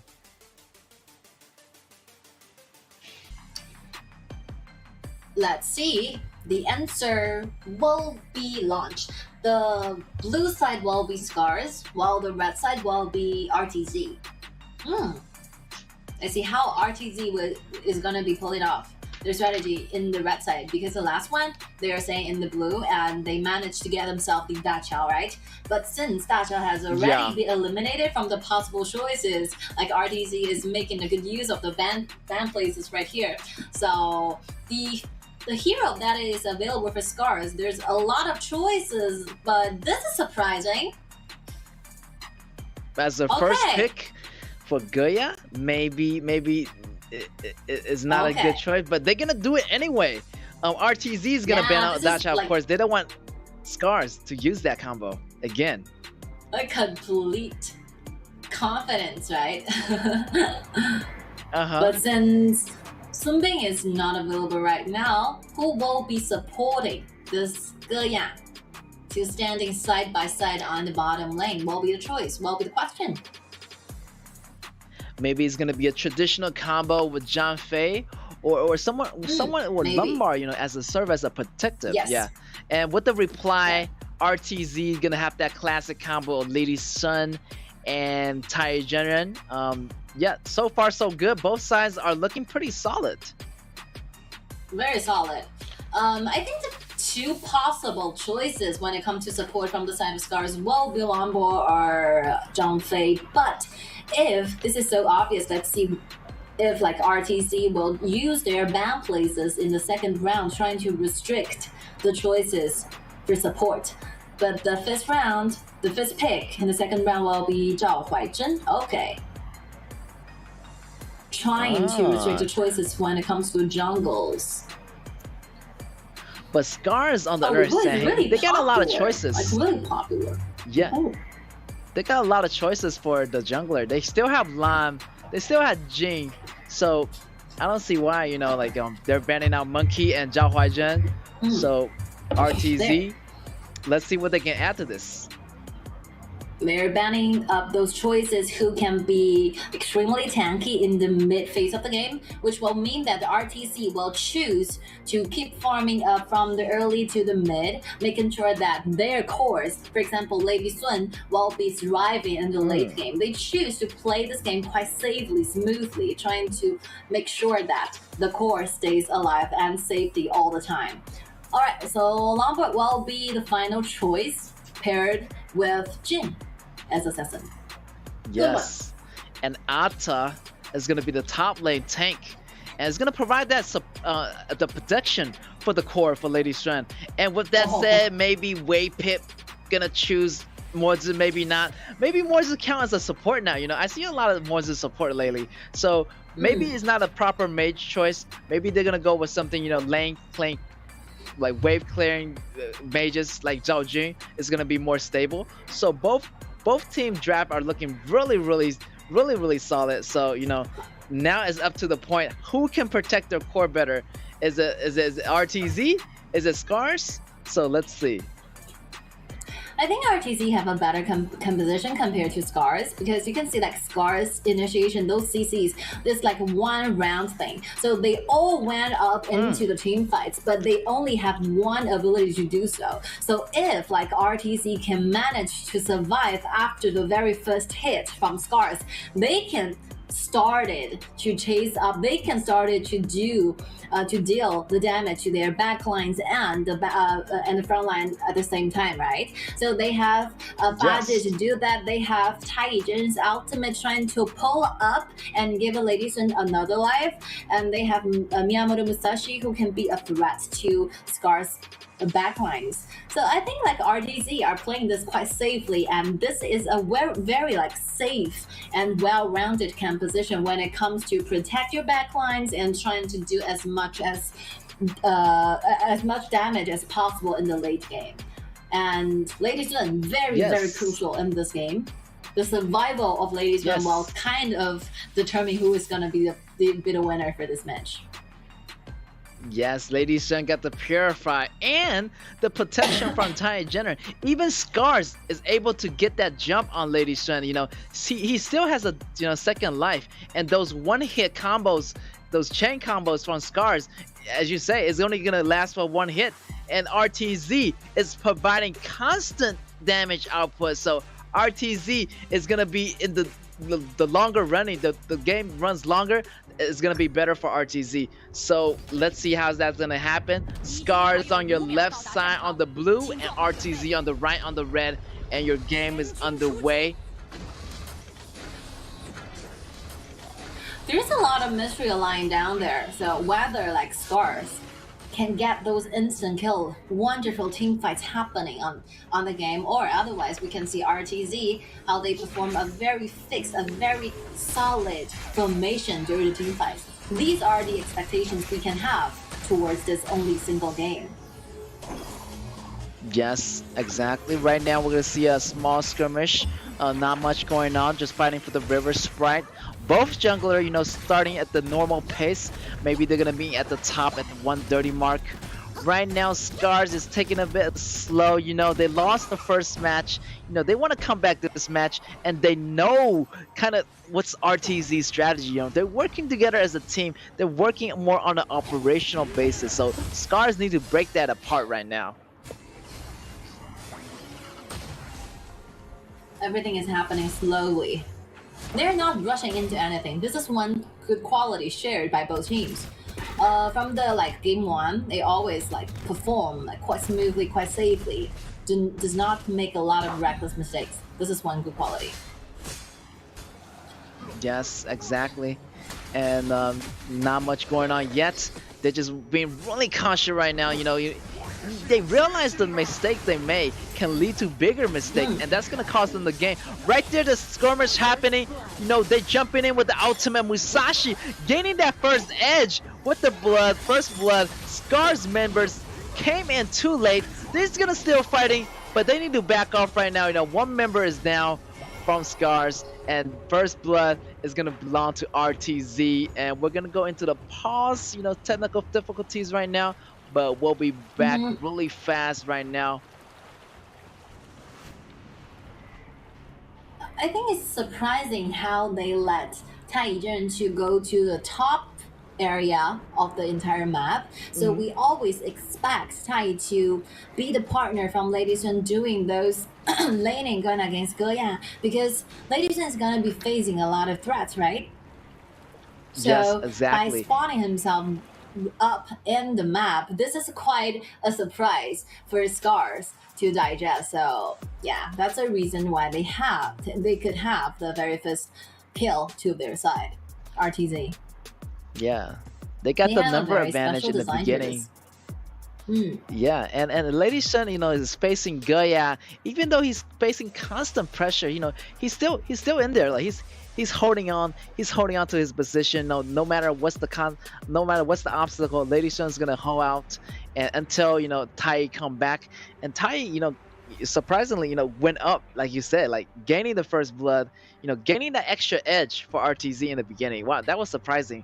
And Scars didn't see that coming.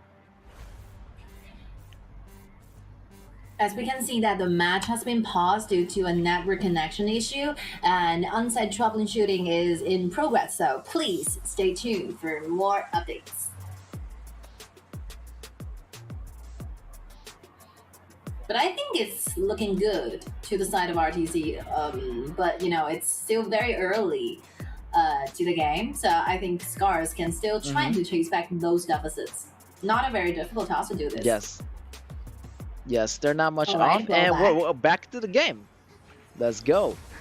And as you can see, Musashi got the first blood, so he's gonna have that a little bit early gold league. He's gonna go back to the jungle, farming his pace, and Taijun coming back to the bottom lane. He's gonna kill Lady Shun, getting those goals, getting those early advantage, and not letting Goya push him a little bit too far. Oh, Baje went really deeply here. I see the mini map. Like this is a good use of Baje, so you have to make sure that you can let this Baje goes into the mid, trying to be a huge initiation method to your own team. So most of the game we can see for today, we can see that those top laners are doing constant one versus one. But in traditional KPL games, usually you will see that the jungle are taking over all the waves on the top lane while letting and setting the top lane to the mid, trying to gain the wave and initiate. And Li Bu is being taken down once again. Yes, taking out once again, and Baja is so tank right now. Even the true damage is not enough to take down Baja. And look at that, Tai went down as well. Tai tried to get away, but the flash wasn't enough, and he goes down. And right down, Scars is using it to get that bottom tower. Trading tempos, as we say. You take down one of our members, one of our towers is gonna go down as well.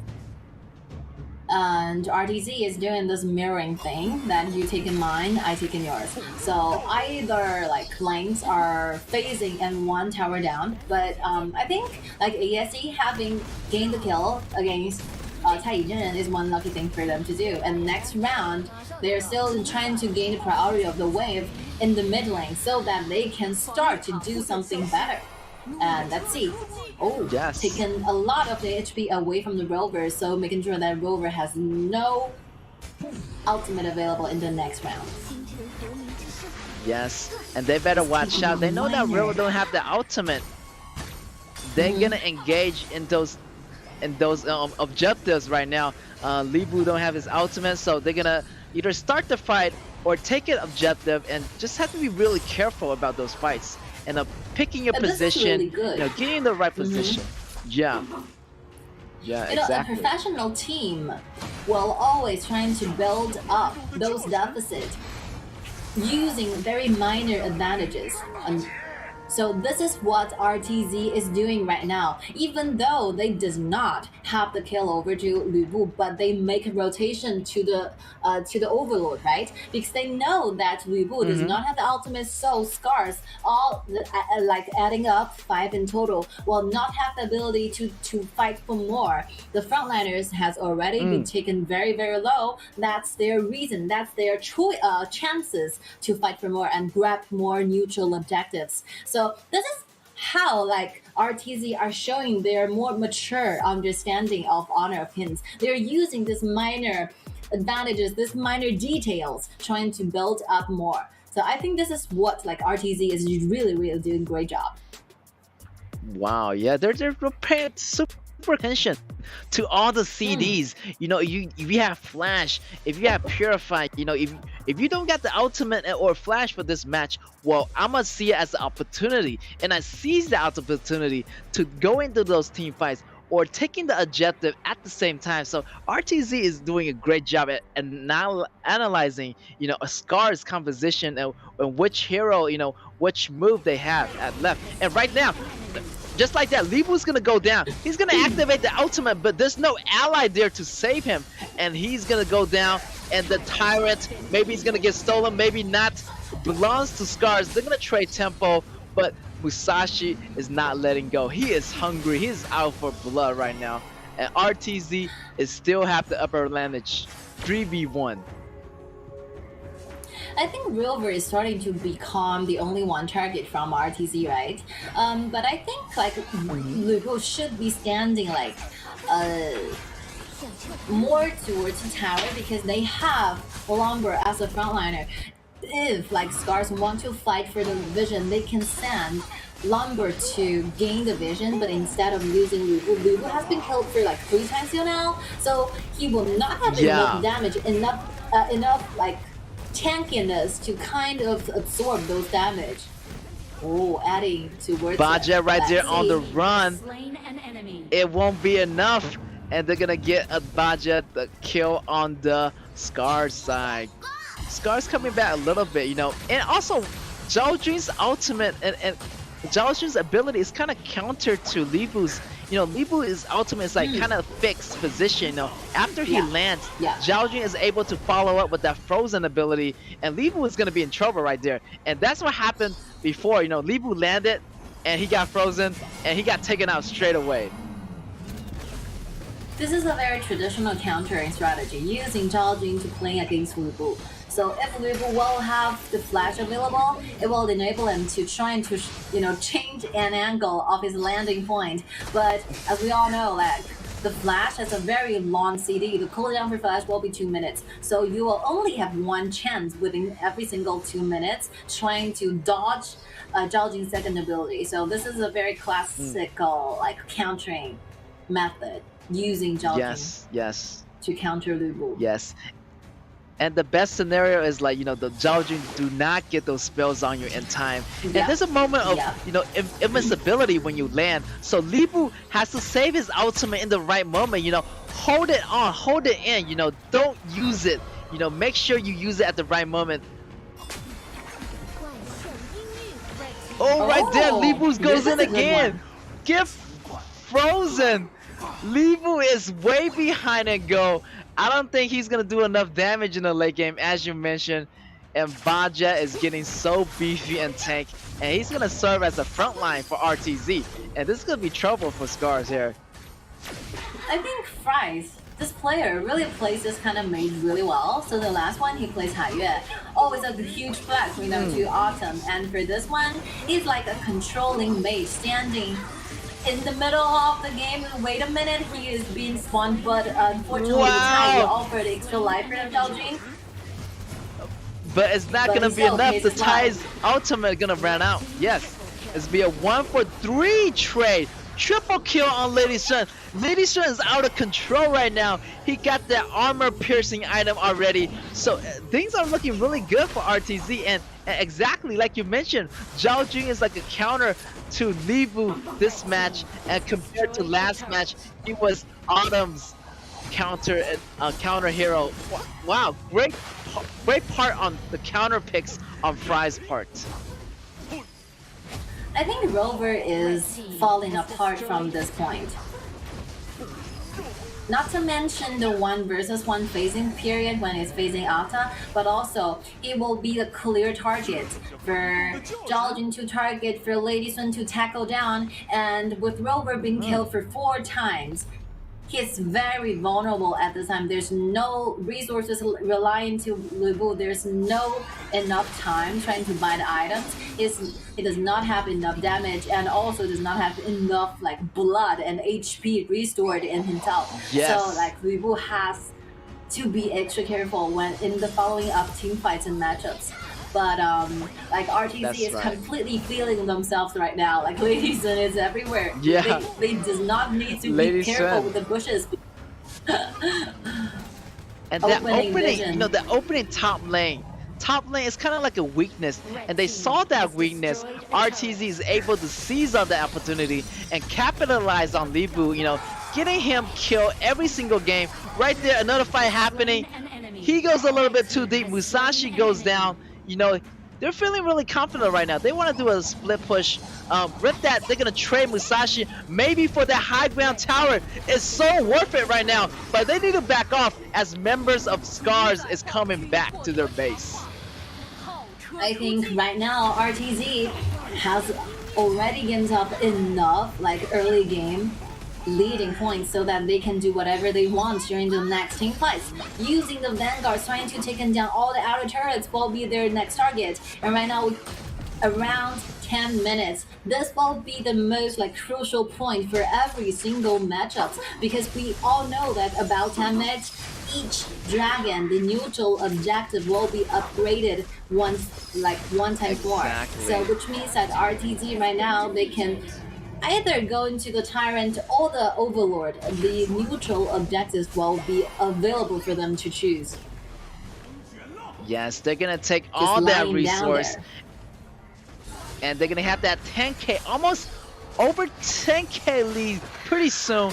Lady Shen's go is going higher and higher, and I like how Fries is playing this game out. Like Fries just landing his abilities really on point, almost 100%. You know, freezing up their front line like Libu, freezing up Lombard. Fries is doing a good job at keeping their team safe and in order to kick them down. But just like that, KAW goes down with the ultimate from Musashi, and RTZ is pushing it right now. Oh, Libu goes down. He doesn't have enough damage. He doesn't have enough HP to survive this fight. And the waves are everywhere. Like RTZ is leading every single lanes. Up lane 2 waves, mid lane already tier 2 turrets going down. Wow. And right now bottom another This could kill. be it. This could be This it. This could might be be it the end of for this Scars. game. Super minions coming in from the top. Minions marching in. 3 members of Scars defending the base. Can they hold on? Ultimate from KAW is not enough. The Sandstorm is dealing no damage to RTZ members. The super minions is inside the base. They're gonna auto attack the crystals. The crystals already low. It's gonna go down. RTZ is unstoppable and they're on a winning streak right now. Congratulations to RTZ and Scars. And a big ups to them, respects to them for holding out for so long. But just Libu was just too weak, and they weren't able to bounce back from that. Yes, and what's so amazing and so surprising to see that from the beginning to the end of the last team fights, this Lady Sun stays in full HP bar all the time, getting the kills one after another. And you can see that each members from RTZ, they have like shared duties. They know what they should be doing inside this game. For example, like Tai Zhizhen is shifting to be different bodyguards to different like heroes. He's helping like attack, getting the kills, like inserting like countless strats to Lubu in the early game. And while after getting into it, after their purpose has been accomplished, he just rushed back to the bottom, trying to make sure Lady Sun kept well farmed up. And Fries, we have been talking about this Zhao Jun's performance all the time during the game because it's like marvelous. It's very like perfect. Stays in the bush, find the target, and get the kills. And yeah, perfect execution. And not to mention my Miyamoto Musashi, when the 3 lanes from your own teams are getting like good news is for you. Like this jungler is so happy, overwhelmingly happy because he can go everywhere and getting any resources he wants. So it's like a completely every aspect they can do, they're doing a great job. Completely. Yes, RTZ's detail is crazy right now. Like RTZ throw off, Scars, the Scars in the beginning, like getting that first blood, and that's when the balls start rolling. The ball's always on RTZ's court. Putting that damage, putting that assert that force, and that Ata, they know that Libu is weak in the beginning. He died 4 times already, and he's gonna continue to die in the end. There's no way for Libu to bounce back, and that translates to like there's no one is there to get Lady Sun. Lady Sun was so comfortable with that match, and entire Jenner bounced back down to the bottom lane to help out Lady Sun to gain that go advantage, and it just snowballed from there, and Scars can't do anything to bounce back. Like there's too many pressure. The lanes was getting pushed, objective was getting taken, their jungle was getting denied, and the side laners opens up the jungle, the tower falls, and everything just falls apart just like that. Yeah, so we can see the map in total. We can kind of divide it every the whole map into like 3 parts. The top one including the top lane and the jungles, right? And the river including the mid lane and the other part of the map. So if you are losing initiative, for example, this game, like Rover together with Tata, they are being killed adding together 8 times. So the top area is fully collapsed in a very early game, a very early phase of the game, which means that RTZ, they can have those great strength in the early game, trying to make the advantages into from the top to the entire map. This is how the mechanisms are working in HOK. You have to be extra careful when to every single like places in the map. Once you're losing in one part, you're falling apart in the entire map. Exactly. RTZ. Once you're losing the lane, you kind of lose in those, river control. And whoever team gain the river control, gain vision of the jungle, and that's when you're gonna see, the resource getting denied. Your resource getting taken. So you gotta get those river advantages. And once your side lane falls, that's gonna leave an opening, like to that part of the map. Your blue area is gonna get invaded constantly. And with that being said, MVP goes to he for RTZ. 18.6% damage dealt. Overall, very strategic analysis. This jungle, he came in at the right moment, going top, waiting at the right moment, going in, getting that first blood in the early game, and that got the ball rolling for RTZ. I mean, the 3 lanes are all winning. I could possibly say this: the MVP can be awarded to every single member from RTZ because no one is making any mistakes, right? So the reason you have this Miyamoto Musashi being so aggressive is because they are facing every single laning advantages. So I think it's a great reward to the entire team. RTZ really shows up their And teamwork. look at that. Yeah, I would give MVP to everyone. Like Zhao Jun, setting up those kills like it's nothing. Getting frozen people at the right moment and blocking. Zoning them out. It's crazy. Fries is playing at an exceptional level, and here's your winners. 2 versus 0. That's gonna put another 3 point for RTZ. Wow, RTZ is the only team right now haven't lost a single game. Straight up monster. Straight up monster it is. RTZ, another 3 points in the pocket. I think they are seemingly so good. I think they will be possibly the one team joining to the grand finals. Maybe I'm saying this too early, but from this recent matchups, RTZ is looking really good. Yes, I'm really looking forward to see them fighting Impunity. Impunity is also on a winning streak. Yeah, they are doing so well. Yeah, maybe we're gonna see it. Maybe not tomorrow. Maybe at the end of the week on Saturday or Sunday. But we'll never know. But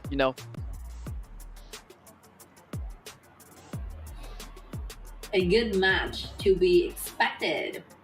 All right, so this will be the last match for today. So today's matchup, if I still remember this clearly, we only see one time, and the rest 4 are all 2-0, right? Yes, exactly.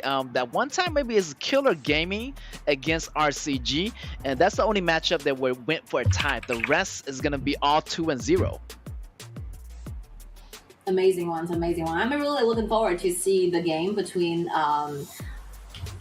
Impunity and RTZ. That's gonna be a fierce battle. Very close one. Yes. Yeah, very close one. It's gonna be like a neck-to-neck battle. I feel like both teams is gonna come so hard.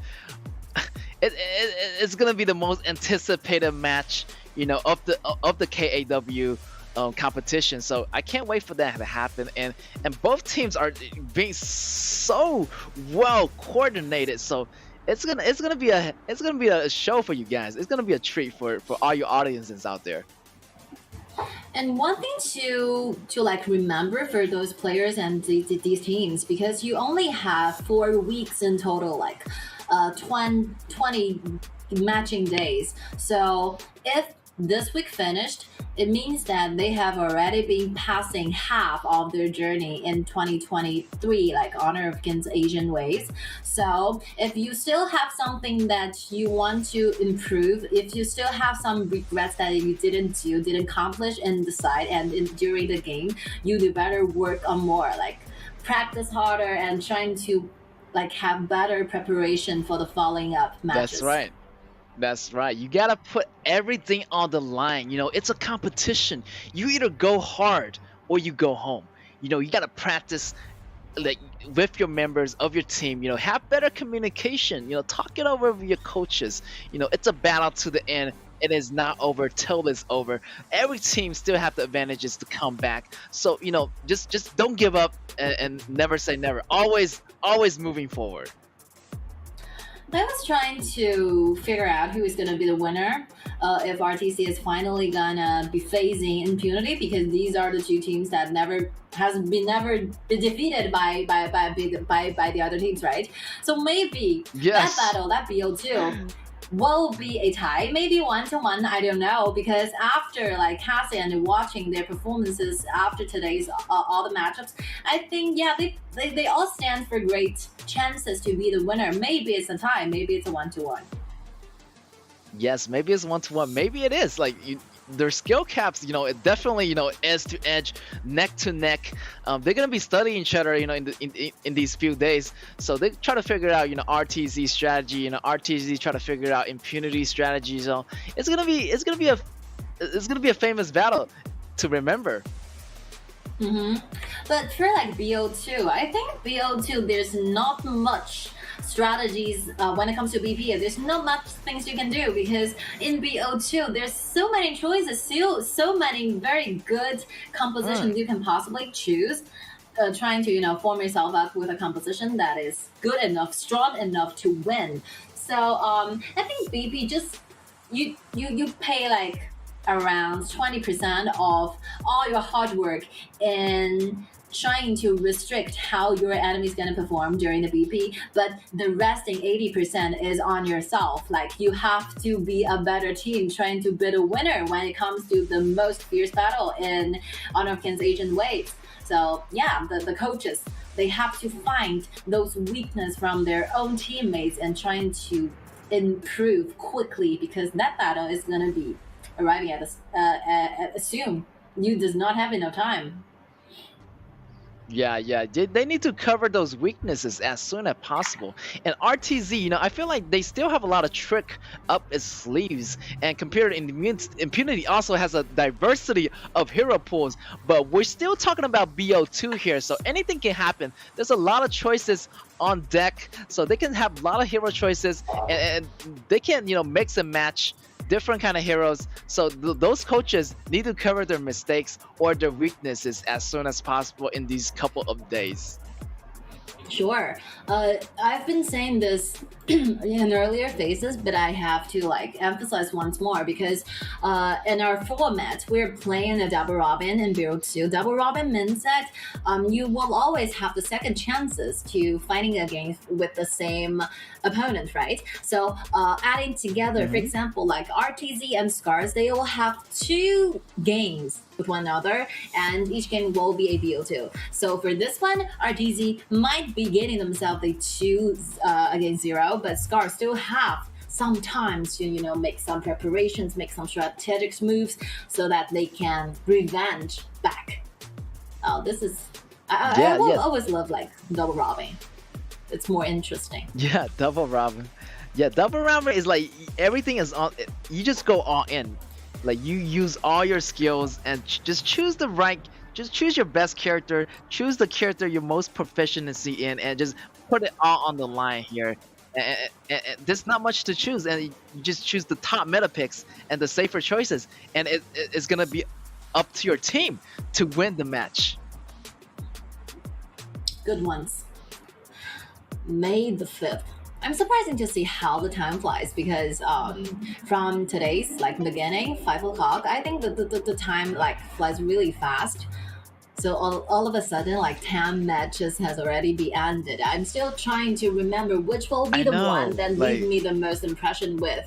And I'm gonna be going to the Dacha one, the Dacha together with Haiyue. Just the very first match between the RTZ and Scars. That's a very uncommon but very fresh one to see.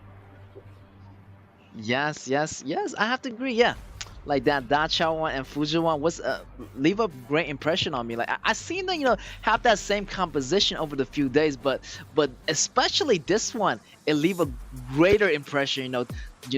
They have Dacha Fuji combo and Haiyue taking out, distracting the members of the other side. Taking out Autumn in the midst of the battle, taking out Libu in the midst of the battle. Like they just can't comprehend. Like they had no, like they don't know what hit them.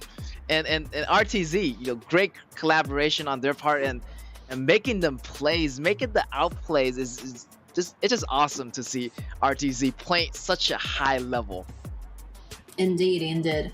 But because I've been casting and watch a lot of KPL games, so I was quite surprising to see like Lubu is such a meta pick in KAW, because Lubu right now in the BO7 or the BO5 for KPL teams is not that a popular pick.